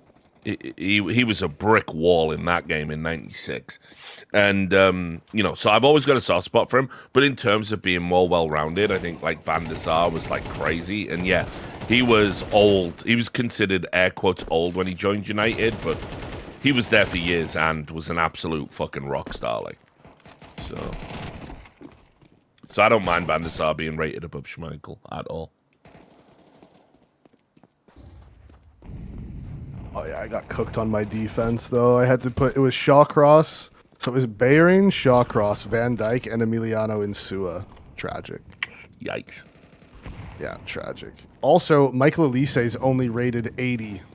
because I guess he got signed too early to Bayern and hadn't like become him yet, according to these guys. Makes sense. So that was a unfortunate pick for me because I put him at cam and he's only 80 rated.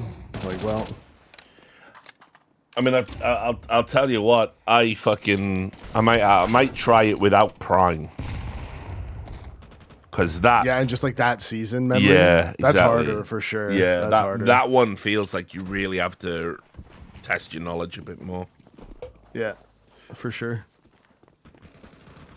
That's why I couldn't do it. Like, because especially when I was in teams in the '90s, like I might see a name I recognize, but I have no clue how well they played that season, right? Like, I was like, I have no fucking idea.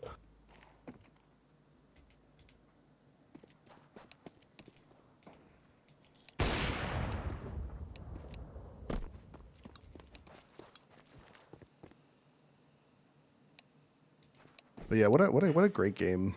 Yeah, good, really good fun little concept. thing. Really good concept.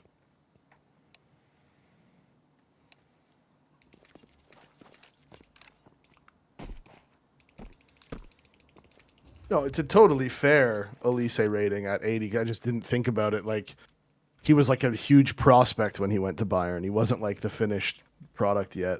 He had like one good season and Bayern snapped him. By the way, Herpy was rated 88. So, oh, there you go. Definitely the right choice over Carragher. That's a fucking high rating. Jesus. Yeah. What's Carragher rated at? I don't know, but they can't put him at 88, right? I mean, no. Like he was no. He was a good committed player, but he wasn't it. Harry Maguire was 83. That tracks. I mean, I actually probably would have expected it to be like 85, but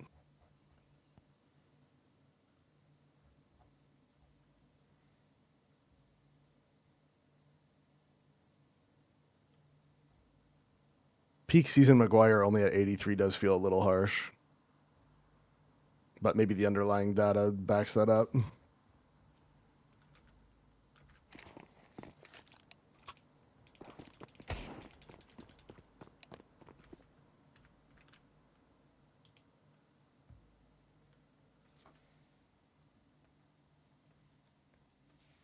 Let's see what's happening on Reddit while this warm-up's going to be delayed. The game's going to go late tonight, boys, because G2 Foot have had a sound card that needs to be replaced.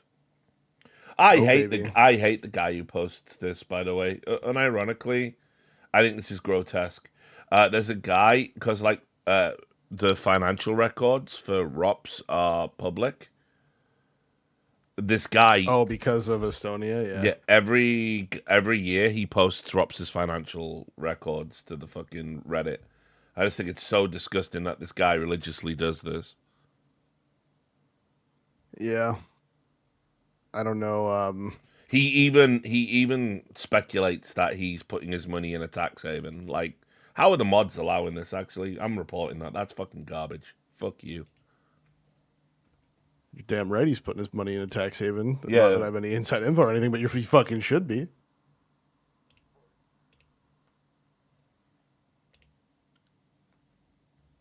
Like, actually, fuck you. Like, what a pathetic thing to do to a player. That's like really good community ambassadors. Like, look at this as well. Look at some of the stuff he's wrote here.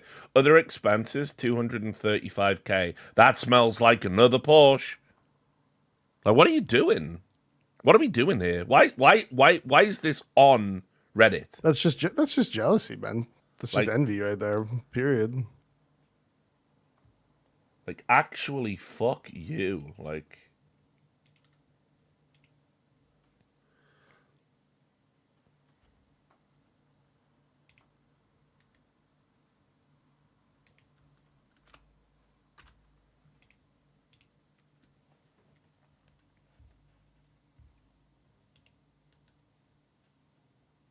you know, it's like one thing if like people like, I don't know, like it's one thing to look at like a company's financial records, but like, or if somebody is accused of like some nefarious doing, go pull their financial records. Posting a pro player's financial records and then speculating about what he's spending the money on and where the money's going is that has got to be out of bounds in terms of what we can do on a subreddit. Because how is it not witch hunting and accusations? I just don't know. I'm always shocked that those Nordic countries do that. Like, I'm always shocked that it's a thing. I don't know why everyone's income needs to be listed publicly. It's just strange. Mm.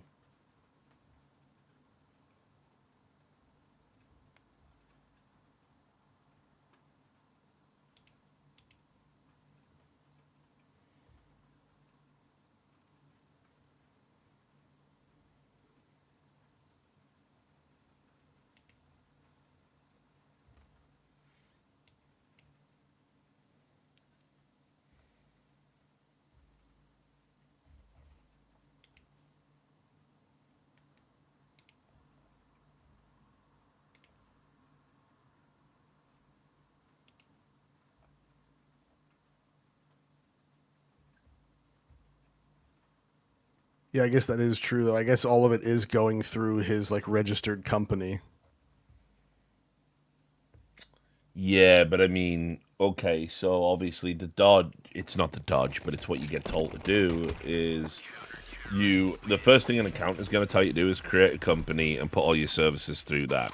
And this was happening in Finland. This is what started all the Alexi B stuff. It wasn't just Alexi B as well, it was some of the OG players in Dota. But basically what happened was the Finnish government was looking at whether, like, by doing that and putting your playing services through a company was essentially legal. But it's the first thing an accountant tells you to do. In the Nordics, for sure. I mean, over here too, in the UK. My accountant too? Okay, yeah. My accountant pulls his fucking hair out because I don't bill my services through my company. I just tank the 50% tax because I'm a lefty and I believe in paying taxes. But this year, I think I paid something like £68,000 in tax, and that one hurt. Not gonna lie, because where I live, it's a shithole. They don't even take my bins away. I don't drive. I'm private for medical for health insurance. So what am I paying 68 grand for out of my earnings? And so I'm like, yeah, my accountant literally called me up and said, I've done everything, but until you start doing it the way that everyone else does it, this is what your tax is going to look like. And I said, right, well, okay, let's start in next year. We're probably going to take a long, hard look at whether or not I'm either going to move to a country with a reasonable tax rate, or we're going to start putting it through the company, because the difference is insane.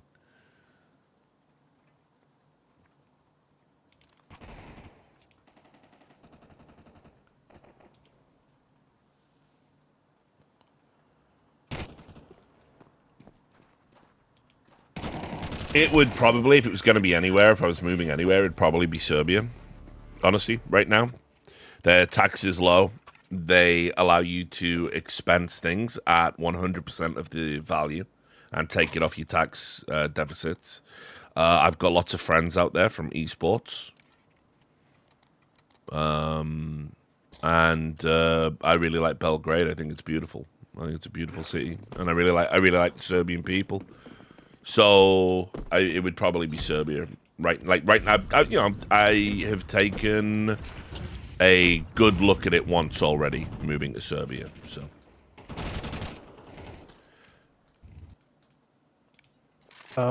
also total country lifestyle pivot, but Spain is also a really easy option for you if that's something that you're because their requirements for visa are essentially just prove that you can make money and support yourself, and that's it. Yeah, Spain. Infrastructure-wise, it's got problems compared to Belgrade.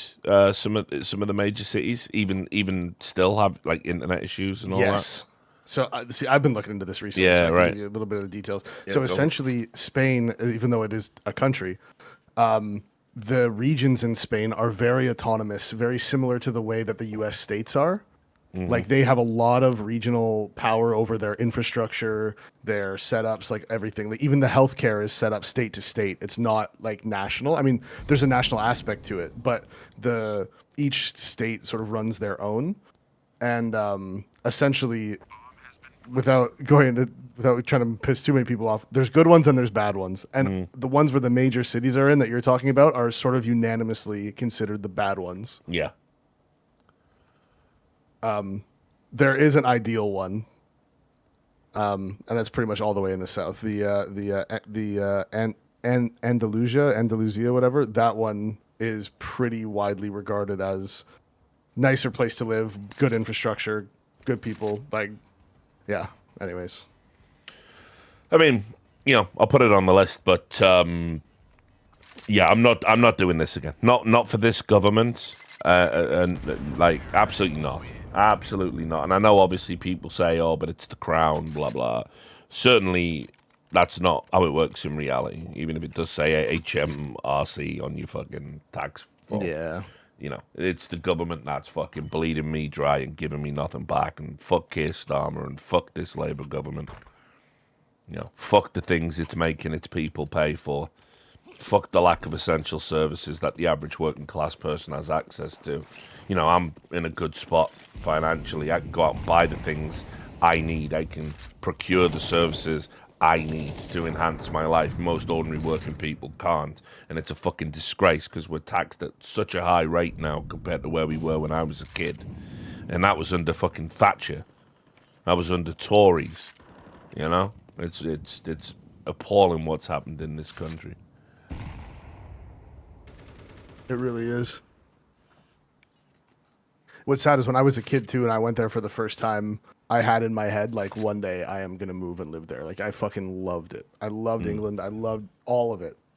And now it's just not even on the table. Even though it's theoretically the easiest European country for me to move to because I'm a fucking citizen. And I'm still like, nah, not even on the table. Not even an option. Yeah.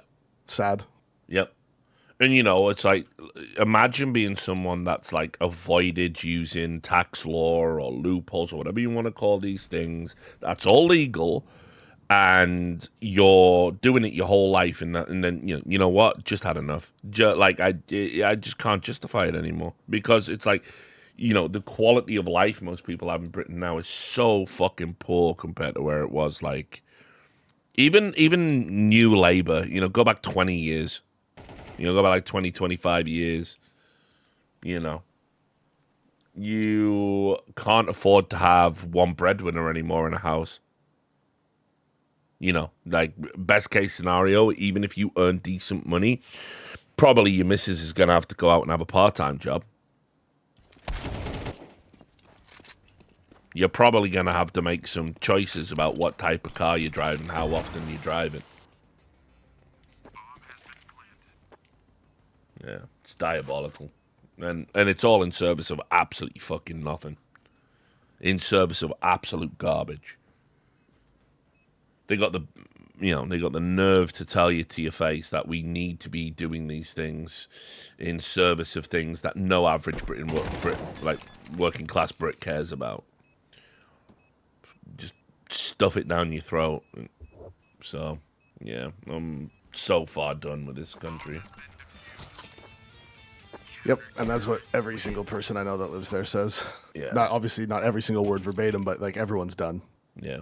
I mean, this is why it's such a powder keg here right now. I haven't talked about this on stream because first of all, you talk about this in Britain, you're risking a knock on the door from the police if somebody clipped this and it went viral for some reason. That's a genuine thing. But yeah, and there's nothing you can do about it. It is a fucking powder keg in Britain right now, and this Labour government and Keir Starmer are fucking driving us into the arms of a even more than reform, even more extreme than reform's proposals. We are hurtling towards that reality, and it's because when we had all of this stuff come out about things like the Metropolitan Police and all this other stuff, yes, we did correct things. We had to correct things. It's fair to say we had a lot of racist institutions in Britain. It's fair to say Britain was one of the harder countries to come to and pursue a better life. We weren't doing our fair share on asylum, but we cranked the overcorrection dial to 11, and now we're in a spot where shitlibs will talk to you like it's still 30 years ago, and that nothing has changed, and that all of those principles are good, and you must still hold them, even though we can see manifest observable outcomes that are negative for the country and negative for the working class people of this country who the governments are supposed to serve. And they tell you not to talk about those things or not to notice those things, and that we should just keep trundling along with the same principle because the principle is good, even if the outcome isn't. And we've had so many examples of this in Britain. Austerity measures. If we just tighten our belts for 4 years, we'll all get a higher quality of life. The Tories told us this. It was all Labour's fault trying to spend our way out of a recession. So you had 4 years of austerity, which turned into we're still in austerity. We've been told that look, our commitment to Ukraine, a non-NATO member, has to be so absolute that you can't afford to heat your house. We even had Zelensky and his wife come on TV during Christmas telling us that, yes, some elderly people might freeze to death this winter, but that's nothing compared to what's happening in Ukraine. And it's like, yes, we know that, but what is a working class British person's first fucking thought about and first responsibility about? It's to them, it's to their family, it's to their lives. And that might be selfish, but that's the reality. And I don't think there's anything wrong with that, frankly. And so we've had that. Now, Keir Starmer's first speech when he came into power was things are going to get worse before they get better. And they have. Oh, they absolutely have. It's probably the only promise that cunt has delivered on. And people are broke, and people are exhausted, and people are miserable. And then, guess what? The right wing in this country has never been stronger. Why? Because they are peddling a bunch of very easy answers to complex problems, and we are fucking tired, and we are fucking desperate, and we want to change. And that sounds a lot like when we tossed the human hand grenade that was Donald Trump into the White House. And that's the environment I got to live in. I got to live in this powder keg Britain where I can't walk down a Birmingham High Street without seeing animus. I see police pulling down England flags, but I see Palestine flags everywhere. I see Jewish people being banned from entering the country. I see right-wing people being banned from entering the country. I see people that are trying to find some middle ground in this impossible to negotiate political hellscape being called radical. It is insane. It is an insane time in an insane country with an insane fucking government, and this country is on the fucking edge. It is about to blow up.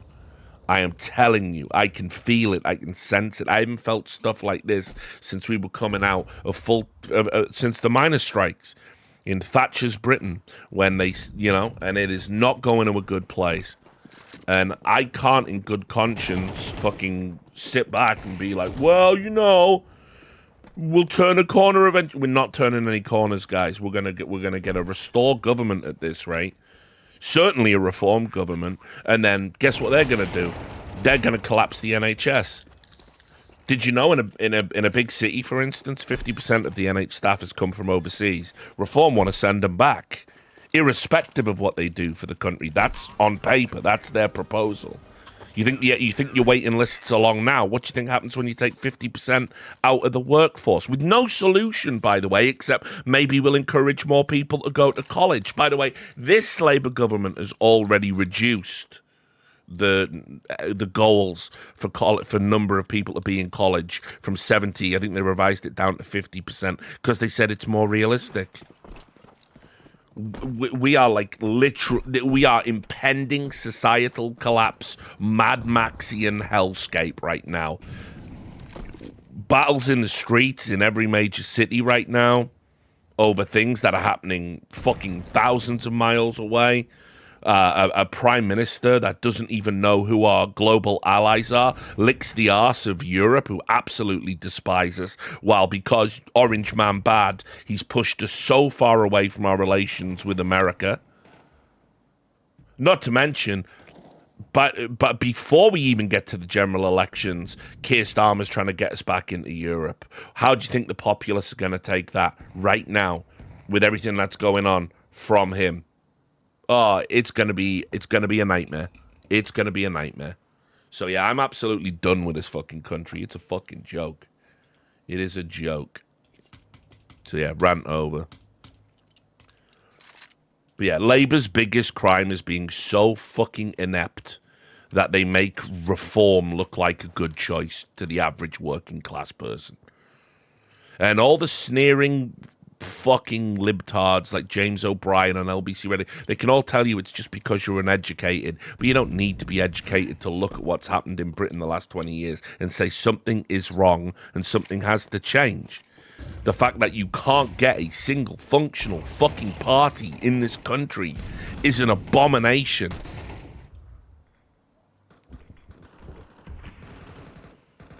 But whatever. Yeah, and there's the knock at the door. FBI, open up.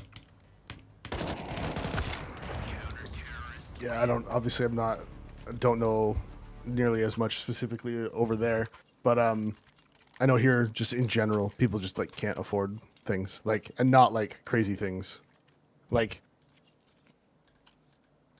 when we went to our like tax office to like me and my wife to like submit our taxes and stuff, there was 2 old guys there in their mid to late 80s talking about how they've like run out of their savings and their pensions barely cover what like they have, and they're just like, I don't know, you just keep going, I guess. Like, what else are you supposed to do, you know? Like literally guys in their mid to late 80s that around here have worked blue collar jobs their whole life, I guarantee you, probably worked in a factory forever, and all they have is their like Canadian pension plan shit, like they get from the government. It's like $900 a month or something. It's like, it's just crazy. I mean, take a guess. In Britain, what's the average household spending a week on groceries right now? A week. Oh, since you're asking me, I'll try not to guess too high. Average household, 200 pounds a week? I mean, right, it's only by comparison to 200, it's only 120. That is so massively inflated to where it was just a few years I was ago. trying to guess on the high end because I knew you were asking like it was going to be something crazy. You know, so when you're I mean, and if you extrapolate it up to monthly, you know, obviously, you know, it goes a little, they rate it a little bit higher. It's north of 520, but this is crazy, and that's such a crazy stretch for the average working class family in Britain. And they're making it so hard here and in the UK too. They're making it harder and harder to be a farmer. Like the hoops you have to jump through, the things you have to do. Like, well, in Canada, I don't know about the UK, but in Canada, as a farmer, you have to prove that you are like there's like a certain net carbon positive number you have to hit. Obviously I don't take care of that, but like you have to, like, you can't do certain work if you're going to be using too much fuel, if you're going to be doing, like, you have to make sure that everything is like a crazy number of like carbon neutrality, to the point where it's like, okay, do you want food or carbon neutrality? Like that, like, we're getting to that point. Like, well, I mean, you've seen what we do in Britain now is we've just got entire stretches of road where if you drive down that road in a car of a certain age, you have to pay, not a fine, but like a tax. And then we have entire departments of government designed to making sure you pay that. Because your car's too old, so it's not energy efficient. Yeah. So, yeah, Les. They want you to buy the new car where they can track where you go all the time. Yep. So you have that, right? I mean, also, right, you tell me if this is good. Maybe I am biased against the Labour government and I can't see straight anymore. But one of the things Labour have been parroting about, like one of their big achievements, they brought in it's called the Renters' Rights Act. Okay. And what it means now is when you agree to rent a property from a landlord, you no longer do it for a fixed amount of time. So you know how like a lease would be a year, 2 years, like a etc. 12-month lease or whatever. There's not that doesn't exist in Britain anymore. You can't do it.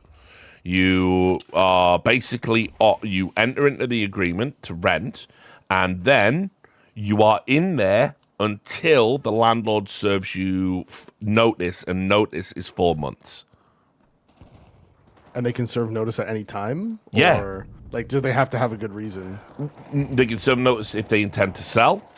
They can serve, and if they can prove you're not maintaining the property, or there are like noise complaints or whatever, they can. Here, you can sign a like 12-month lease agreement, but you can kind of just leave earlier, like whenever. Not like, in theory, they could take you to court and sue you, but like, let's just say standard 12-month lease agreement. But after that, it's like assumed that the lease will just continue month to month. Yeah. And you still have all the protections of the original 12-month agreement. Yes. And they can only kick you out if they are planning on moving in themselves or selling the property. Mm-hmm. Those are the only reasons they can kick you out, unless you're even with like crazy illegal shit going on, it would still take them months to go. But here's the hilarious part. If I want to leave the property, it's 2 months notice. Right. So also on top of that, the Renters' Rights Act gives me increased legal grounds to withhold rent. So, for instance, if a landlord is slow on repairing something that's deemed essential, like a part of the heating system in the house or whatever, or whatever it might be, I can withhold rent and essentially pressure them into doing that. Now, here's the thing. These all sound like maybe nominally good ideas. I will say I prefer the security of being locked into a contract personally, but that's just me. Like if I put roots down somewhere, I want to know I'm going to be there for 2 years, so I don't have to think about moving. Now, on a 4-month rotational basis, I might have to move house, like at any given moment in time, based on what my landlord wants to do. So I don't think that's particularly helpful. But anyway, I don't know how the law is specifically written or works there, but I just don't think that. I mean, maybe I'm just Canada pilled, but the idea that they could just tell you have to leave now if in 4 months and there's no like real reason for it, that seems crazy to me. So then, what's ended up happening is all the landlords have decided, fuck it ain't worth it. Well, let's just get people out now and hope that the housing market kicks up and sell the property. So the renters' rights agreement is now, it was meant to make things better for renters, but now it's going to create scarcity. Yeah. What does scarcity do to prices, Davey? Yeah, no, yeah, I know. You can't go too far with that shit. That's the thing. You gotta it has to be incremental. Like it can't go too far. Like even the Canadian government there's a bill right now that's trying to go through where they're going to charge all streaming platforms 15% of their total revenue to operate in Canada. So that's like Netflix, Twitch, YouTube, like all this. So they're just going to leave. It's just not going to be available in Canada. The Canadian market's not that valuable relative to like the other major markets. Like they're just going to leave. Yeah. Yeah. So, and that's the same. It's the same thing you're just talking about. Like, yeah. So they're just going to say, okay, fuck you then. Then we're just not renting the house. Then we don't care. We'll just try to sell it whenever we can. Like, and then, like you said, if there's so much fewer rentals, and there's way more demand than supply, exactly like you said. Like, what happens? Mm-hmm. No one can afford to rent. Yep. So and by the way, so this piece of like this law that passed, this is considered flagship by this Labour government. They're going to point to this constantly as a big W.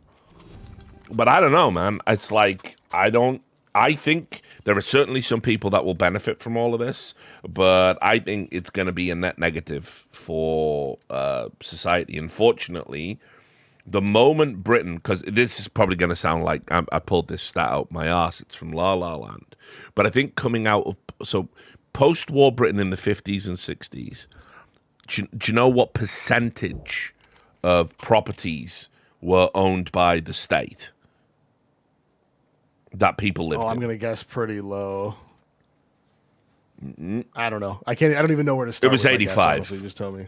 Oh shit! See, okay, so opposite. It was unbelievably high, and basically it was just that you paid low rent to the government because the government owned all of this property that had been rebuilt. Oh, like the quote council housing or whatever. Yes, exactly. But it was like everything, and it was it was normal to live in one of those. It was just normal, right? And then it was essentially yes, this eroded. You had all the property magnates, the rise of the 70s, and then obviously Margaret Thatcher brought in something called right to buy, which was a good way to drive a wedge in the working class because it created the discrepancy between someone who could afford to buy a home and someone who had to essentially lease their home from the government.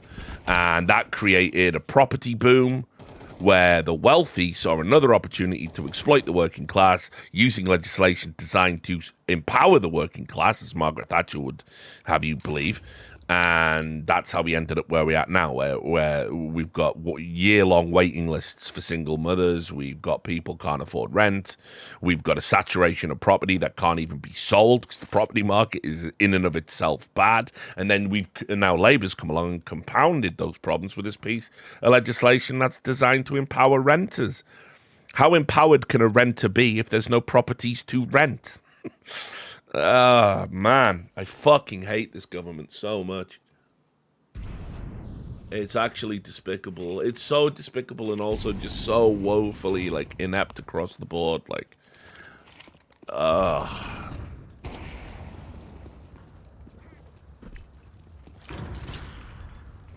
It makes you want to get into politics until you realize the majority of people had the same thought when they started. Yeah, I mean, listen, I've thought about it a lot. I've got a good friend who recently became a full-blown member of Parliament.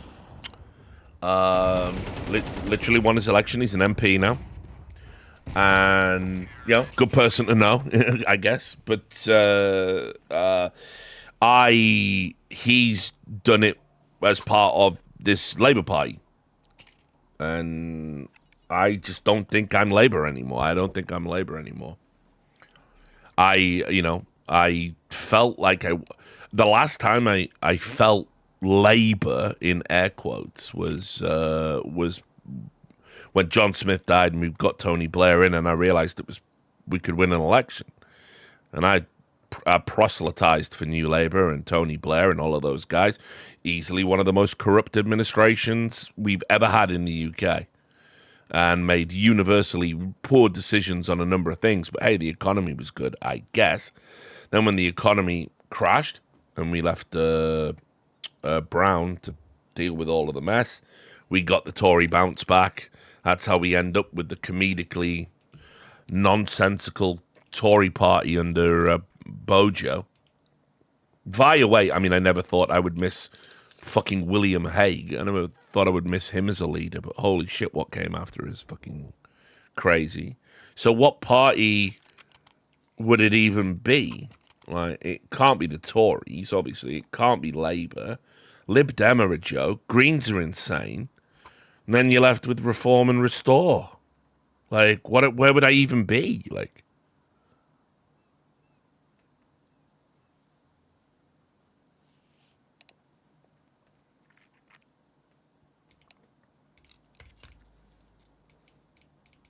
yeah, I don't know, man. Pretty fucked up. Pretty fucked up time.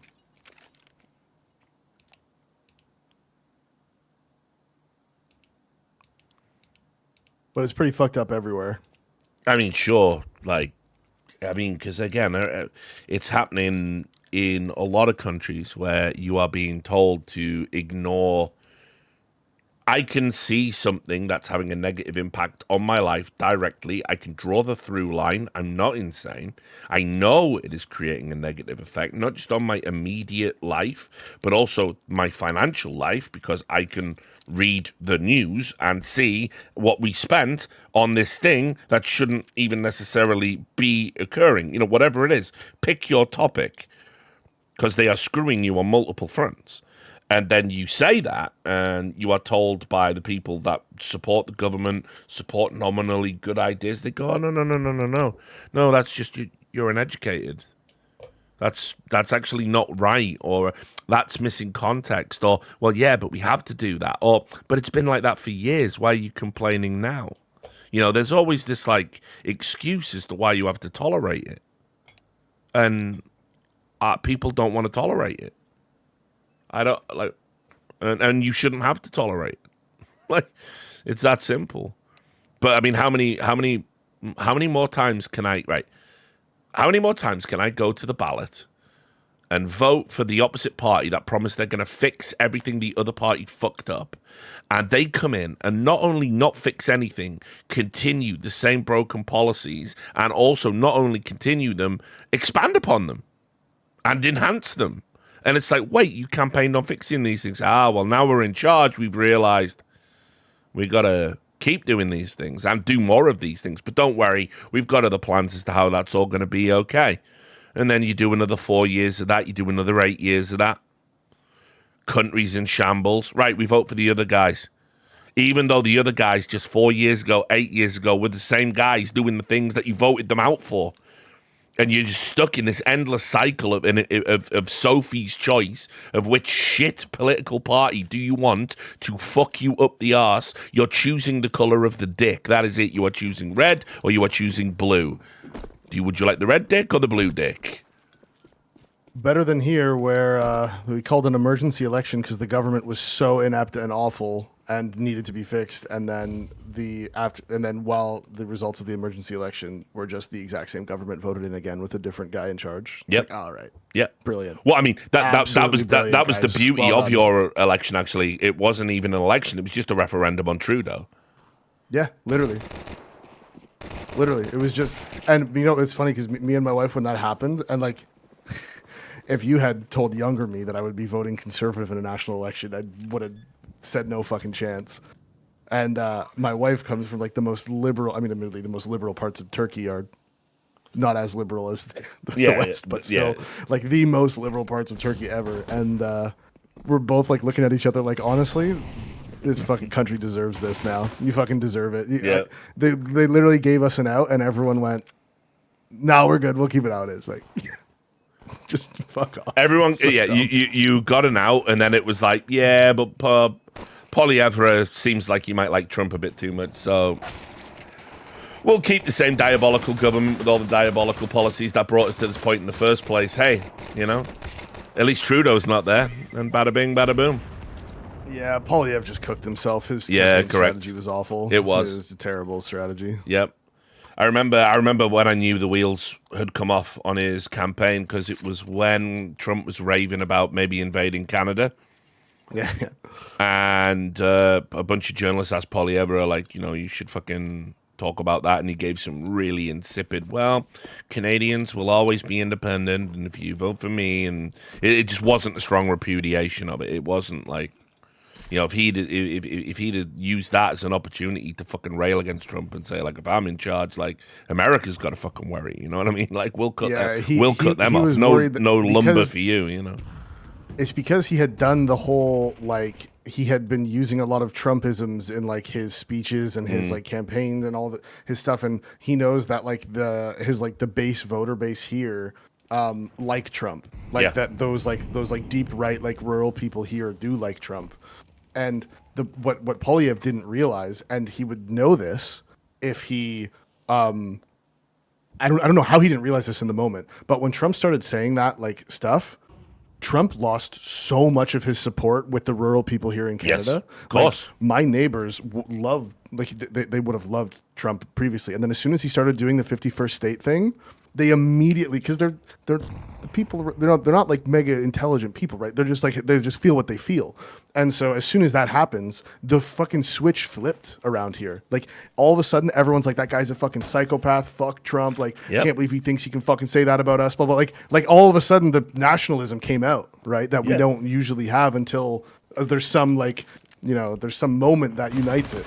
And he kept going on about it, and it's like, dude, you've just fucked yourself. Like, are you not talking to anyone? Like, how is no one telling you that like the people here are pissed about this? I mean, like, I remember when what are you doing? I remember Doug Ford, like when he came out when all of that shit was first happening, and he nailed the exact tone that you need, like, to let people know, like, we're shutting this talk down, and you know, Canadians are not going to tolerate that. And if America thinks they can get away with even touting that idea, we got ways of hurting America economically. So, you know, you decide what the fuck you want to do.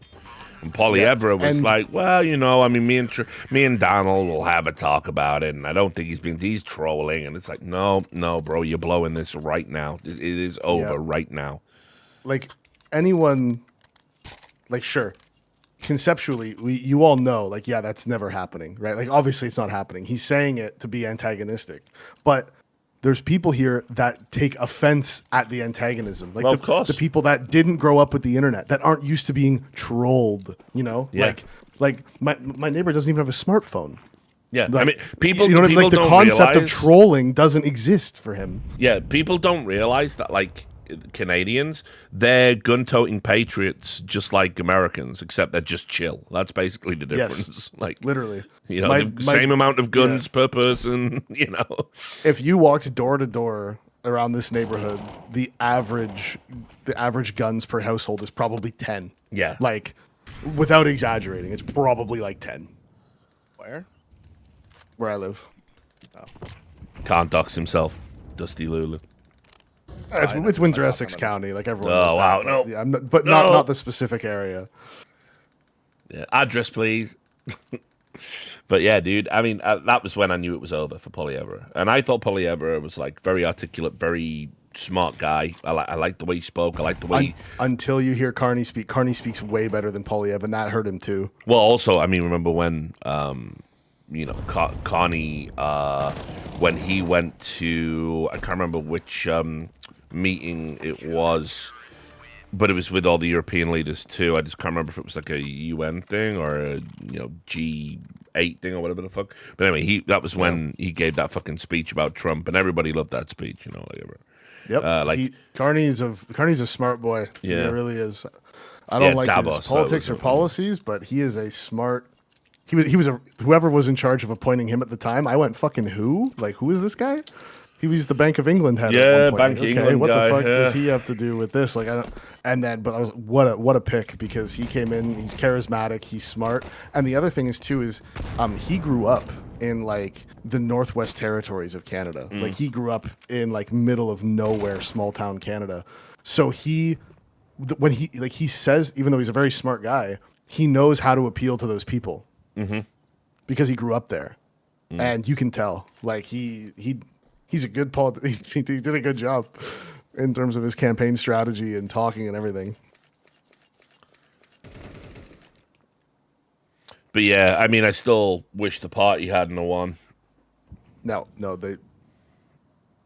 Yeah, but the thing is, and this is what I heard from people at the time, it was that like. It was essentially a vote for Carney, not for the party. They assumed that Carney was going to come in and change the Trudeau policies because he said he was going to. Like, he said he was going to get rid of the carbon tax. He got rid of the carbon tax for like a month and a half, 2 months, and then re-implemented a new tax that wasn't called the carbon tax. It was some other tax that was essentially a carbon tax that did the exact same thing the carbon tax just did. It's just like, all right, sure. Yeah, what a fucking mess. Why can't any countries get like a fucking just a normal political party in charge? Well, Andy Burnham versus Carol Vorderman. No, I haven't been following it, man. I'll look into it. It sounds completely ridiculous, but just came to say things are going on. Oh yeah, I saw. Yep. What's up? The war's back on again. Or it's starting to edge on it because now they're looking to get a permission from the US to attack the Iranian energy facilities. So this is going to be the big one for Trump to actually try to stop it, because like before he did stop that one in Lebanon, but this is a bit too much to, you know. Yeah. I have some errands I have to run, so now that you've got these boys here, Rich, I'm going to go do that. No worries, bro. I'll let you do it. Thank you. I appreciate your permission. Thank you. No worries, dog. I'll catch you tomorrow, probably. By the way, on top of it, this is the first, I think, Sunday that there hasn't been like, market saying like, oh, everything's going to be fine. Like, no, tomorrow's market's going to be as if anything happens now. Well, let's Portfolios. All we gotta do is just watch what fucking the Trump administration are putting their fucking chips on. That's what I mean. See what fucked up insider trading they've got going. Because this is going to be a hard one for Trump to do. Like, oh, BB, you need to stop. You cannot go on this. Like, how is he going to do that? It's been hit directly on Israeli turf, so, you know.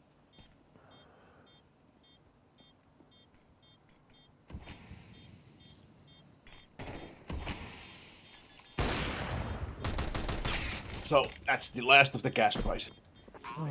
This is a tough series for me, man. What, like in terms of who you want to win? Or just tough Yeah, to- because yeah.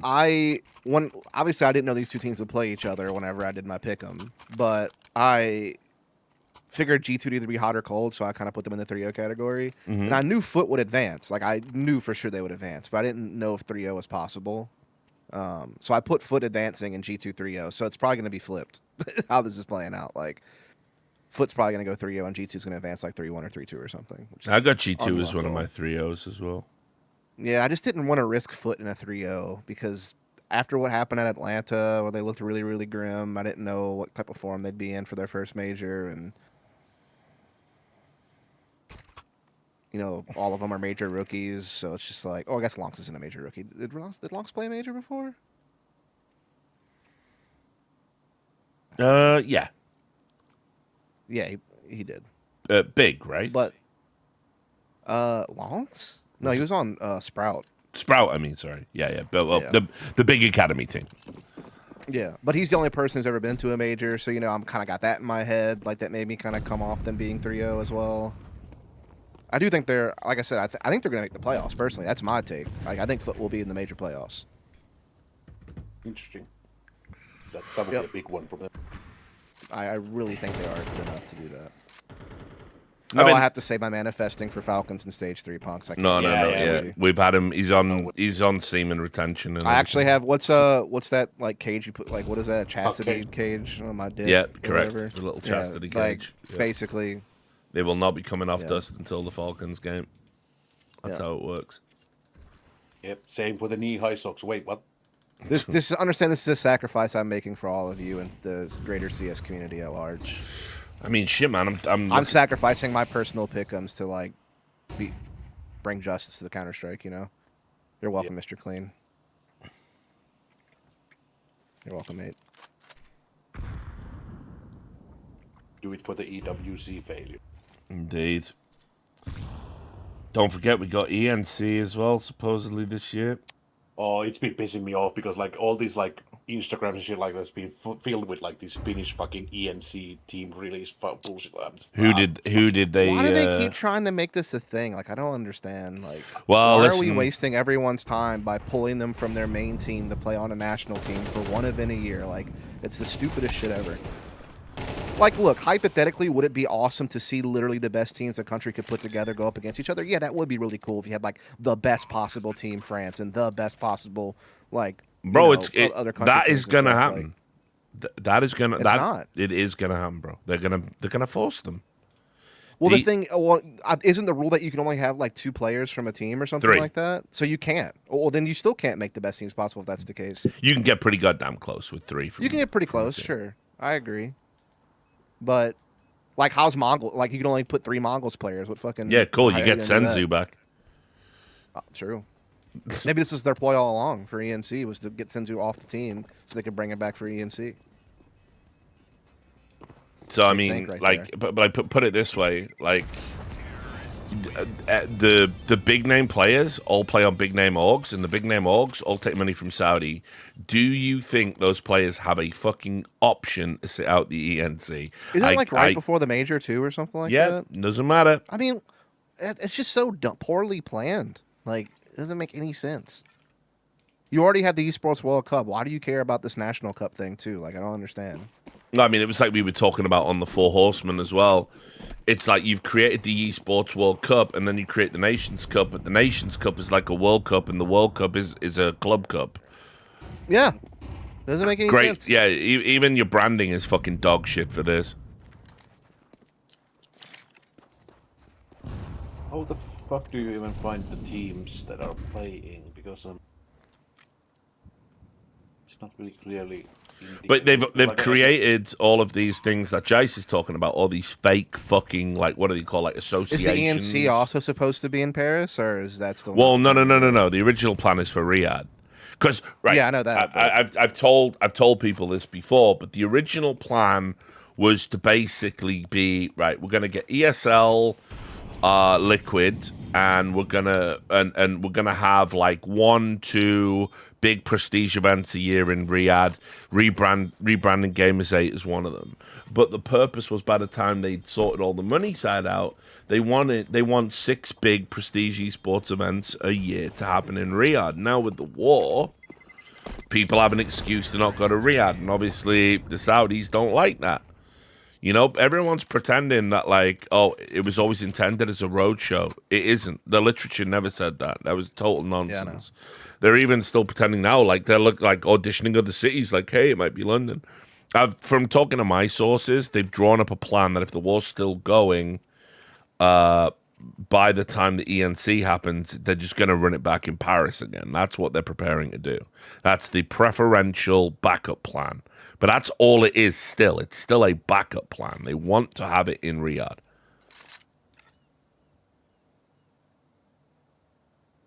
I just think the whole thing's retarded to do right before a major as well. Like, what are we doing?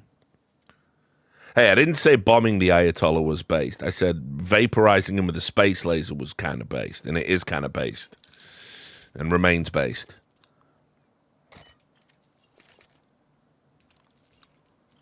Yeah, Space Laser would have been better because it would be specifically that one guy, but now it's been like a fucking so many people that I don't know what the fuck is the government or that form. And the current appointed Ayatollah hasn't even shown up in public. And well, like, would you? Might be creep. No, but I mean, like, they have only shown an AI version of him. Yeah. But the story is apparently that he's been mangled badly. Yeah, so I heard that. Yeah. He's got an arm missing or something. Like. Yeah, something like leg or arm or both missing. Like, because you have to remember his dad, basically, who was the Ayatollah, was also crippled. So you know. Listen, it's a bad time to be an Ayatollah. I'd get another job. You know. What were you gonna say, this?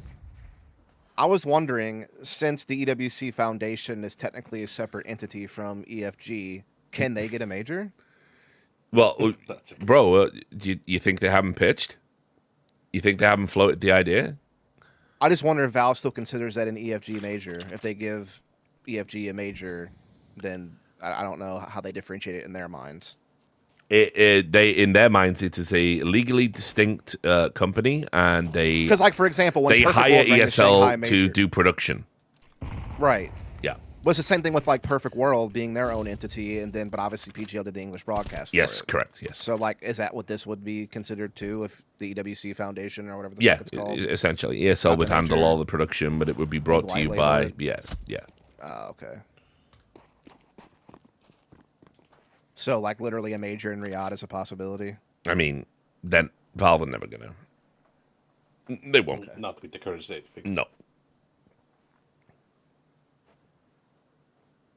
But there is, like, a dark timeline where that is a possibility, right? Like a dark timeline. I mean, a crazy alternate timeline, sure. Yeah. But not. It's not this one. We'll never see that. Okay. So I'm pretty sure. I'm pretty confident on that one. Okay. But I mean, you know, like fucking. Also as well, I mean, like the things that EWC have done, it's all massively antagonistic to Valve. Back when they repurposed Dream League to be the road to the Riyadh Masters, they were deliberately overlapping their events with like DPC, so they had to come together and put out a new calendar. So Valve had that, and then they pulled the DPC. Then there was the cynical thing of whatever the internationals prize pool is, we're going to aim ours just a little bit higher. They started strong. They bumped it right now. It's 2 million right now. You know, it's like they've done having the ENC so close to the major, but also like they're Well, it's gonna. also right after they're doing because IEM Beijing's November 2nd through 8th, so Yep. this starts 2 days after IEM Beijing. Yep. So imagine a world. And runs through. Yeah. And runs through like what till 9 days before the Shanghai. So imagine major? a world where Singapore major, the best players in the world are going to have to leave Beijing because ESL are going to make them go. Remember, they just stole $420,000 from Spirit, right? I mean, I'm using the word stole, but obviously what I mean by that is it didn't go. I get what you're saying. It didn't go back into the pool for everybody else, and that's how it used to work in the franchise league eras. They've just took you back. So so imagine a world you can't say no to Beijing now because you've seen ESL will do that. They will take your money. They will take and they will pocket it. So you can't say no to Beijing. So you go to Beijing. Now, let's say it is in Paris because let's be real, the Chocolate in the White House ain't fixing this Iran situation anytime soon. Clearly, we're not going to put boots on the ground. So then you have to fly all the way to France from China, then fly all the way back to Asia for the major. Sound. Yes, exactly. Whereas you could have just stayed in Beijing, had a chill boot camp, and then a 6-hour flight to Singapore. Also, Blast Rivals Hong Kong just gets wrecked then, doesn't it? Yep. Because that's during ENC. And, what teams are they going to get? Because, if it goes by ranking, most of Spirit's players are obviously going to be in ENC for Team Russia or whatever, I'd imagine. Some of Legacy's guys will probably be on the Brazilian team.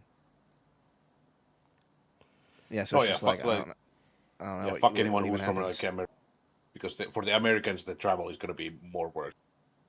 Because you come from that continent to the. What even Team USA would there be, bro? I don't even know what team you put together, man. Fucking know.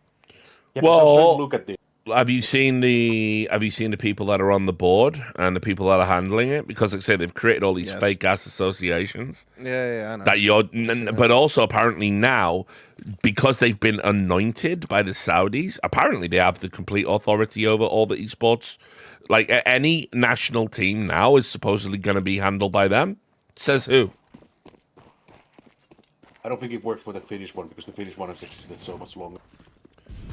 The federation. Like the German ones put the Christian Lenz on there. You know, the old giant dude from Big. Fucking, Heather's on the American board apparently.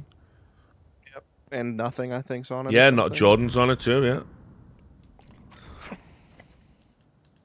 It's like, I've got to write all this up because I don't think people realize any of this is happening. It's just happening on Twitter and in press releases. So people don't realize all of this stuff's been created for the ENC that they're hoping is going to remain permanent infrastructure. They did this with UKESA as well back in the UK. I've seen these things happen. These associations come along, declare themselves the de facto association. They control all of these things. You don't. You've got no authority. No one gives you this authority. It hasn't been granted to you by anyone. And asking about how did that go with Kesper, Kesper told them, stick it up your ass, and then they made concessions because they have to have Faker there.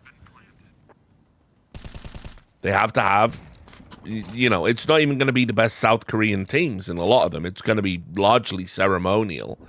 They have to have Faker in the fucking, you couldn't have a, quote, Nations Cup for League of Legends without the Koreans participating in it. But that's what Kesper were threatening to do. So, okay. What do we got to do? You got to let us pick the players, but we'll do it with a little bit of, obviously probably some brown envelopes got kicked out too, right? Because Kesper always won a piece of that.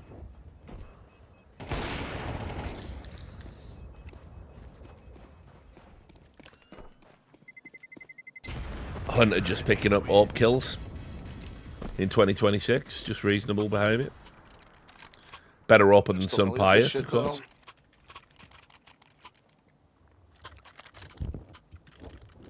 Yeah. So, I mean, these federations are a fucking mess. And I'm just seeing all of these, look, I love some of these people dearly. Like, I've known them a long time. But I am also seeing some fucking clout goblins crop up. I'm seeing people that have been gone for ages because they were essentially pushed out by either a series of failures or worse. They've all been welcomed back with open arms, I guess. And then I've seen a ton of people that are there again in these positions that are just there because they're overly qualified in another area that isn't esports. Like, hey, we've got one of the top psychologists in the world. Cool.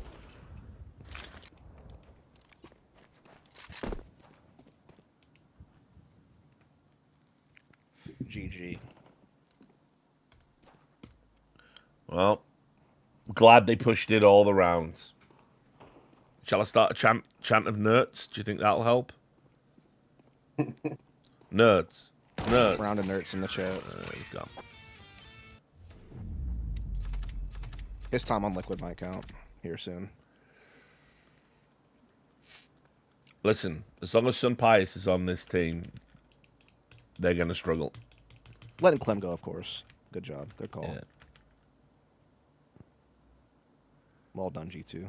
But let me just show you the website that is the best designed so far is the US one. I'll just show people. But I'm going to write a series of articles about this. I'm going to show everybody all of the pieces on the board in esports right now that are controlled by Saudi and how far the sprawl actually goes, right? Let me...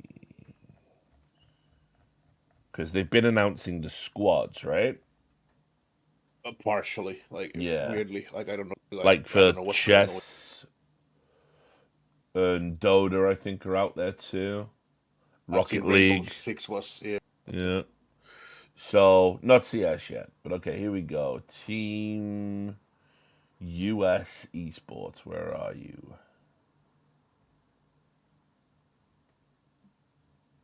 Also, meanwhile, you're finding them. I'm reading a statement from Trump when he said to Fox now about this situation. You've shot your missiles. That's enough. Get back to the table and make a deal. Why is his response? Oh, they don't need to make a deal. It's the same thing every time.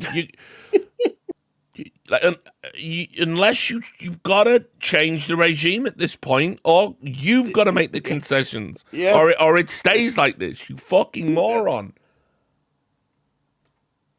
I just can't.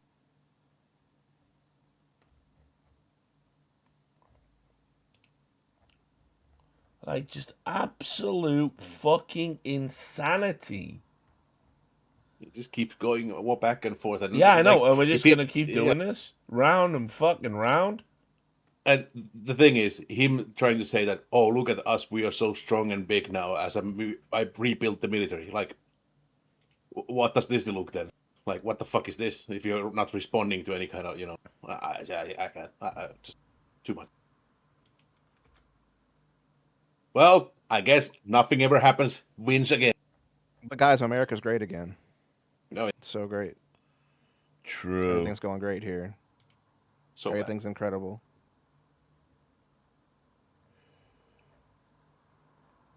Did you watch more of that?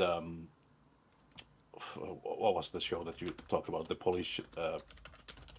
Oh yeah, that one in Louisiana. The last episode I told you about was the last one for this season with the guy that got hit that wasn't even involved in the situation. Is it confirmed for more? I don't know. I mean, there's always a show like it going around, maybe a different city or whatever. There's always some type of real crime or true crime show going on somewhere. Right. So here you go, right? This website just sprung up overnight, okay? And these people have just been appointed, apparently, by the Saudi Arabian state to run any national team for the US. Let me change. Let me just make sure. Yep, okay with the. So we got it right. So here's this is the USA Esports inaugural board of directors. Here they all are, right? This is them announcing a strategic partnership with Kesper, right? Like, and remember this they're going to announce all of the national teams down here, right? And you go to this, Who's on this Doctor board of directors? Dr. Bowen Chung, No idea who this is. professor in residence at UCLA in the Department of Psychiatry and Fielding School of Public Health. Got it. So Dr. Chung, he's in there. Oh, Bjergsen Why is Bjergsen on the USA board of directors? played in Is he American LCS. somehow now? Played in LCS. Yeah, but never mind. Just go on. Played in Don't LCS. ask questions, man. I'm not. I'm done. I said I was done. Sapphire, obviously. Okay. We all love fair Heather. enough. Right? Yep. I get that one. Dr. Gene Block. Hilarious name because he looks Who the like fuck is this? he looks like a few of his genes got fucking blocked, mate. Another professor at UCLA. Right? So Neuroscientist by training. Great. Dr. Gene Block is Chancellor Emeritus and Distinguished Professor at UCLA. So it's all going through UCLA, you notice, right? Yep, so far. Yeah.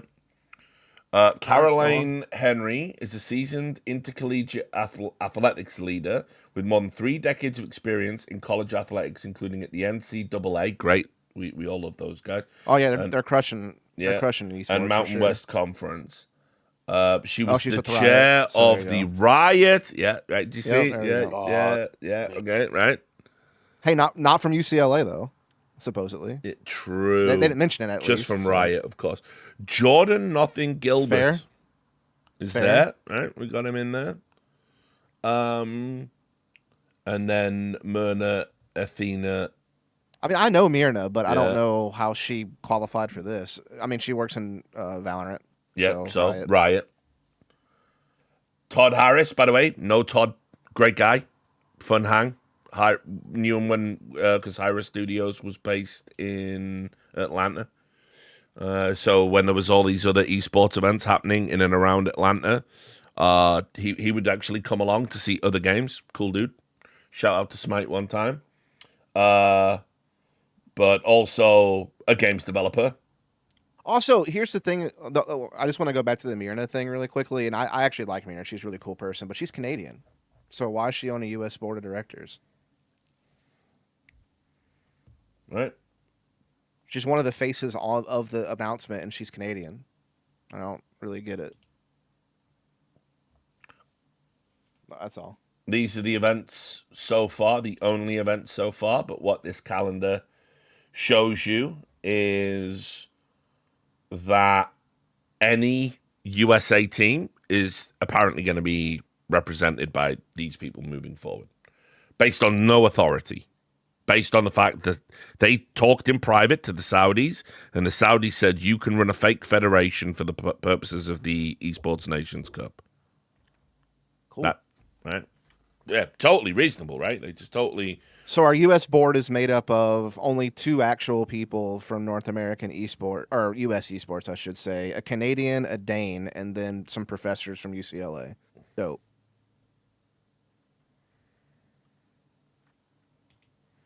Love that. I'll show you another one of these actually because it's just interesting. Ooh. It's just it's like so fascinating to me to see like how these people have just been anointed in private. You know, like hang on.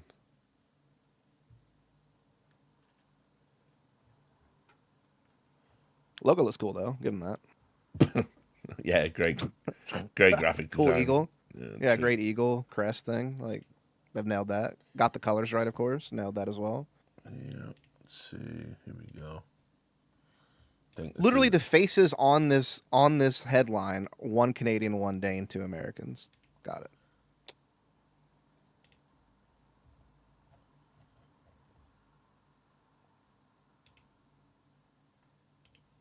All right.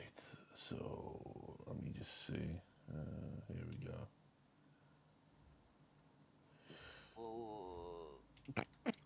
Well, have I been tagged in this on Twitter?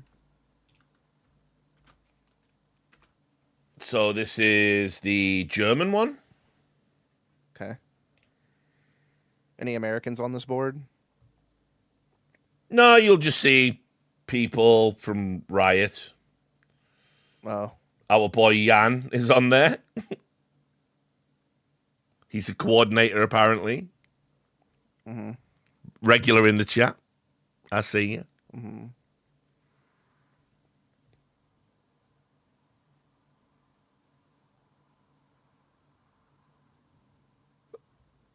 At least they have like experts from each game, I guess. Like, I don't know.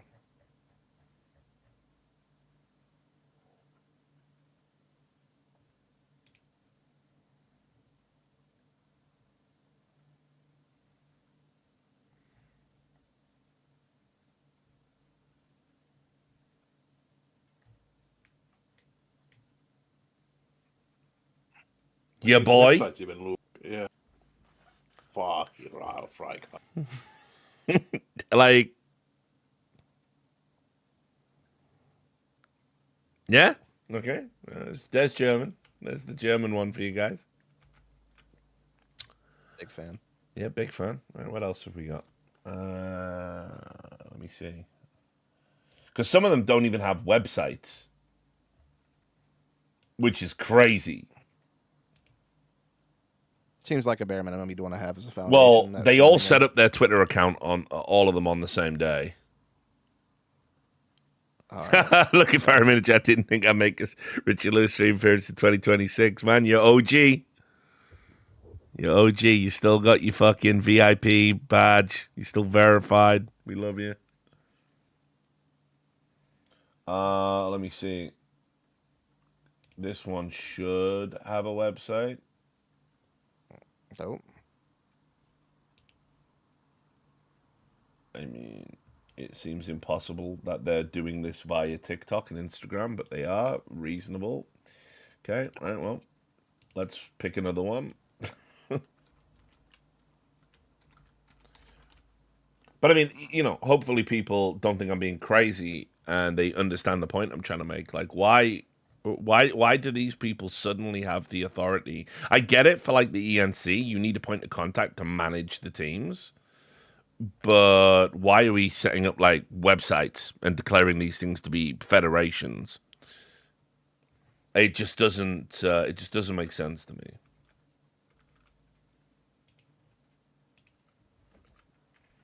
And no one's talking about it.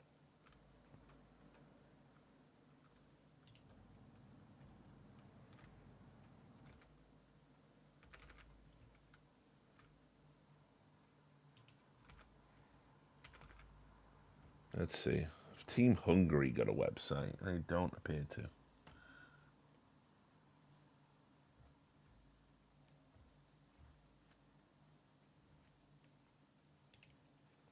Right. Let's see. Who is representing Team UK across our various Rattlesnake's games? back. Yeah, maybe. Rattlesnake. Right, Rattlesnake's there you back, go. bro. So my boy T Governors, So... I'm guessing is T's a player in this.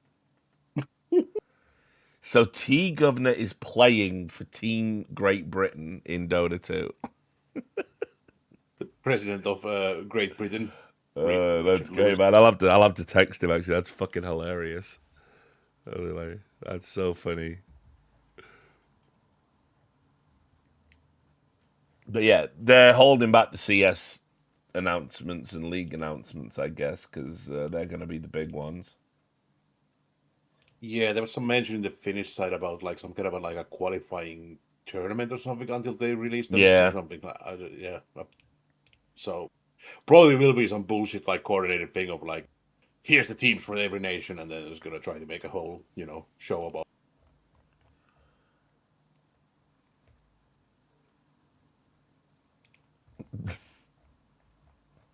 I don't know why someone has extended my neck. Yeah, I saw that on Twitter as well. I was really confused. And I'm not even in the photo, and I got tagged in it. So I was really confused. No, but I'm guessing he thinks Maui is you because he's wearing his glasses. Oh, okay. Well, nice neck, though. I actually do look good with the long neck. It makes me look slimmer. Yeah. I thought it was a good shout.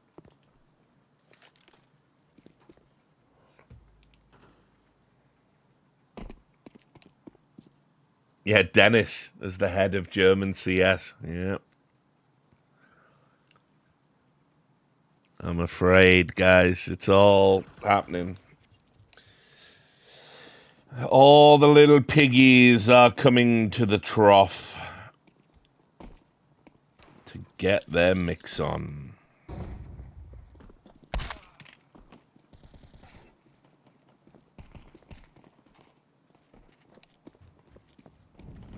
Hell yeah.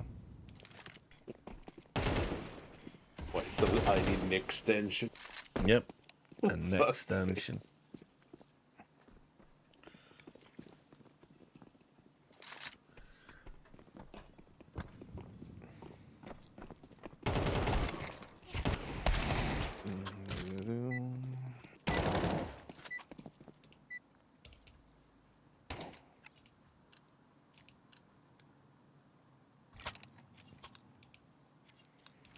Royal would have put like you into the whole thing, but apparently there was no decent pictures of you with a neck. Yeah, there's no decent pictures of me with a neck because I'm fat and therefore don't have a neck. That's what's going on. Or maybe it's just a beard, you know.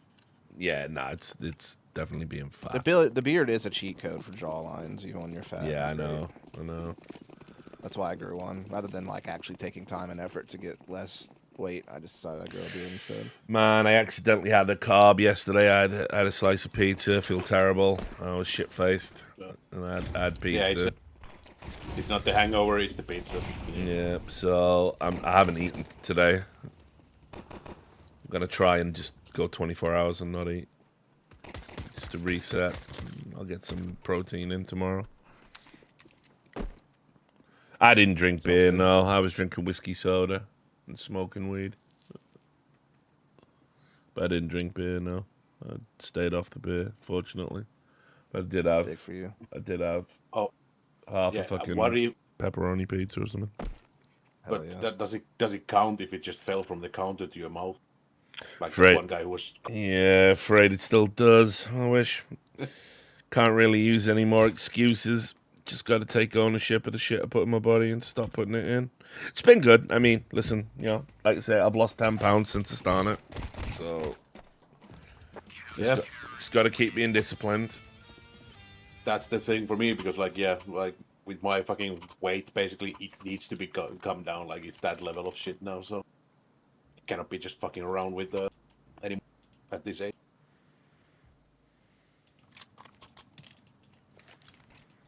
Held that to the 18-ounce ribeye I ate last night for dinner. Nice, dude. It was a celebration though. It was a special night. Ah, okay, fine. Yeah. Yeah, he just had the chastity cage put on. So. It's a big celebration. Yeah. To put it on, you basically took him for dinner, just to make sure. Nah. All comfortable. Nah. So he can man the cock command center in the next hotel. Indeed, the cook command center.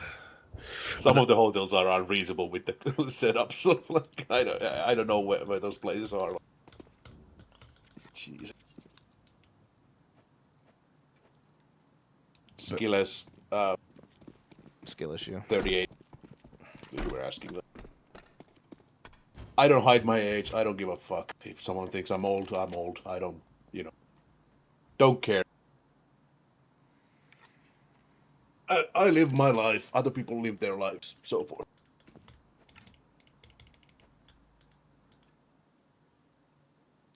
Maybe footage is better than G2. They are. Maybe. Like if I would have known this was the fucking 3-0 game, I would have picked Foot in my pick'em. I just didn't know that this would be the 3-0 game. I probably should have used a stupid simulation thing, but like, I just never trust that shit 'cause I feel like just 1 or 2 BO. That's sort of cheating anyway. Anyone who uses that's a fucking bitch. It's also just like I don't know how accurate it is because again, if you have like 1 or 2 BO1s not go to the favorites, then it changes like the whole matchup going forward. So even if I wanted to cheat it, I don't know if look at the Tech 9 still doing work though. It's fucking crazy, man.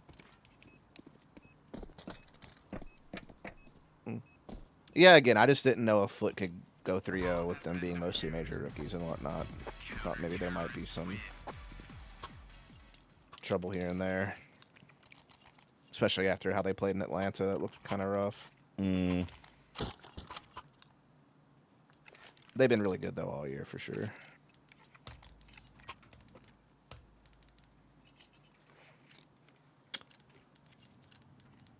See, I love it when I get the odd little message on Twitter. We just had a guy called Trenching Whale just type test. Because I'm like literally live on Twitter right now, and obviously no one's watching it on Twitter. But like, I guess the 2 or 3 who are kind of like, yeah, I'm live on Twitter. Yeah. When it says you have like 1.3K watching on Twitter. That is all of the viewers on all of the platforms. What's really interesting about what Twitter does, Twitter somehow can amalgamate all of the platforms you're live on at any one time. Probably because it's linked to your YouTube and Twitch somehow. Oh no! Why is this? So it's kind of now Trump. What's this? What's happening, Jace? Yeah. Trump tells Channel 12, aka the Israeli news channel, I will call Netanyahu now and tell him not to attack Iran in response. Yeah, that'll work.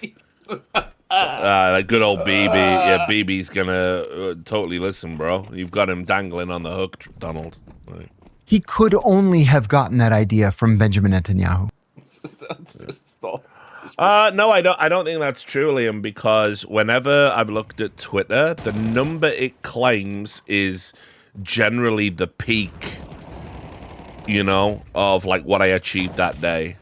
So I think basically it sort of does like it is tracking on all of the platforms. Now the good thing with Restream is it just gives you its own stat sheet at the end of the day, shows you how many viewers you reached, what a breakdown of what the platforms were blah blah. It records every single comment made on every single platform in chronological order. It will also, and I don't know why I would ever want this, but I can also AI take the VOD and get a transcription from the VOD. And it also automatically cuts up any things that it thinks would be good for viral shorts. So at the end of every stream, it makes like 10 shorts for me to put on TikTok or whatever. Right. And there's somebody there doing a test too. That's Cax, the third person from Twitter to leave a message. Yeah. But you know what, Dust? I recommend it, man. If you get a chance and you go back to streaming, or if you ever do any co-streaming or anything like that, definitely pick up Restream. And I should have done this years ago, honestly. At least YouTube, yeah, because you have the following there already a bit built up. So it's still doing that thing on YouTube where it's unsubbing people. If you post a video or post a live stream, you lose subs. It's gone back to doing that again. I've lost like 100 subs this week on YouTube while I've been doing the live streams. That is just my YouTube is fucked. Well, but it's my own fault for not being consistent. Well, I think it's like really fucked up for those who are basically a long time YouTubers that never hit like the big strides, let's put it that way. So you didn't get to like, let's say 500,000 or something like that. If you've been stuck in a number, now it's like, especially for Richard, for example, it's fucking him over every time he puts a video out. It's like 100 out of him. I know for me, it's partly my own fault that I just haven't been as consistent with putting out content as I should be. So. Yeah, but that's what I'm wondering, if the discoverability is also now trying to fuck you over because you have a long-standing channel. Yeah. But it's not been an active one. Oh, nice. So I don't know how it works with the dormant one. All the Twitter users are coming out now. Look at this. GFAT. Hello, Mr. Lewis. Yes, I see you on Twitter. I see you. I see your messages. You can interact. Give us some more tests it's good for the algorithm. We had Red Apple 98. He did a third test. Crimson Bets typed anyone in here. Like all the Twitter guys are jumping in now. Maybe there's more people than you thought. Watching from Twitter, bro. I mean, I got up to 125k followers, and I was like, "Oh, okay, the algorithm's back to like letting me have subs again," and then it just stopped. It just stopped climbing at 125, and obviously I don't post regularly on there anymore. I mean, basically now, the holy shit, loads of Twitter chats now. The basically the only thing that YouTube really is good for is like if you have a video that goes viral but like subs don't mean anything. Like if you look at most accounts, their average viewership on an average video is about 1/10 of their sub count. Yeah, that's why they keep saying that if you like this video, please subscribe it, because most of the people who are watching this don't even have subscribers. Yeah, like, correct. Yeah, it doesn't work. Like there's virality. when 90% of viewership on a video, like it's usually about 88 to 90, aren't even sub to the channel in the first place. It just shows that like the important part is to get into the into the algorithm. Thanks, Jerky, for the 20 gifted. Appreciate it. I didn't mean those kind of subs, but I always do appreciate those kind of subs. So nice to have you here as always. An OG. And someone I've drank with in real life. So, unlike your favorite waifu streamer, I will meet you and drink with you. Damn.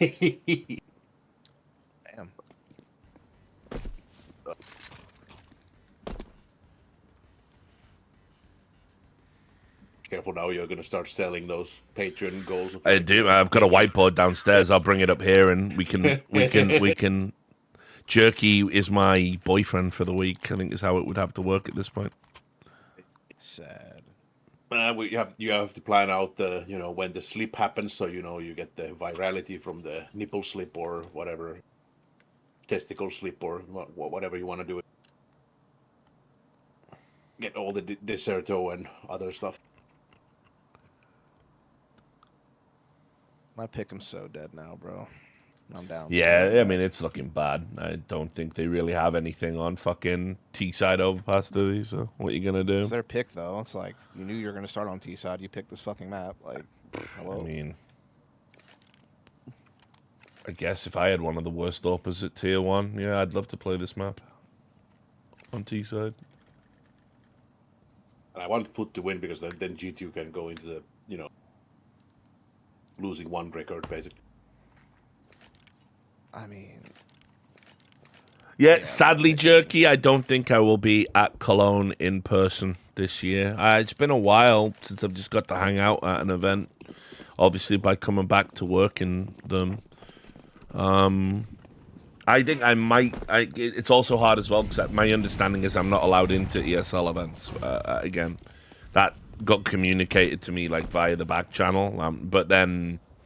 So I have no idea if that's true or not, but the person who told me that I was blacklisted certainly has no reason to lie. So I guess, I mean, I wanted to go to the Birmingham major when all the guys were here, but then that overlapped with Sam working a Call of Duty event. So me and Sam just fucking partied at my crib for, a few days. GFAT says, is there a problem you suggest we watch? It doesn't really matter, bro. Big number good, whatever's best for you. So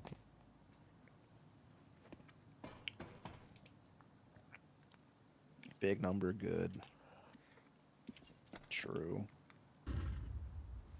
Wait, Jerky is saying what he was... Oh, you were blocked as well? Oh, because of the association? I mean, lots of, they got so pissed off with me leaking everything they did. Like, it was unbelievable, because it got to the point where I was getting, obviously, recordings of their town hall meetings sent to me, and they are just looking... It's like the Riot situation all over again. They're looking to find who it could be. They're trying to trick everyone. Everyone was losing their ever-loving mind about all of this stuff. Yeah, and obviously, Thorin is on a similar list, but then they just approved Thorin to go on Maui's fucking co-stream. Yeah, that's big. So maybe we're all back. But for a period of time, ESL were furious, because it was just everything about the World Esports World Cup and everything about ESL. Leak. Richard was leaking it, Yep.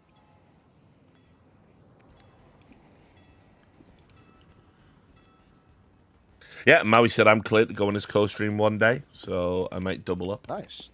One day.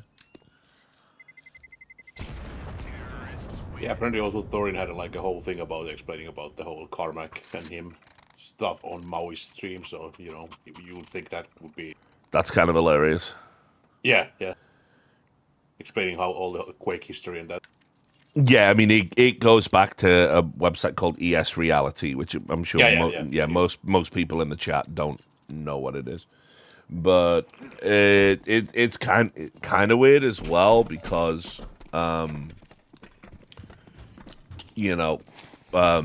they're obviously both SK Gaming alumni as well. I mean, at different times is my understanding. And like, Carmack started as a journalist, like a lot of guys do. And,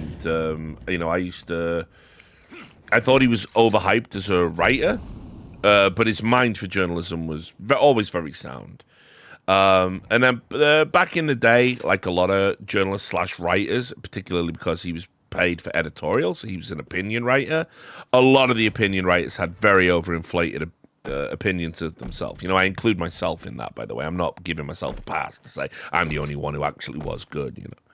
There was this big push for op-eds, which is definitely a trend I helped push and develop.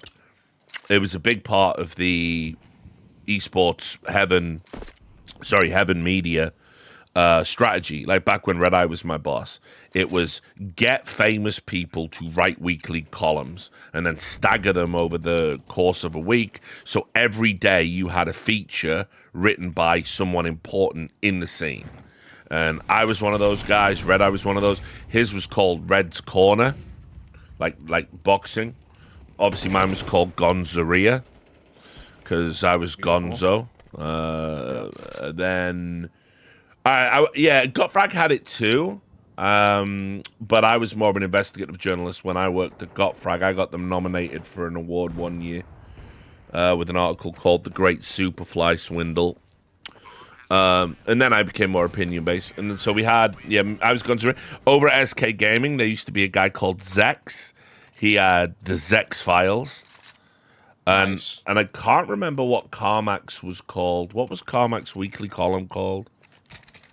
Yeah, again, but we all had names. We all had brands. It was like when Thorin branched out into video, the natural thing to go to was Thorin's Thoughts because that was the naming convention that you had back in the written days in esports. Totally stole that for myself as well. Yeah, Dust's Discussions. Dust Discusses. Yeah.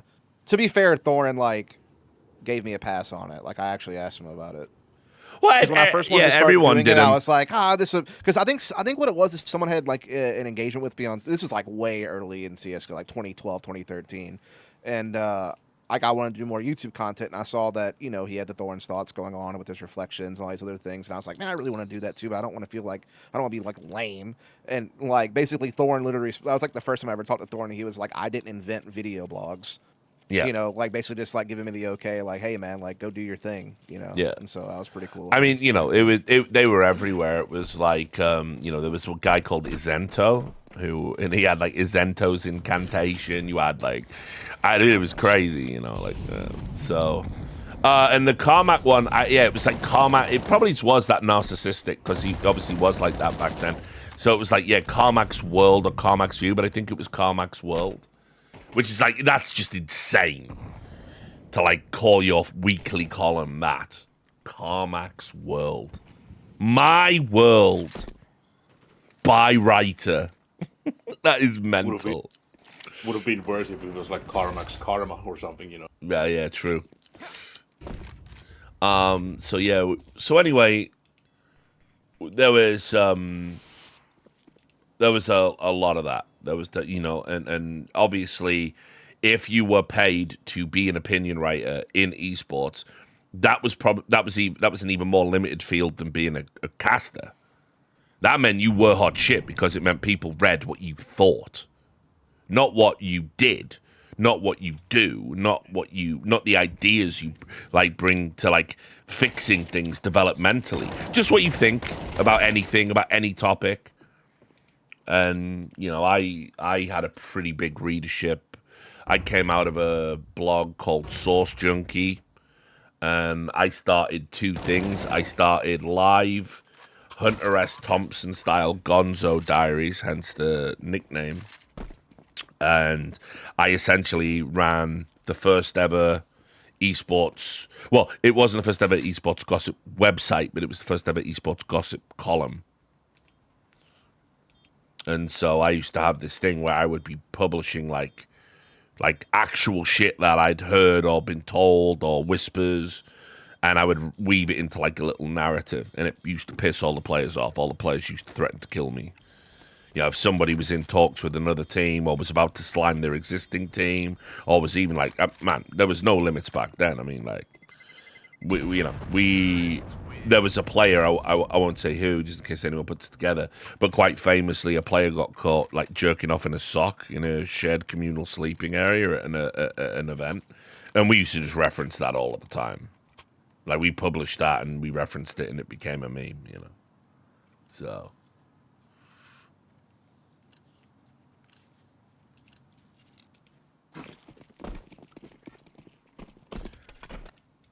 So, you know, people used to get very upset with the stuff I used to write, but it made me my little, you know, edgelord self. And by the time Cadred had me full-time, post where I was head feature writer at the CGS, they basically were like, okay, you can have your Gonzaria column, you can call it something stupid. I mean, keep in mind, the graphic for Gonzaria was my head on the bacterial infection of gonorrhea, and it was just loads of little me swimming around in someone's ball sack or whatever. You know? Hell yeah! Well done.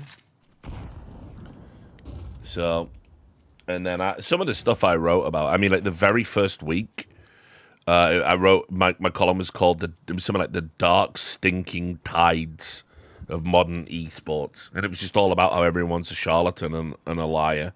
Everyone's lying about the money, everyone's lying about the fan base, everyone's lying about the numbers. All the orgs are lying about all the things they can do for players. Players are lying to orgs, you know, and it was just like, you know, that was the tone. And like, there weren't a lot of people in esports writing about why esports is dog shit. No. Everyone else felt like they had to pretend it was sick. Yep. And I never had any interest in doing that. By the way, look, G2 are coming back. We're going to be here all night. We're going to get a third map, Dusty. As long as G2 wins it, I'm down. Okay.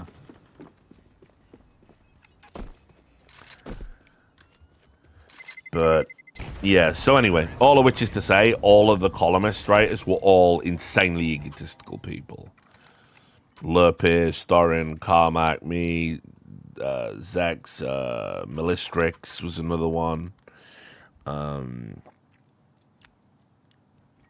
I mean, yeah. Red Eye obviously didn't need it either, you know. Like, yeah. If you got paid, apparently that was also a bit of a mark of the devil. Also, that apparently like Carmack had said something like, "I would never get paid" or something. Like yeah. Carmack used to say that back when he was just a young guy and an esports writer, he said anyone ever taking any money to write is suspect.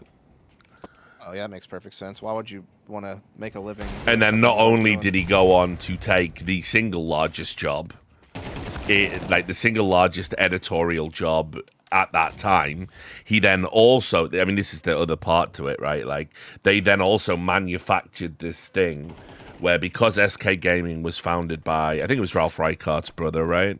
It was one of the Reichardts, I'm pretty sure. Anyway, so SK Gaming had Carmack. Carmack is the #1 columnist in the world, the #1 editor in the world of the #1 viewed website in the world, all of these like insane plaudits. They ran this competition, a journalist competition sponsored by, the Turtle, whatever the fuck it's called, Turtle Beach, yeah. I think because that was their big sponsor over at ESL, and basically it was a who is the best journalist, who wrote the best article of the year award, and it was all rigged for Carmack to win it. So ESL could turn around and say, hey, we got the best writer of the year to come over and head up the Intel Extreme Masters product. And basically he left having won this award and then went to be the guy Mr. I would never take any money for writing. He then went and then ended up being the guy that ran the Intel Extreme Masters account, the single largest sponsorship in esports ever at that time. So that was that was one of the reasons why Duncan and him always had this beef, because for like Thorin basically said like like he doesn't care what your principles are, but if you express them as principles, you must adhere to them. He will check your principles, basically.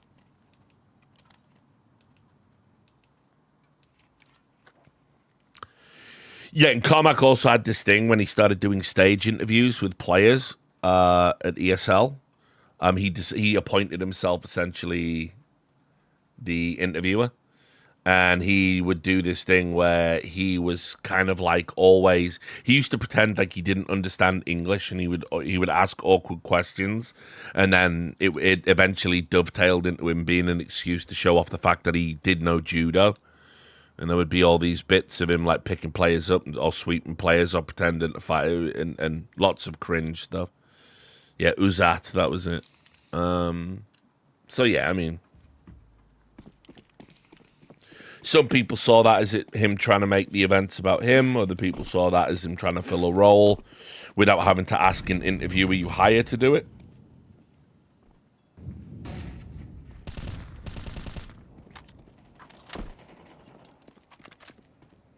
Oh, by the way, the guy that long-necked me is long-necked you, Dust, and I gotta say, another improvement. You look good.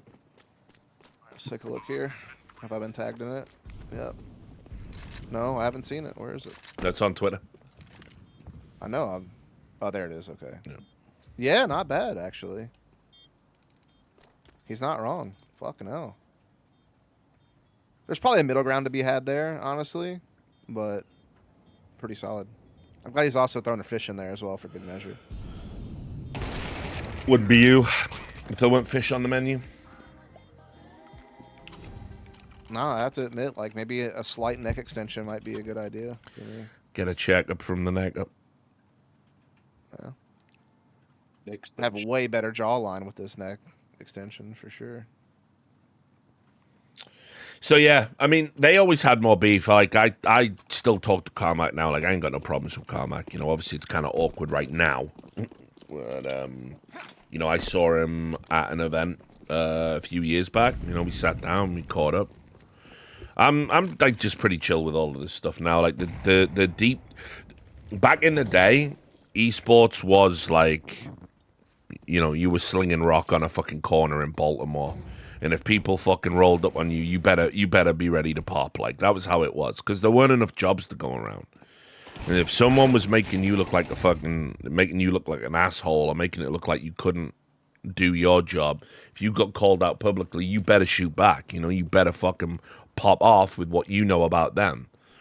Because if you didn't, there was a chance that the narrative would just turn and you would end up losing your job. And that was how you had to live at that like stage in esports. You know, that was like I went through a phase where I definitely was the brother Muzone of esports. My tweets were crazy. My tweets would decimate you. Whatever the worst, like I would nothing was off limits, man. Like I earned the reputation on Twitter. Like believe that, I earned it. When people used to say he's an asshole on Twitter, it didn't matter who you were, small pleb account. I would be fucking triangulating star maps, cross-referencing emails and usernames. I'd find out everything about you, stick it all in a tweet, fucking just immediate. Preston, I could never send the imagine you nukes. doing this. This is wild. I know, it's crazy, right?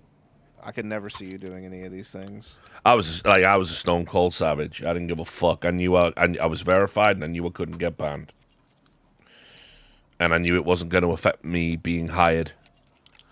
So there was some crazy pop-offs back in the day.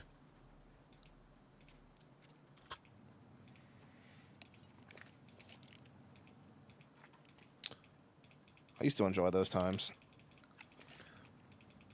As for who's Omar, I don't know. I mean,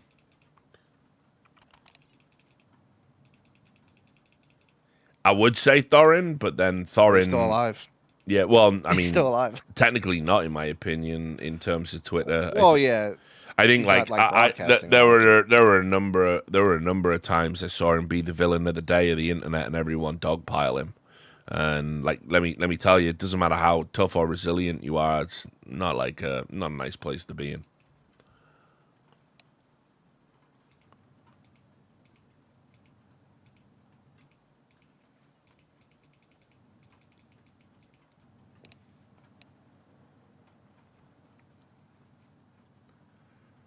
Be right back. No worries.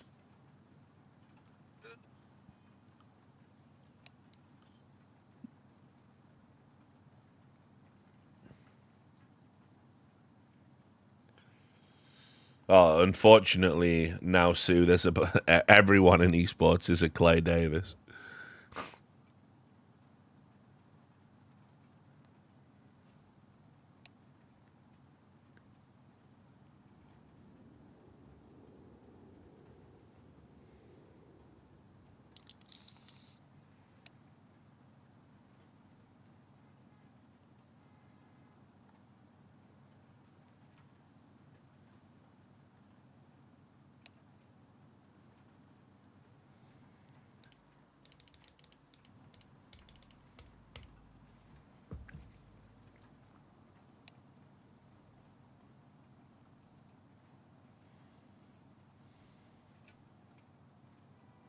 Gotta say, the most boring and stretched out games so far this event have all involved G2.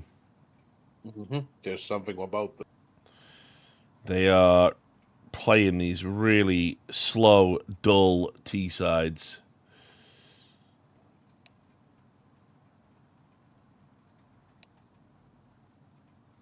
Did you see the massive tech pause that happened in the first game today? Yeah, I'm glad. It bought me some extra time. I was able to fucking Yeah. sleep through, I only missed the one game today, pretty much. It's the classic where there's a guy, like, I forget which the player was. Someone in the chat will probably remind me. But they were basically looking into their whole NVIDIA settings shit again. Like, fuck me. Like, why is this still happening? Like, yeah, Afro. Fuck me. Just wiggling around in NVIDIA settings, then going to, like, game settings and shit like that. It's like, fuck off. You have the setup day. Like, come on.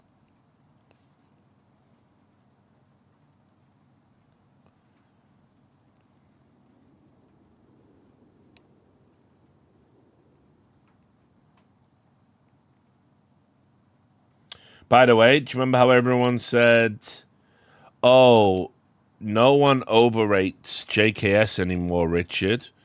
Literal post on Reddit today, JKS should have won a major.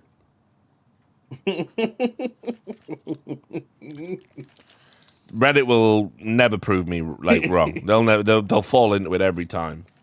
If JKS had made better roster decisions, by the way, he literally made every decision that was best for himself and played on teams he shouldn't have. If JKS had made better roster decisions, he should have won a major. He was one of the best riflers in the world in 2019. No, he wasn't. And if he had joined the European roster before the world blew up, he probably could have been part of a top European team that would have won a major. Him being on the top 20 in the COVID era is one of the most overinflated top 20 appearances of all time. Yeah. And then you look at the comments. Unfortunately, his prime was during the Astralis era under COVID. His prime could have lasted longer if he joined a better team. I mean, what does that even mean? His prime would have lasted longer if he joined a better team. These things are not linked. Sooner... But even still, he would have had to play Prime Navi straight after. Next comment. G2 did him dirty when he was clearly not the problem. I think worse than the decision to cut him, they didn't tell him whether or not he was cut and basically ghosted him for a few weeks, where he could have been finding a new team. No, again, this is all nonsense. What happened was, he went to Australia. They said, by the way, we're exploring our options. Then they explored their options. They found a replacement. They messaged him in Australia. Yeah, don't come back from Australia. We've got a replacement for you. So that's what happened.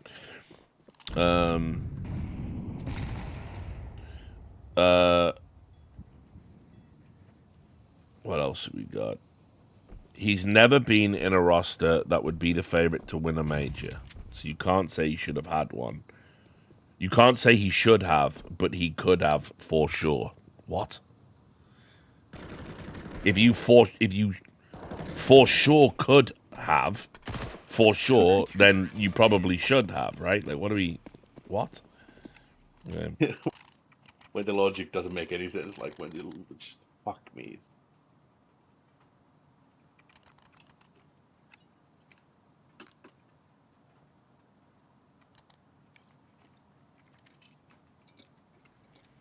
Like, is it not enough? He's probably technically the best Australian. That is probably the best player they ever produced. Is that not enough? Do we have to like pretend that he was better than he actually was? Yeah, just be happy with the fact that you have like one guy who you can rally around, but stop being fucking delusional about it. Just like makes the whole fucking region look like really fucking low bar expectations thing. Like it just makes no sense. Well, yeah, Nick Stacey should be forgotten. Like, yeah, true. That's what I mean, man. Why, like, if the Australians, like, you probably could make a 5-team Australian lineup with all the players you had across history that were all playing at the same time, but they all just want to be dickheads and fucking meme lords because that's their fucking audience. And it's like, listen, I like the Aussie sense of humor, and I like Aussie banter, and I like that they don't take life too seriously, and I like that they like to have a beer, and all of this stuff's great about Aussie society outside of, like, having a winning team. But, like, if you want to be winners, man, you got to put away all the childish bullshit and fucking actually, like, knuckle down, and they just never do.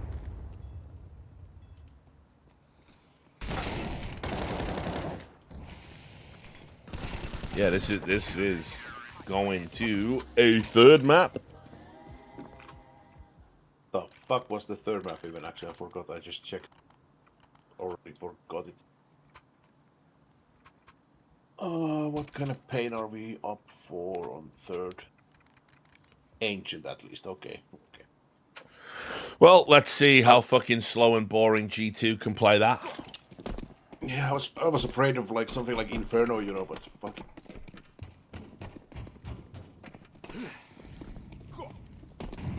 Also, just 5,000 fucking threads about the frog behind Team Spirit. Like, oh my god, guys, give it a fucking rest.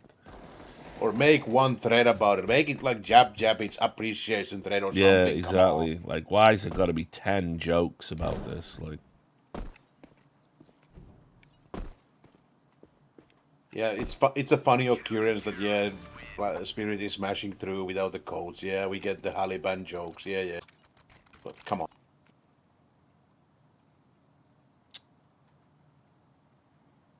And I saw someone trying to force the fucking meme about when the team scatter against Big's crouch bug thing. Mm. They're trying to push that now again. It's like trying to talk that Spirit cannot play on stage 2. They're trying to stop Spirit. They're trying to force Spirit to have a coach in the next stage. You know, like, fucking grow up. But then again, I have to remember there are probably actually kids posting there, so you know. I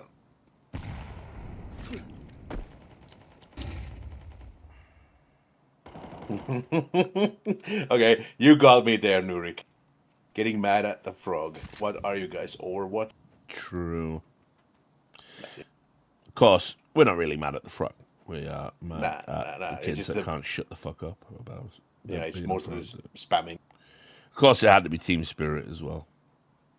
Just a stupid fucking team. Like, oh my god.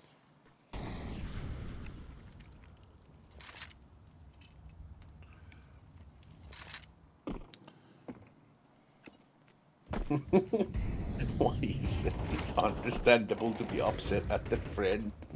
Fuck's sake.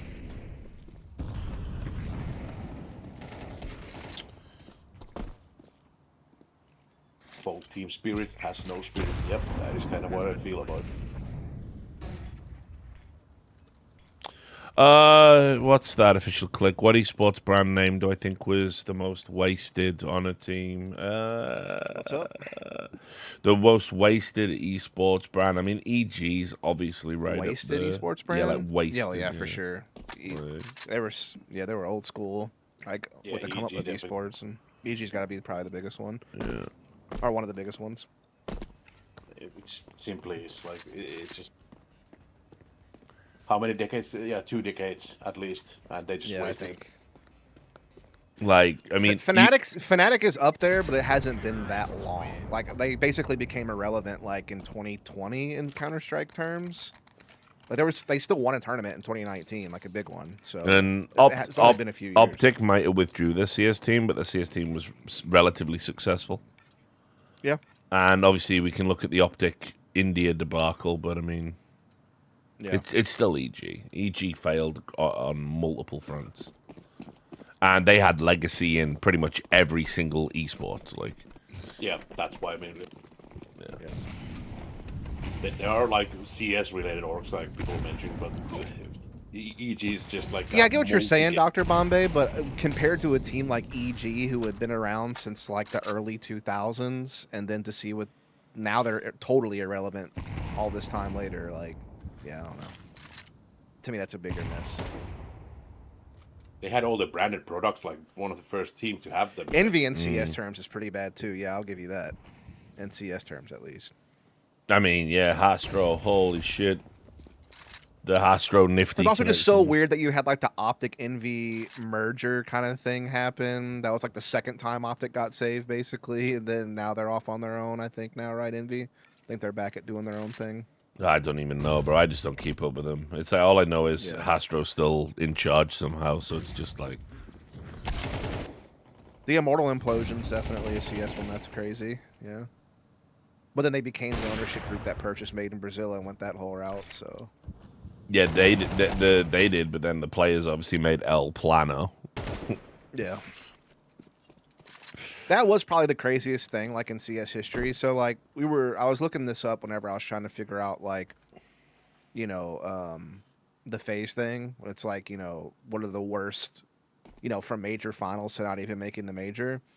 And the only other 2 teams in Counter-Strike history that made a major final and didn't attend the next major, the first one was Outsiders, the former Virtus Pro that won in Rio. Yep. But they only didn't make it to the next major because back then it wasn't VRS. It was one qualification tournament. So they lost the qualification tournament, and that's why they didn't make it to the Paris major. So that was a fumble, but not nearly as bad of, you know, FaZe doing terrible for an entire season to fumble a major slot. But the other one, the third team that did it, was Immortals. And that is because they basically sabotaged the team. We're going to go to 100 Thieves. They were meant to be 100 Thieves' first CS roster. Was that whole group. And then obviously, fucking KNG gets his ass handed to him a second time. Winds up killing the entire project. So 100 Thieves don't come into Counter-Strike and they lose their major spot.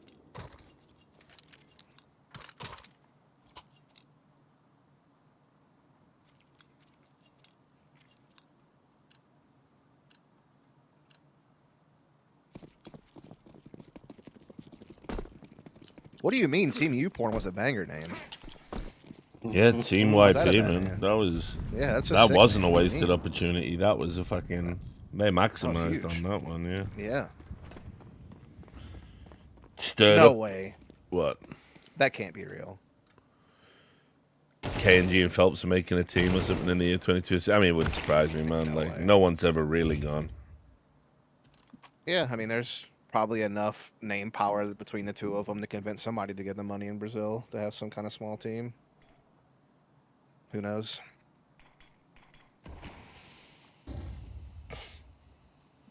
I mean, if Fur could make it to a fucking major again with Gaming Gladiators, then I suppose those guys could do something.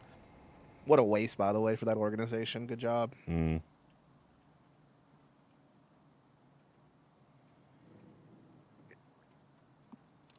Tylenol had a 1.16 called Ouch Gaming. That's real? Think so. That is wild. Yeah. That is crazy. Holy shit. Oh, Heavy guy just got his face ripped off. GG. My man Jugs.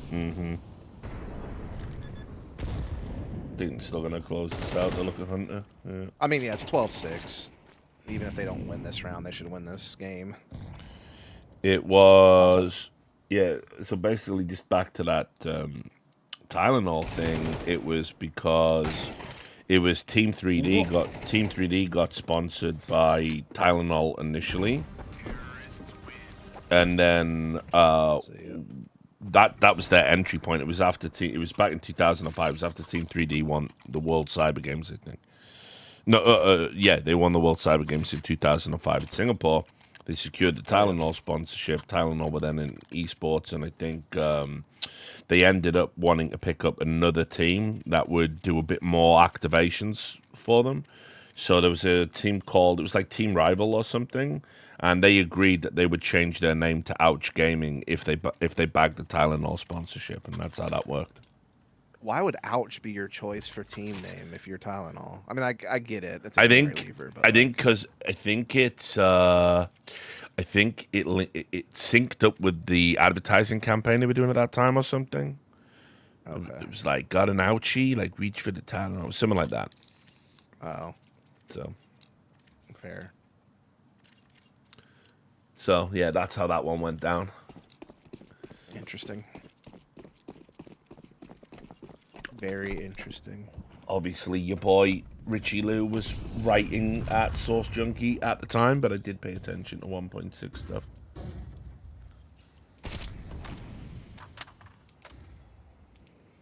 Yeah, my 1.6 knowledge is ass. I just fully admit that. I mean, obviously, I'm never going to hang with the big dog, the esports historian, because... That's why whenever people want to have like these GOAT of Counter-Strike debates, it's like I can only really argue it from the Go and CS2 perspective because I don't have the 1.6 knowledge base to make the comparison. So like if we're doing the, like who is the greatest team of all time in Counter-Strike history, I don't know if there is a 1.6 team that stacks up against Vitality today as far as being dominant for like basically 2 full years. It would be 2010 Navi, I think. Like, I don't know if like any of the old school Fnatic or like SKs or, you know, one of those teams did it or something. I don't know. I don't know enough about it. Mm.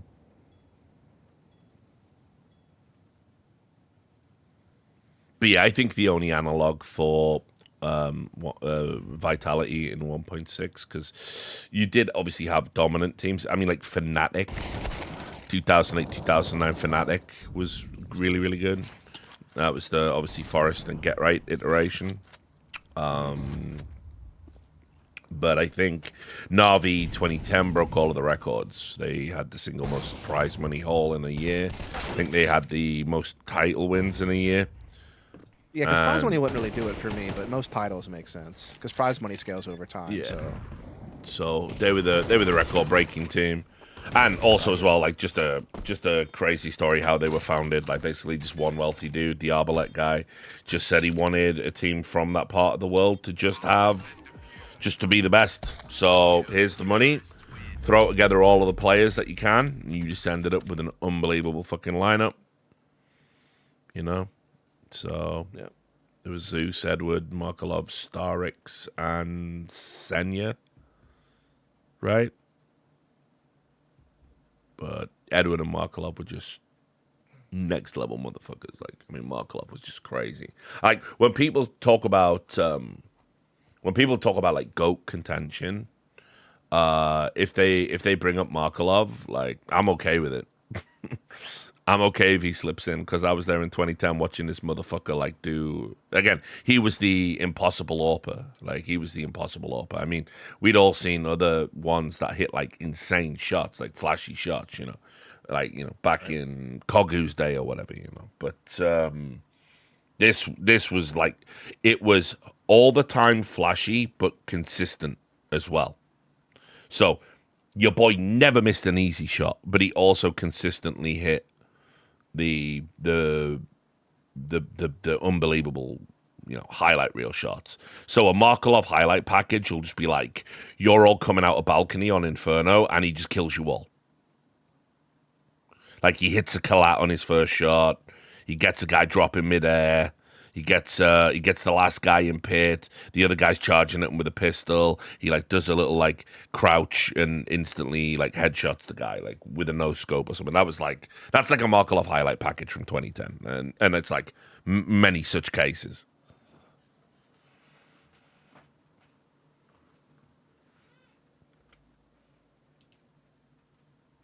Because that's always the funny thing about that flip side team, like that had old Markelov, and Simple had grown up watching Markelov play, was super excited to play with his hero, and then not only thought Markelov was shit, but then griefed Markelov by being an asshole in that team. So yeah, that was just fucking ridiculous. Nice.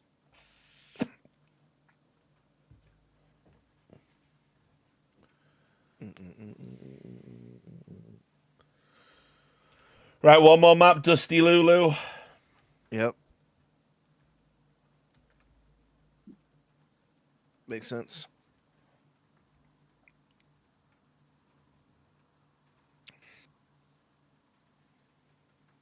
Was it played who Simple removed from his friend list during the game? I mean, it's possible, man. Holy shit. They had a volatile relationship. If you know, you know.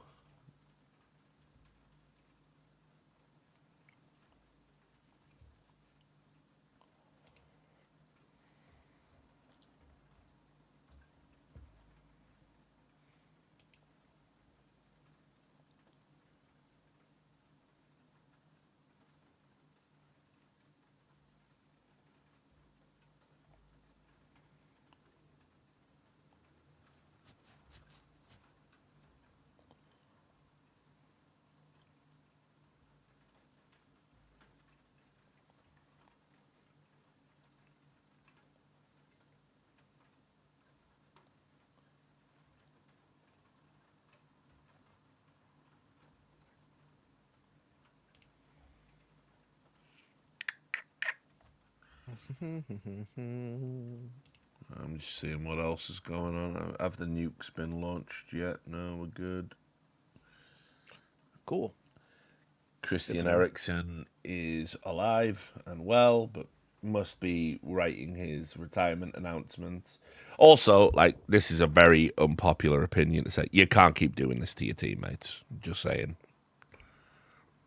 They were all crying again because they think they're going to lose their friend. Like, I mean, you can't keep doing this, bro. Like, retire. Like, very unpopular to say that now. I don't know what the rules are for like whatever league they're in, but again, like I don't understand how athletic commissions are just like, yeah, this is fine.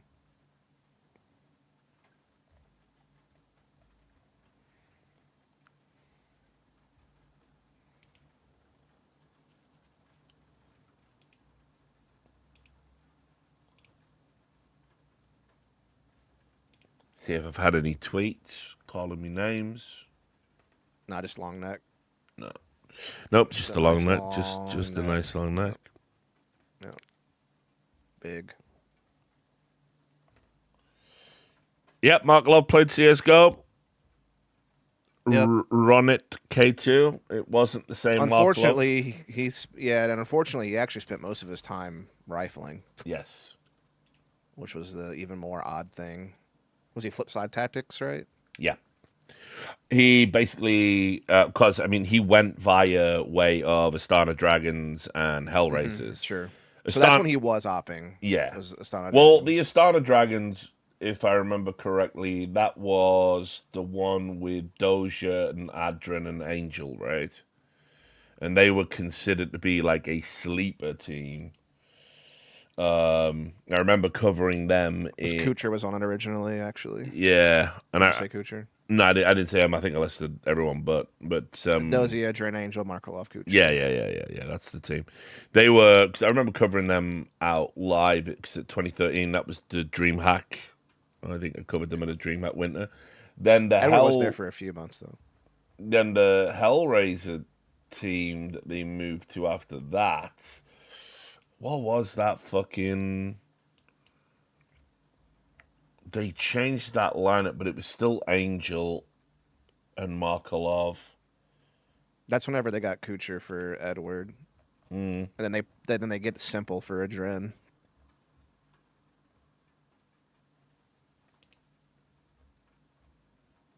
Yeah, I think that was the. Gotta remember what did they change? Like, what was the Simple joined them in 2014 for Adren. Yeah. And then they later kicked Simple and Markelov, and then they brought back. Yeah, Adren and and then that Flamey. was when they ended up at Flipside, right? Yeah. Yeah.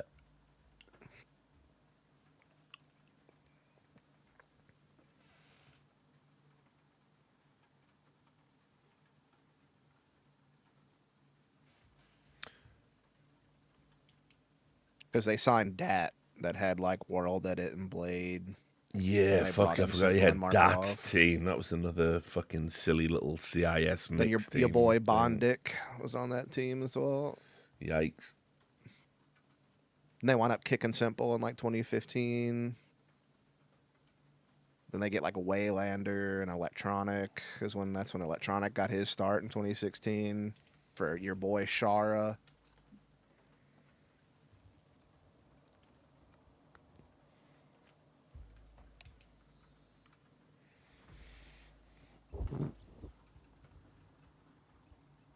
Yeah, I mean, I fucking hated that Flipside team.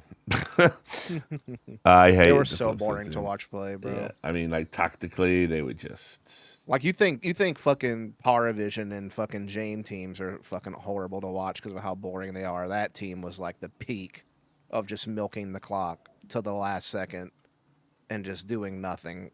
Like it was just a nightmare to watch. That used to be my least favorite team to cast by a long shot back in that time period. well, you just knew you were in it all fucking day. Like Yeah, that's just like great. they were the ones that fucked us over at Columbus as well. Basically turned what could have been a normal working day into an attritional nightmare. With the longest game, I think at that time to date, with Mouse.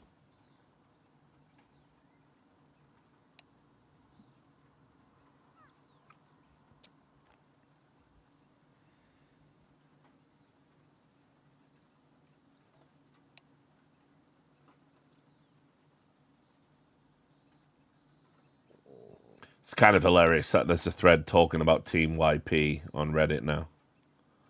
Hell yeah. And it's saying that's Suffolk used to play for them. So Yeah, soft dick. yeah, so that's the Soft joke. Dick used to play for Team YP. That was definitely the joke back then as well. Can confirm. Yeah. I'd forgotten about that. Yeah.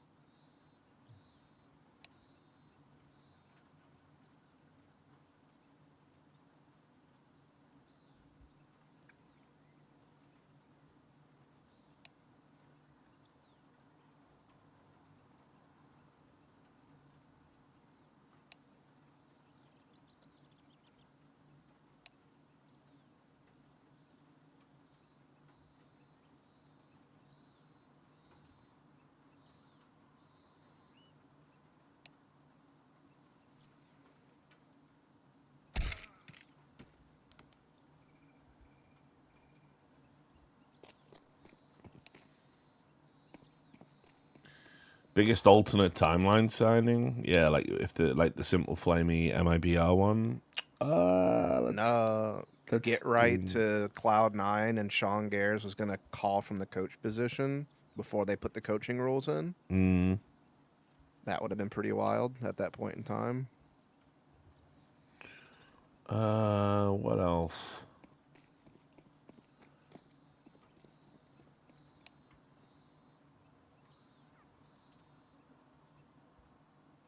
trying to think. What other ones did I hear about that didn't happen?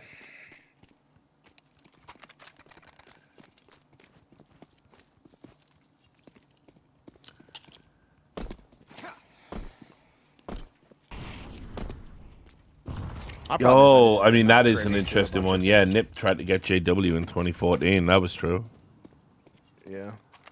They were going to replace Fifi, I think, with JW. Yeah, I'm not privy to like too many ones that didn't happen. Yeah, obviously the iBuyPower move that would have been there if they hadn't got banned. It was gonna, the EG. Yeah, the they EG were going to team. move to EG and add Hiko. Because that was what? Dazed, Hiko, Swag. Who was the rest of that team? Skadoodle, AZK. Was it? Yeah. Yeah. Well, I thought Steel was involved in that somehow too. But I think he was going to be the one not there. Oh, okay. They were either dropping Dazed or Steel, I think. I can't remember. No, it's not Steel. It was definitely Dazed was definitely staying. Okay. And yeah, that's when Hiko and Skadoodle were like linked together at that point in time. Yeah. So Scar was going Swag. nowhere. Swag was 100% going to be there. So maybe AZK was getting dropped. No, I think AZK was staying. I think you were right the first time around. Yeah. Steel being out. Yeah, that's what I thought.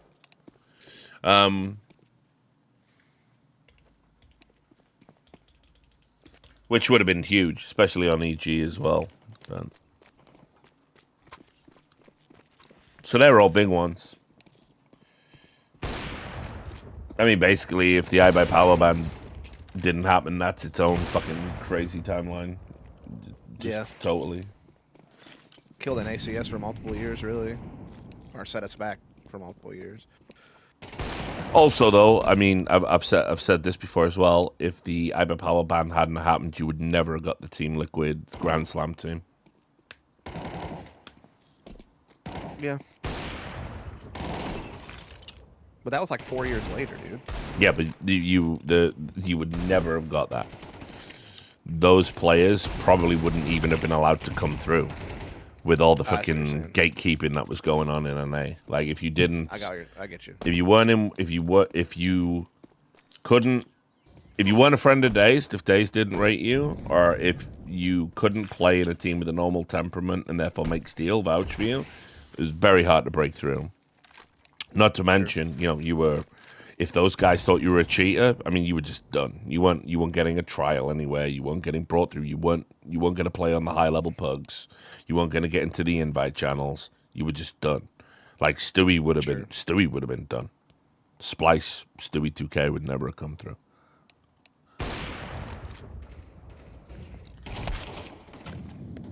So I'm gonna take partial. I'm gonna take partial for that.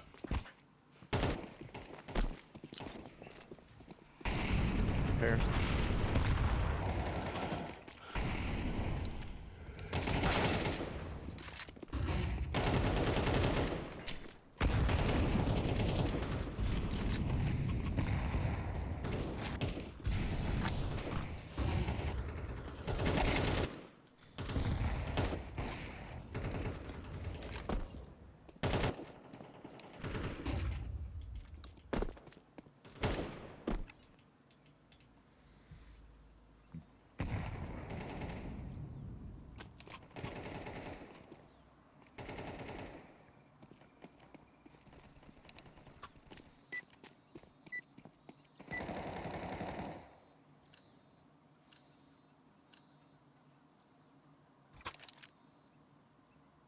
Right, 1 second. Just hold it down. Hold down the fort. I'm getting a drink. Who do you want to watch in the pistol round? Tree. Okay. You got it. Thank you.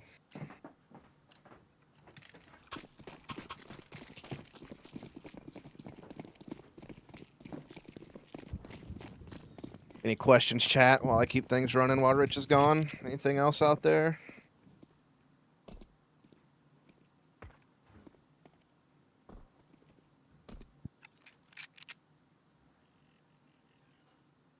Panda, I can't believe you can't find anything on Google about that. I feel like you got to Google a little harder.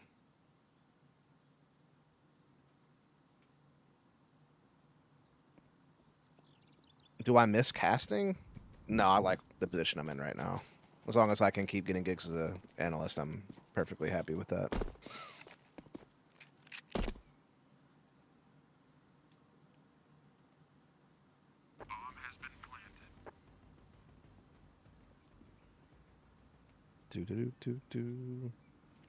I mean, my nickname is literally just my first name minus 2 letters.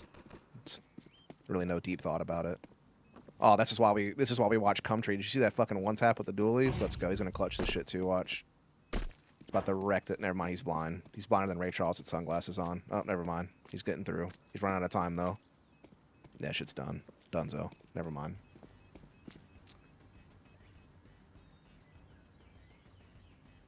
Never mind. Never mind. He did have that one cool one tap though, so like.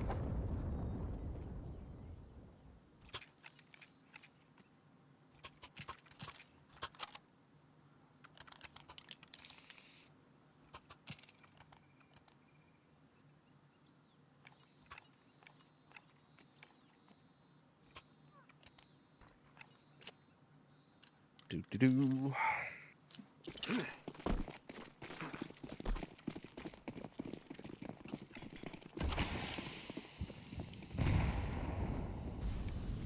I think also going back to that question about the missed and casting thing is like nowadays, like if you want to be a caster, you can't just be like some solo artist. You have to have a duo and you have to be relying on someone else to like be able to progress your career. Whereas as an analyst, like, you know, it's all on me. I kind of prefer that. I hate the duo system. If you could build an NA super team, who would your IGL be? Are we going like all time, or are we just going like today? Because today you're fucked. I don't really know what you would do. If I'm building like, if I get to build where everyone is in their prime, I feel like I would take a much different approach. Go on then. Well, let's say that one then. In their prime? In a super team. I mean, I'm taking Prime Skadoodle at his best, because I don't think we have another Opera in NA history in CSGO or CS2 that would be better than that. I'm taking Twist for sure as just the rifling star. I mean, the lead's just got to be in there, right? Yeah, I'm thinking, like, as long as I can... The problem is just, like, what he brings to a team environment. But, like, yeah, Prime Elise is still just such a good entry fragger that I probably have to make it work. And he and Twist used to be such a complimentary rifle duo during that 2019 Liquid run. And just, like, in general, like, I thought those guys could... If they could have, like, not had personality clashes, that was a rifling duo you just keep together forever, man. It's just a sick 1-2 punch. Mm-hmm. So, like, there's that. But, yeah, so we got Twist, we got Elise, we got Skadoodle. I think I would take Swag as like my lurky rifle kind of guy, like Prime Swag. I mean, I know Hiko's up there in conversation as well, but I think Hiko had a high ceiling, but I just think the window of how long it lasted just wasn't quite enough, because I just think in Go he was just a little bit too old. Yeah. Then as far as in-game leader goes, this is where it's actually tough, because I do think Sean Garrett is probably the best IGL we had in NA for CSGO. Nitro was a better fragger in the IGL slot and did great things with Liquid. If you're going on trophies, obviously you have to take Nitro. I know, but like... But it for me, it's no maybe contest. I'd take Sean Garrett as my coach then, if I could do that. Like, you know, maybe there's some combo there that would work great.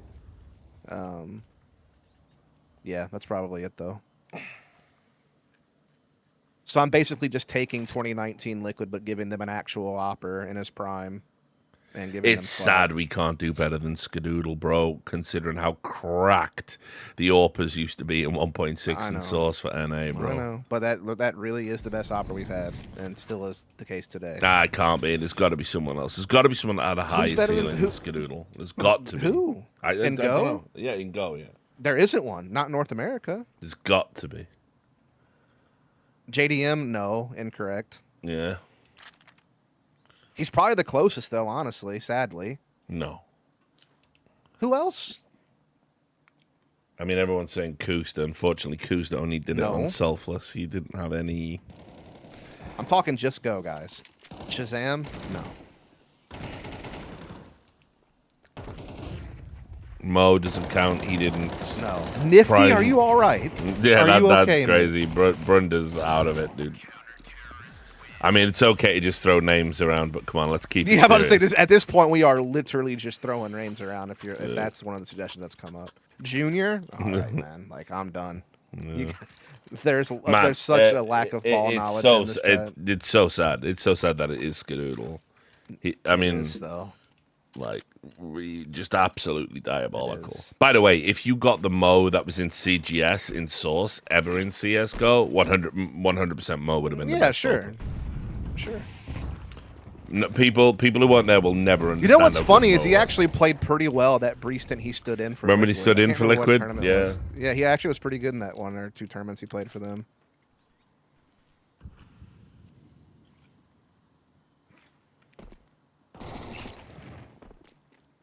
But I mean, dude, in Source especially, like with the fucking the AWPers that we had, you know, you had. I know. So many. AZK. I mean, that was just in that both of them were on one team. I know exactly. And like the double op is such a big meta then that like having those two was just like unbelievable. Fraud. I mean, those were like international contender oppers at the time. Complexity Fraud was fucking diabolical. Oh yeah, of course. Like 2 kills around every round. Yeah, like no 100%. problem. Like fuck me. But then you even had you had the fucking flashy ones. Like Devourer. Nick Noit was one. Devour, yeah. Was did Broski up? I don't think so. No, I don't think so either. But yeah, Devour is definitely one I'd put up there too, for sure. Yeah. I'm trying to think who else. Yeah, Nick Knight, another one. That's it. Yeah, I said that one. Oh, you did, didn't you? Not bad. Yep. Yeah, you're good.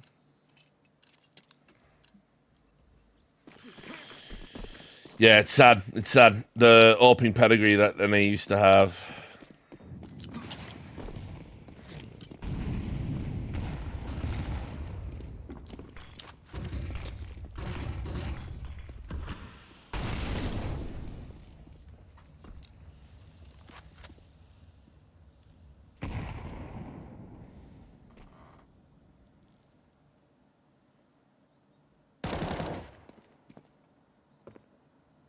We didn't even say K-Sharp. Yeah, he wasn't super big in Source though. I feel like. No, but I mean, like, 1.6 guy. yeah, but I mean, he played in that Team 3D team, so he was a fucking beast. Yeah. Best rifler in NA and Go. It's pretty easy. It's either Twist or Liege. I'm probably taking Twist.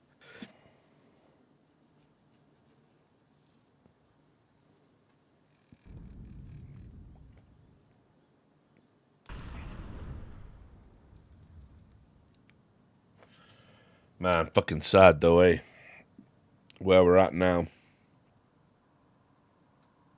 Yeah, this is the worst NACS has probably ever been. Yep. It's so bad.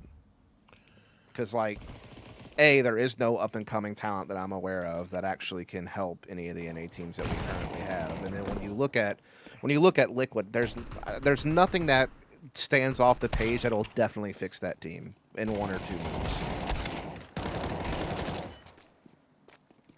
Like, I don't know what you do there.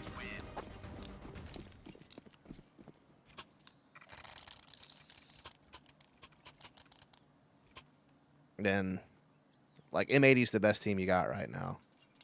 And, I mean, JBA still has time to develop. Lake's solid. Like, they have a couple of pieces, but I don't know how much more they can do.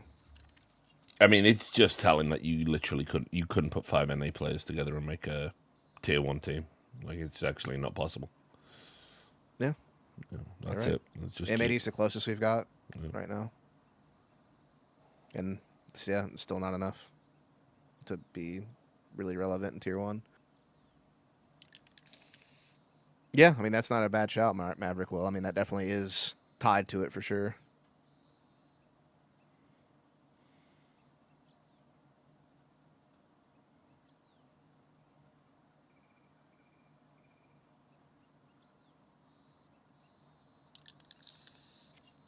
Oh, man.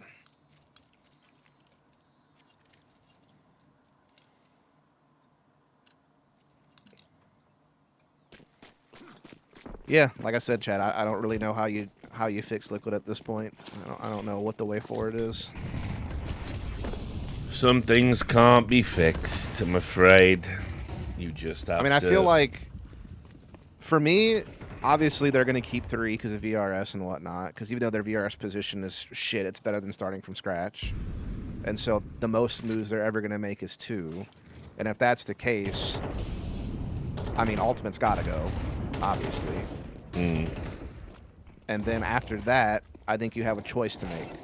Either you are keeping a Liege and hoping he recovers his form, and you're bringing in a new in-game leader, or you're removing a Liege, you're calling Malbs your future, and you're keeping Shuhei, and you're banking on that. You know, it's one or the other. You have to choose which route you want to go. I don't see a world where you're keeping both of those guys. Or, and this is a thought, right? Go ahead. You cut them all except Malbs. Yeah, but that's starting from scratch. It's never going to happen. Correct. That's just never going to happen. It's as far as like if they go the keep a Liege, keep Malbs, keep NAF route for VRS, then you have to go for IGL and Op. Op, I think your options are, I think you go get Clem. GT really is going to sell him off. Like you probably grab that one if you can. Yeah, but this is Joker Steve we're talking about, so he'd probably bring Skadoodle back before he actually looked at something progressive that would help Team Liquid. And then as far as IGLs go, you get Kixon if you can. Like that's just that's what you do. I agree with both of those. That's the 2 obvious like hottest prospects in the role right now that you can go grab. Obviously, I don't know if there's like some people like float Maladoy's name, but I don't know how realistic that is. But yeah, obviously that would be a huge one if you. I'm also just gonna say I hear JT all the time. Not for me. I think JT would be. I mean, yeah, if you can't get Kixon, that's probably the one I go get though. He's never done it for me. I think he's the most. I think all of these people I talk about him like he's ever done anything in his career. It sort of blows my mind a little bit. I mean, he did pretty well at Complexity, considered it only solid piece of firepower he had. Basically, was fucking a Liege. I mean, also, would I ever inflict working with a Liege twice on an IGL? No, I'm just saying, like, if I can't get Kixon, I don't really know what other IGL I'm going to go out and get that, like, is going to help me out here if I'm Liquid. It's also about who can you even attract at this point. I mean, yeah, you got the money value that you can bring to the table, but outside of that, like, what else are you going to do? And it's just like, really, I don't know who else is even available. So that's like the only 2 names I can come up with that make sense. I mean, put it this way, I'd take Kixon over JT, like... of course. Yeah. I said that. I'm just saying, if I can't get Kixon, JT is probably my second choice because like that's the only IGL I know that's available, from my perspective. Like obviously the whole Passion UA is looking to sell off their parts, you know. So it's like you go get him then. But what if Twists will be willing to come back as an IGL? Fuck that. No, we ain't. He's not gonna play with the Liege again. I don't see how that's gonna happen.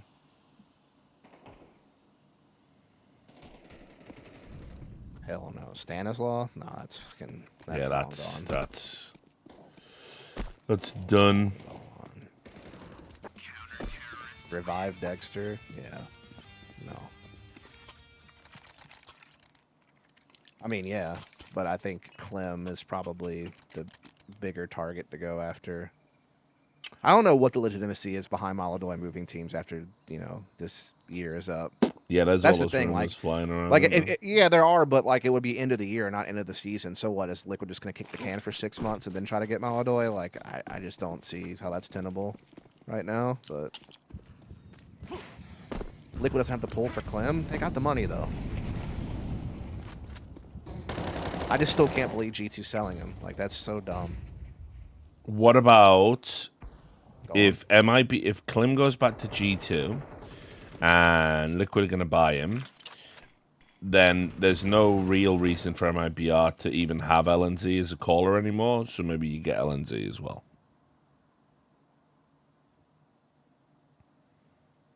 I'd rather rescue Insani. That's what, yeah, that guy. Yeah, but I mean, then we haven't solved the IGL problem. I know. Do you think Liquid ever float the idea of a Liege being an IGL? Can you fucking imagine? God, no. No way. It must have been discussed at some point. Is Flash just a compromise? Yeah, it probably is, bro. He surely hasn't done anything to really prove his staying power needs to be there. Come on, man! I called that on day one. European coach, NA players. Good luck. Well, to be fair, it's only a couple of NA players, but that's all you need. They get their heads. They put their heads together and they decide that the European ideas are bad and their ideas are good, and they don't listen. And that's that. It's so funny, bro. I actually tracked this for the Snake and Banner show, but like I tracked all the Elige quotes from the day he joined the team that he was giving in interviews to now, and it's so funny how they conflict against each other. I mean, only 4 months apart. Yeah. Because if you'll remember, like I'm not gonna say them all here. I'll save it. But like the main gist of it is this: when Elige first left FaZe and he joined Liquid, the messaging was, well, on FaZe, when I initially was joining the team, they seemed open to the idea of trying new things and playing a different system and adding more structure. But then once I got there, eventually that kind of went away and they wanted to go back to what they used to do, and I just kind of filled in, but we were never really on the same page. However, me moving to Liquid and talking with Shuhei and Flashy, the line was like we speak the same language when it comes to Counter-Strike. That they did see the game the same way, right? And that was basically the prevailing message for the entirety of the end of last year and even the first few months of this year. Then when the whole shit happened when Nerds left, he goes out there and is like, yeah, we were clashing totally all the time. And now the last quote that Elige just gave when Liquid gets eliminated in the first stage of this major is that, like, yeah, we keep going a bunch of different directions. We're not committed. It's like, all right, so either you're on the same page or you're not, bro. Like, you don't get to play both sides of that one. You can't gaslight people for 4 months into thinking that, like, oh yeah, we all have, like, the same vision of Counter-Strike. We all want to play the same way. Like, we're all committed to the same system. And then 4 months later, when you're failing, you're like, yeah, we're all over the place. Actually, we don't really have any direction. All right. Cool.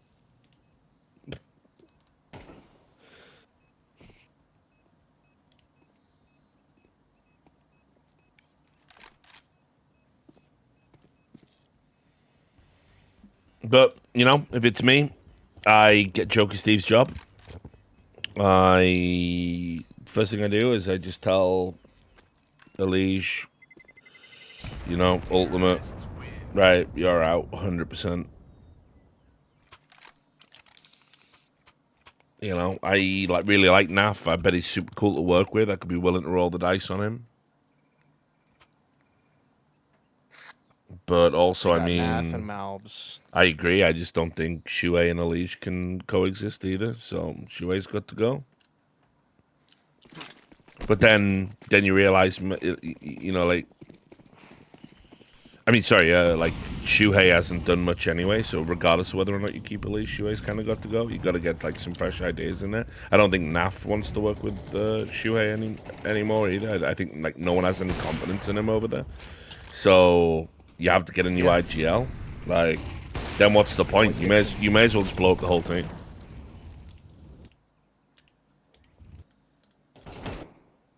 Like I said, the only way I could get excited, like, here's what I'm saying. If like I said, I think I wove the best team I could come up with, and that would be you keep Elige, you keep Malbs, you keep Naf, you bring in Clem, you bring in Kixon. That's a roster I could be interested in if Elige can recover his form. And if Malbs keeps trending in the right direction. Here's the thing, I think Malbs has done pretty well in Liquid considering the circumstances. He's still not the same player he was when he was like an HLTV top 22 years ago. No, he's still not that guy, but he's doing all right considering. If Elige does get his form back, what form are we talking? Like his phase form? Even that, like that entry power was good enough. Like if you give me like a Malbs Elige 1-2 combo that can like entry pretty well, like that will get you some jobs done. Because obviously you're never getting Prime Elige back, right? That's like a complete unrealistic expectation. Sure. So it's but like even phase Elige was entering well. Yeah. So like I can build off of that depending on where Malbs heads, I mean, you say it's a big if, but like Naf had the same problem for a season and recovered, so I don't see why Elige couldn't recover at least a little bit.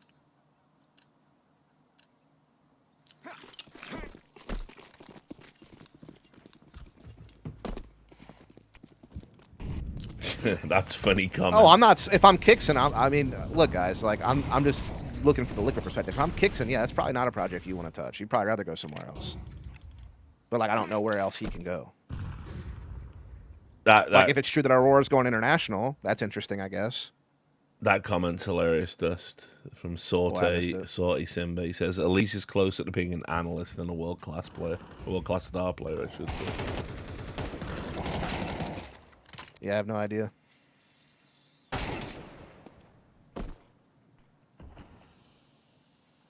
G2, of course, versus the third map. Just to. And I actually think he's right, by the way. Like, I think that's reasonable.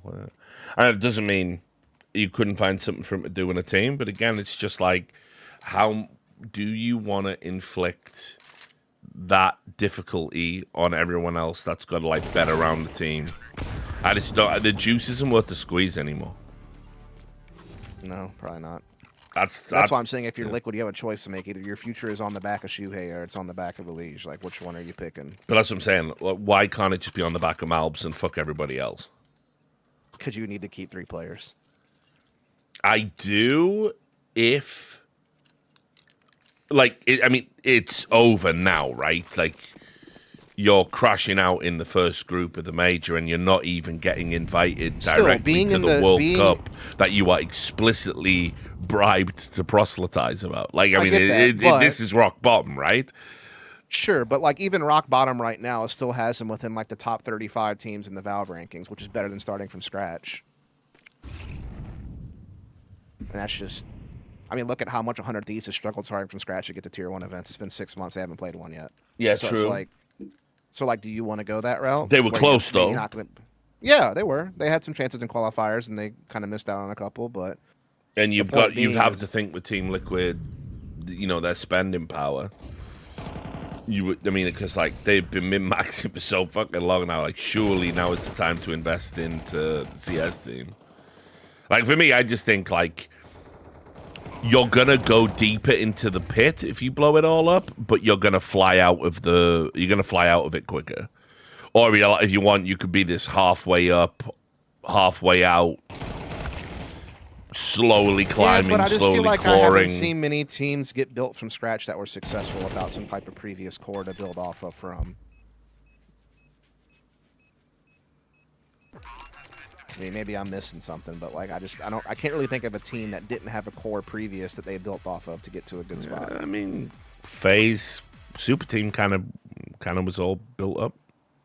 Yeah, but like even that team basically came from G2 already with the core. Like the FaZe bought G2 at the time. Yeah, they bought the core and then dismantled the core. Yeah. Not really. They kept a lot of the core. What do you mean? Well, what pieces? Unless I'm forgetting something. What did they keep in the G2 Super Team? In the FaZe Super Team? Well, when they first picked up G2, it was Michael Lele, Rain, Fox, Jacob, and AZ. They kept Jacob and AZ for a while with Rain. Yeah, but I'm talking about the FaZe Super Team. Which one? The Super Team. There's only one FaZe. The one that won the Grand Slam. The one in Boston. Yeah. That FaZe. Oh yeah. FaZe. Well, even that was like built over time.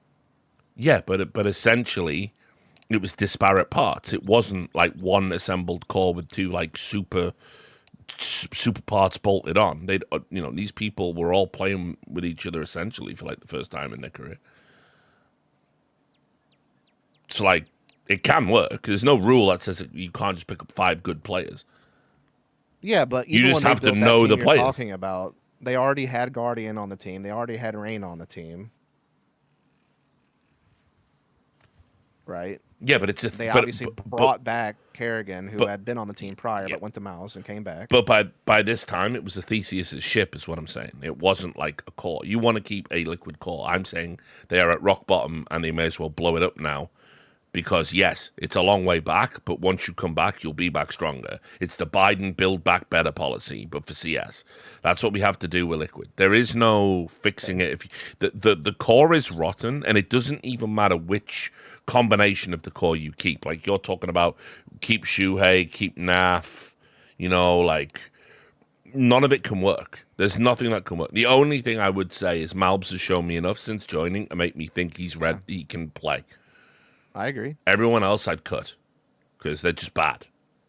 But then it's also like if you're Liquid, you're probably also trying to stay in the Americas region, I'd imagine. You have to think it from that perspective as well, which is another reason why a guy like keeping a liege is valuable for that reason too. Because like if you have a liege, NAF, and Malbs, then you can get whatever Opper and IGL you want without being worried about what region they come from. But you can't have a non-NA IGL working with NA players. It doesn't work. It'll never work. They'll never listen. You know, they're never going to do things the European way. They're never going to be disciplined. They are slaves to the flowchart. You know, that's how that works over at Liquid. That's the NA way of thinking. That there's an optimal way for every position you're in, and depending on the position you're in, you must flow that optimal way, and you have to do it every single time. And there's only this, and we know because we've been playing long and we're from America. It's impossible to put a Euro IGL into that environment. It's just not going to work. So for me, I put it this way: out of your two scenarios, well, in the situation that you're talking about, I do think Mouse is going to be receptive. I do think that NAF is going to be fine. It's just the Elite problem. This is the thing: people don't know this, but like he's been one of the guys in the past who sometimes has been resistant. He'll tell you that, by the way. So I don't know. I think it's a real problem. I just think probably doing it your way, you're essentially bottlenecking the team to be as good as Washed Liquid can be, and that's not very good. By the way, I think their position in the world rankings right now, it might feel a little low at 35, but they're definitely not a top 20 team. Nowhere close to that. I agree with you. Yeah, nowhere close. I agree with that. But all the more reason you're not going to start from scratch. Well, I think all the more reason to start from scratch. I think this is it now. I think this is just like how much worse can it get? Like, you may as well. If you're gonna blow it up, now's the time.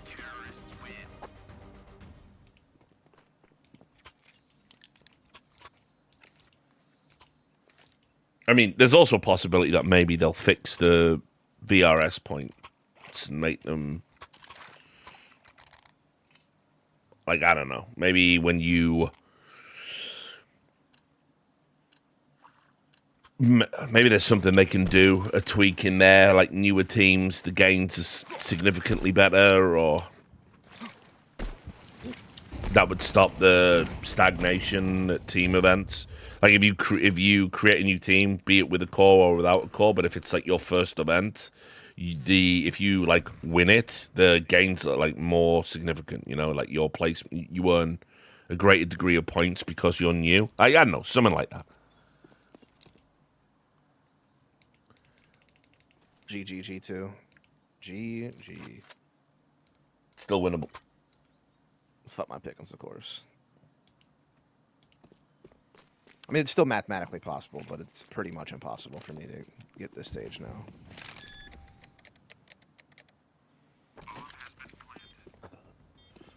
But yeah, I'm just like, yeah, I'm really done with Liquid. I gotta say, like, it's actually, it's just so embarrassing at this point. I've been done since like the beginning of this year.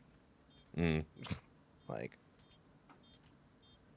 the end of last year, I kind of let it go. They had like that third place at CAC. They didn't have a lot of time together. I kind of let it go. But then they had a whole off season, came back to the beginning of this year and did nothing.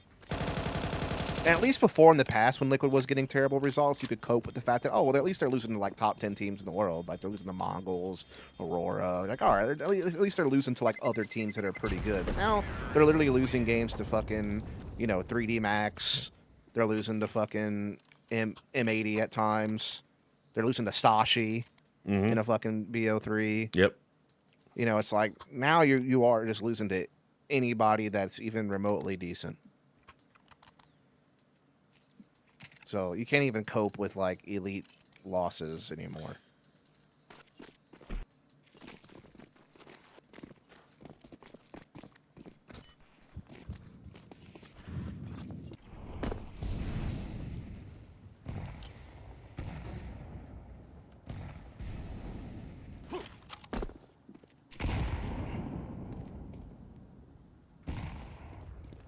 why don't Liquid buy a core? Yeah, I just don't know. What if they bought the Foot core? I don't think Foot's gonna sell. Foot made a huge investment to get the guys, and don't they have their contract set up to where they can't be bought as a core or some shit like that? Maybe. That was the reports I had heard this year, was that they basically have their contract structured in such a way that you can't buy 3. Something along those lines. But yeah, that would be cool if you were Liquid. Yeah, sure. I just don't see how that happens, though.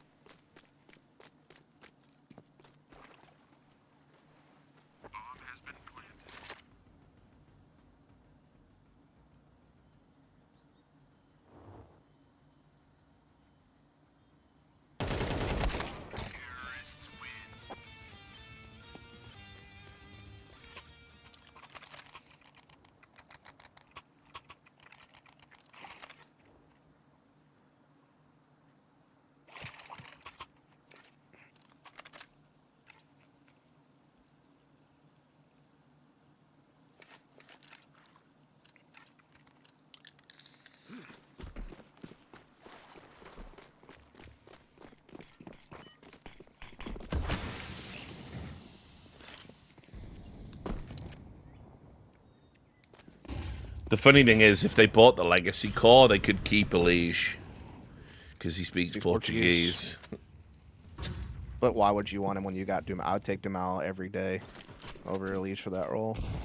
Yeah, true. Then you got Lotto's fucking menace. Oh my god, G2, you guys fucking suck. I should have picked Foot to go 3-0. I should have just believed in myself. I thought about it. I didn't. I did. Like, I was on the wire about it. They were definitely in my... They were next in line for me. After Spirit, I was debating between G2 and Foot. And I was like, fuck. I mean, this is G2 we're talking about. This could still go to OT, so just buckle the fuck up. It's so Jover, dude. Stop. Stop. Maybe if I didn't have the chastity cage on, I might be able to grab something, but there's just no way. What about Legacy Core? Okay, it's just we're still doing. Goes to Liquid, but they keep Shuhei. No. And Naf. Oh my god! No, just stop. No, they keep Malbs. They keep Malbs and Shuhei, and they call in English. For Dumal, Lotto, and what? Nissim? Yeah. Alright, so who's opping on that team? Okay, they... Oh, yeah, you can... Shuhei... Sads is probably their weakest link on the Yeah, I wouldn't want Sadson. So you're just... Shuhei becomes an open IGL. I'm out. Well, it was a great time hanging out with all you folks today here on the No Majors Club. The No Rosters Club. Yeah. The shit Rosters Club. I do have to bounce, though. Yeah, same. I mean, fuck it, man. This day's been unbelievably long. It's like fucking 11:15 here, and it's like... Yeah. You know, so, appreciate you being here. Obviously, always a pleasure. So, I'll let you bounce, and... much love, mate. Catch you later. Catch you tomorrow, probably. Yep.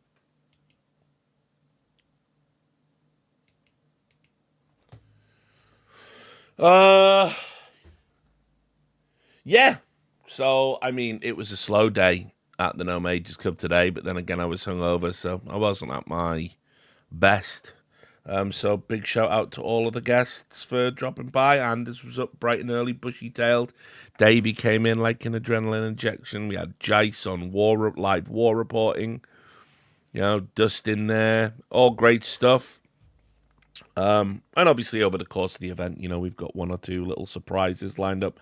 Want to get some good guys in for when we launch NetGuesser. So we'll do that on a busy day when all of us are in the chat, because NetGuesser's going to bang. But pretty much largely predictable results today. A little bit of an upset there with G2, but maybe not. Maybe Foot are better. That's just how that goes. Anyway, I shouldn't be hungover tomorrow. Fingers crossed, which means I will be there for game 1, and I will tell you what that is now if it's been drawn. Yes, Astralis Pain. And remember, that is for elimination. That is a 1-2 game, a 1-2 best of 3. So excited for that one. We will be there to hate watch Astralis, but except we don't really hate Astralis anymore. That's all fine. After that, it's... Do I want to watch Monty Bet Boom? Or Tyloo 9Z? I guess maybe Monty Bet Boom.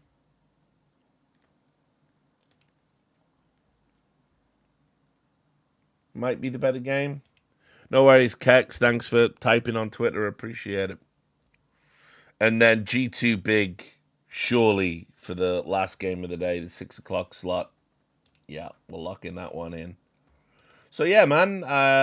Some actual good games tomorrow. Good best of 3s. We get some elimination stories on the line before we go into Judgment Day. So, yeah, awesome. Well, thanks all for being here and all the people that donated and subscribed, did super likes and blah, blah, blah. Hope you're all well. And take care, and I'll see you tomorrow.